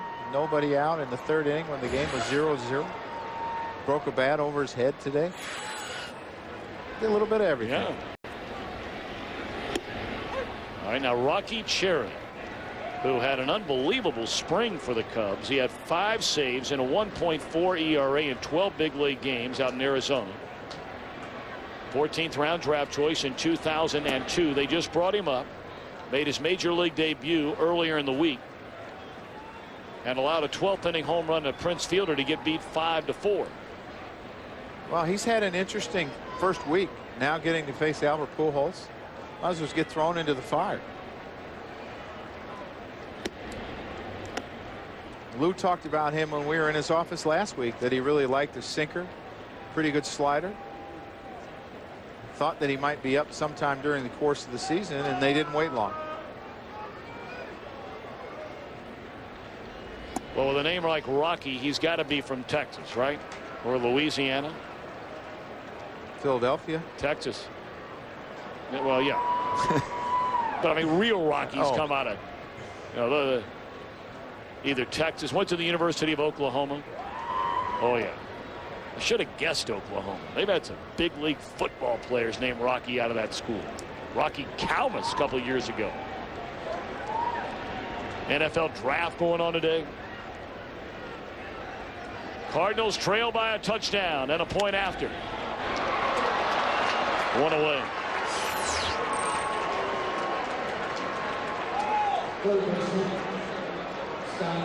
See this swing by Albert Pujols. We talked about how he's getting hot. You see how he lets the ball get deep in here before he takes a swing. Lined out to center in the first inning. A bullet hit a home run. You see the side swing. It's a high fastball. He takes it the other way where he's supposed to go when the ball's out over the plate. He's starting to heat up, Tommy.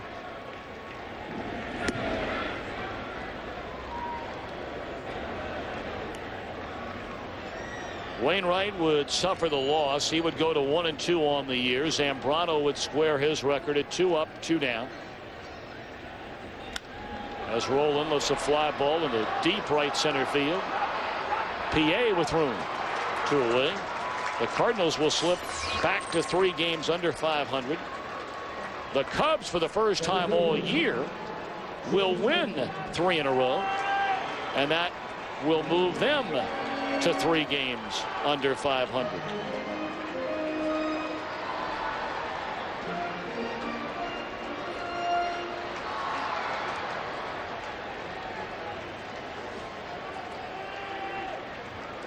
So now Jim Edmonds, Cardinals down to their final out. This National League Central is going to be fun to watch. There may not be a power team in this division, but I think that each team inside the division very much feels like, you know, with a break here or a break there, that any one of the 6 teams could win the National League Central. Well, I just look, you take a look at Houston, what has happened to them. They were 9-6 going into last Saturday in first place ahead of Milwaukee. They've lost 7 in a row.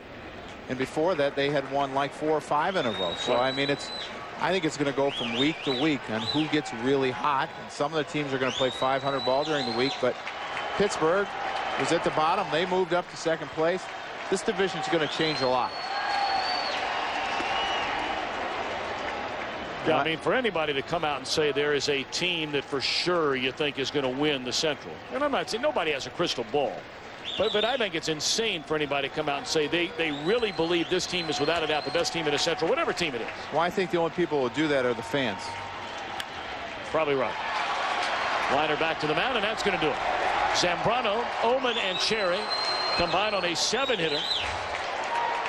Lou Pinella's Chicago Cubs have come to St. Louis and won the first 2 games of this series. They got to be feeling good about this. Well, it's the first series that they've won in a long time. And for the Cubs, they talked about their bats are getting hotter. They scored 5 runs the day before. Before that, they scored 9 before they went on the road trip. They're starting to swing the bats, and with the good pitching they've been getting, they're going to win a lot of games if they continue to do it. For more information on today's game and for the latest on Major League Baseball, log on to foxsports.com, powered by MSN. Our producer is Jeff Gowen. Our director is Jim Lynch.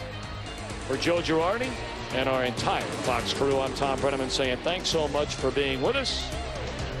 8-1, Cubs over the Cardinals. Right now, we're going to go back to our Fox Network Center in Los Angeles. See you next Saturday. Standing ovation as Ripken bats here in the 3rd. leads off, rips one, goodbye. I got to tell you, this one is the most special. Our marquee event coming this summer on Fox, the 78th Major League Baseball All-Star Game, July 10th, 8 p.m. Eastern from San Francisco.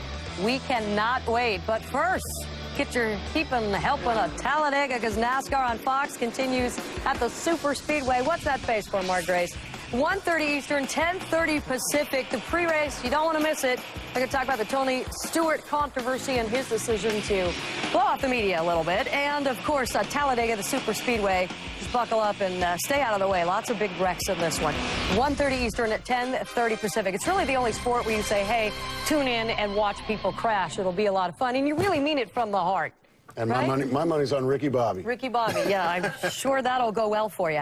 All right, Tony Stewart blowing off the media this week, a little upset. And, of course, we saw earlier coming into this day and following last night's game, Tony La Russa upset with some media for disrespecting the Cubs. And they come out and put on a performance on the field today that commands some respect. Well, I think the Cubs have a good ball club. They got off to a bad start. But right now, I mean, going into this ball game today, 3.72 combined team ERA. That's a full run better than it was last year. They were 14th in the league in ERA. Now they're 5th. And Zambrano's a guy that has to step up because Rich Hill, Lilly, Marquis, they've been doing a job, and Zambrano was outstanding today. Yeah, don't forget Wade Miller, too. He's throwing the ball very well for the Chicago Cubs. They're going to come around. Soriano's going to get fully healthy. They got a bomb squad as far as offensively. They've got Derek Lee, Ramos Ramirez. Felix P.A. is now taking over in center field. There is a ton of talent on the Chicago Cubs. They just have to make sure they get their starting pitching. So when guys like Zambrano can step up and back up what they talk about in spring training, they're in good shape. All right, let's take a look at the Cardinals, because truly, when they fell down by 4 runs,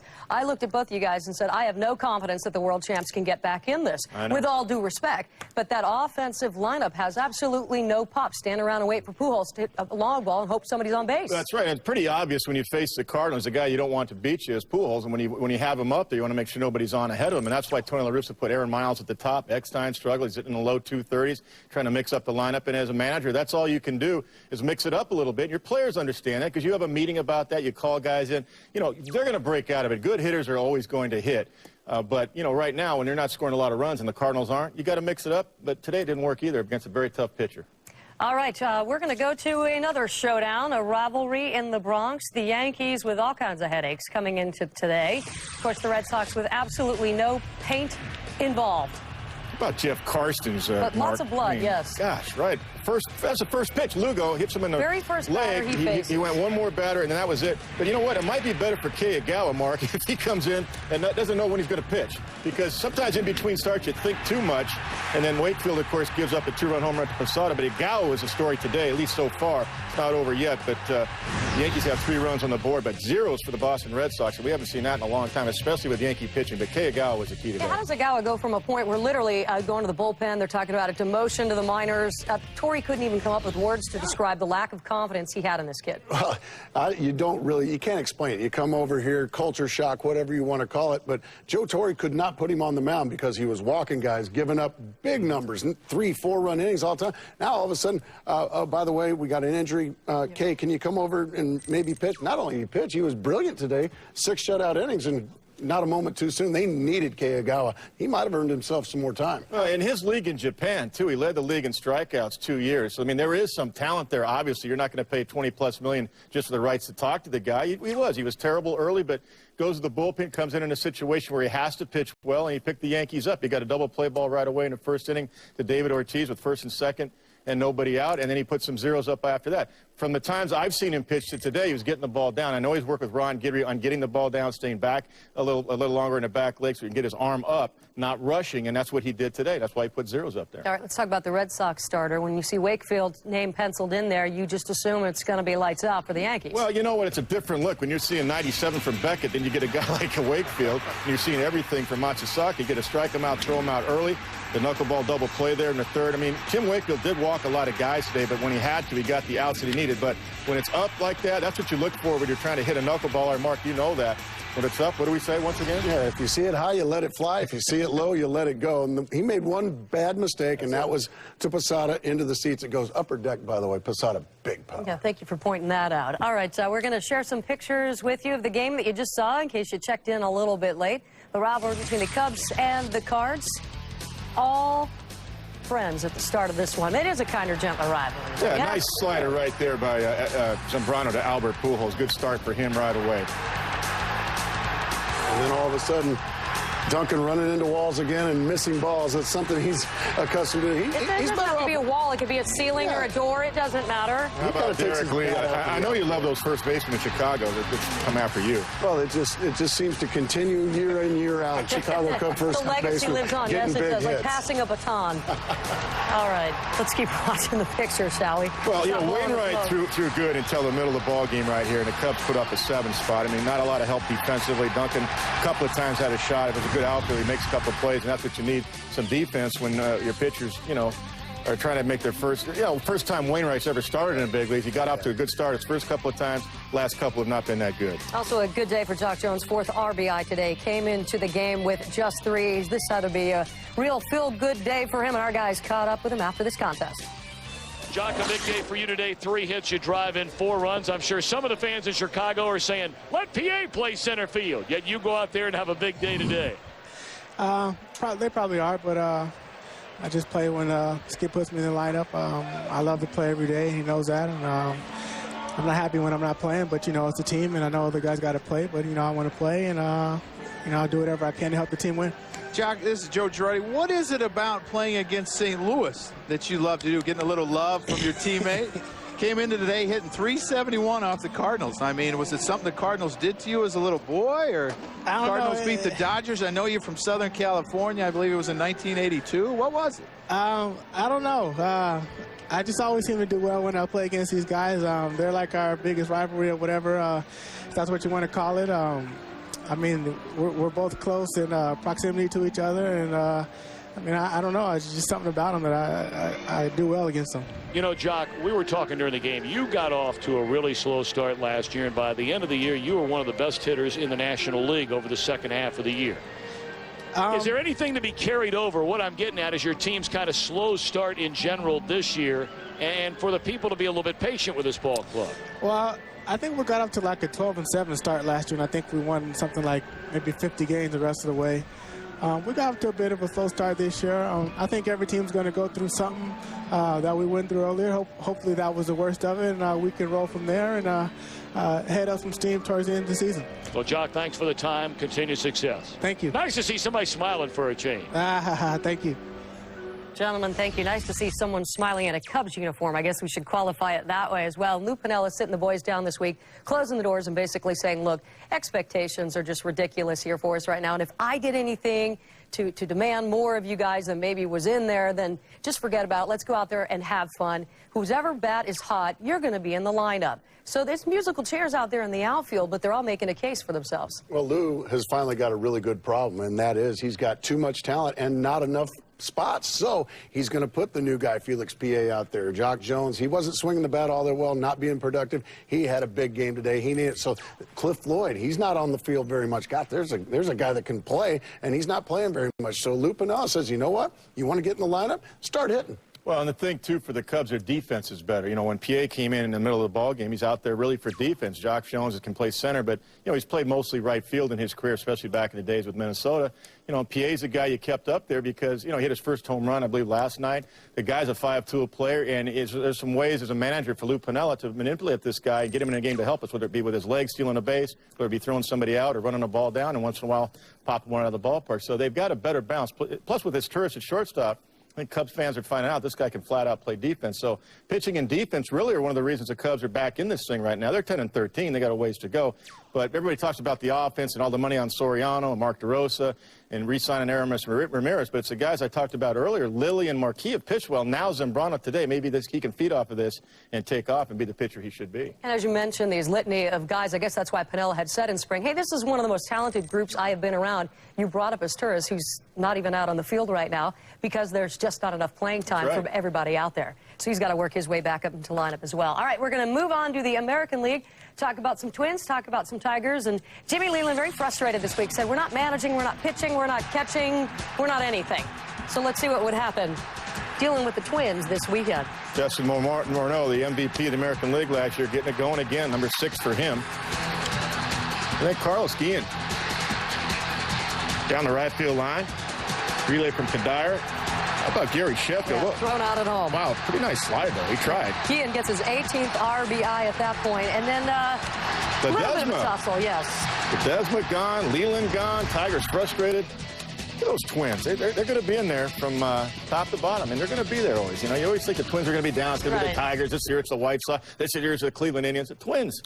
And ever since that famous word contraction several years ago, they're in the race every year. I know we're way past that. We're way past that. Okay. The frustration we saw with Jimmy Leland, not just the angry day, there was a pitcher's interference play that was called prior to that, letting the run score, and that's why he's getting tossed. Feeling frustrated as well, but Jimmy Leland of the same category of manager where he's just going to sit the guys down and say, okay, enough is enough already. I mean, we're getting it from Gary Sheffield as well, who's beating himself up. Saying enough is enough. I got to start swinging the bat. It's ridiculous. No, it's exactly. Jimmy Leland knows his players better, as good or better than anybody in baseball. And you know what he says? You know, come on, let's go. I'm not going to put up with this garbage anymore. If you're going to go out and play like this, you know what? Don't expect me to protect you to the media. You better go out and play, or I'm not going to play. And I love that about Jim Leland. He is so honest and so perfect with his players. I wish I could have played for him. Well, and the thing, too, about Leland, he won't separate the players from himself or the coaching staff. He'll say, hey, we all weren't prepared today, including my coaching staff, and he calls his own guys out if the players aren't ready. So he puts everybody in the same boat, and I think the players respect that. So what do you make of that division as well? We've looked at it for so many years and thought about how competitive it is, but a lot of question marks. I guess you could say it's around baseball. As we see batting averages are down, we're not getting the same type of production that we would expect from pitchers. It's been kind of a weird year. Well, Ron Gardenhire, in my opinion, is one of the most underrated managers in all of baseball. This guy is some kind of good manager. He plays a National League game. He likes to bunt. He likes to hit and run. He likes to get guys on the move, and then he's got that reigning MVP. I call him Paul Bunyan. Justin Morneau. I mean, he hit a bomb today. So I think they're the team to beat, in my opinion, in the Central. But don't count out Ozzie Guillen either. I like the White Sox as well. Jeannie, I think it's going to be a tough all the way down. I mean, between Detroit, I think Cleveland's going to be in there, the White Sox. I think it's, you know, they don't even have Kenny Rogers right now, so the Tigers can't wait for that either. Somebody else has to step up and do the job. Yeah, Rogers, by the way, coming out talking to the media this week, saying, I'm not sure exactly when I'm going to be back, but the arm's feeling great, and boy, am I glad that they found this problem so we could fix this. And he's still keeping it very much alive that he will be back and throwing again this season. All right, surprise, we got an update for you. An update for you from the Bronx. Manny Ramirez with a bat in his hand, 2 on, top 8. Nobody's out. Well, no, wait, check that. Manny's out. All right, so there's still 2 on, and that is where we sit. The Yankees trying to break that streak of 7 straight. Obvious sign of the end of the world that it is near, and all of it, of course, Joe Torre's fault, right? Oh, without a doubt. And Kyle Farnsworth striking out Manny Ramirez. When is Manny Ramirez going to get it going, Kevin? A guy like him, you got to think he's going to wrap it up soon, don't you think? Yeah, he'll be fine. He's going to get it. We're checking out some final scores here as well. It took 10 innings, but they got it done. And final here for you as well. Boy, the Oakland A's jumped on the Devil Rays really early in this one. 6 runs in the first and just never looked back. 12-5 the final. All right, baseball. Next week, where are you going to be, my friend? I'm going to be in San Francisco, California, Gene. Oh, well, good for you. And you're going to be working for us. Fox Saturday Baseball continues. Each year on the Mariners head east to take on A-Rod, Jeter and the Yankees, or the White Sox take on the Angels, or you get the Phillies battling the Giants. You know that's Kevin's pick.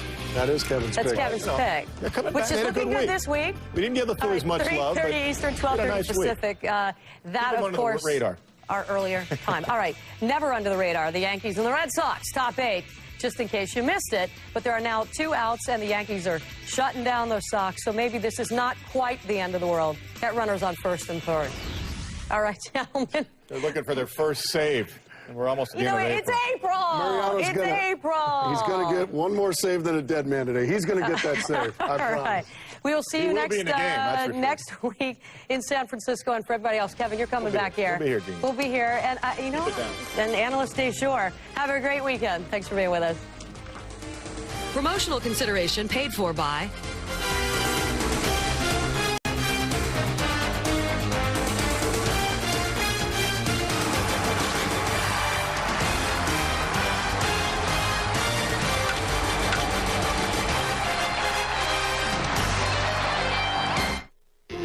America's Grand Game is on Fox.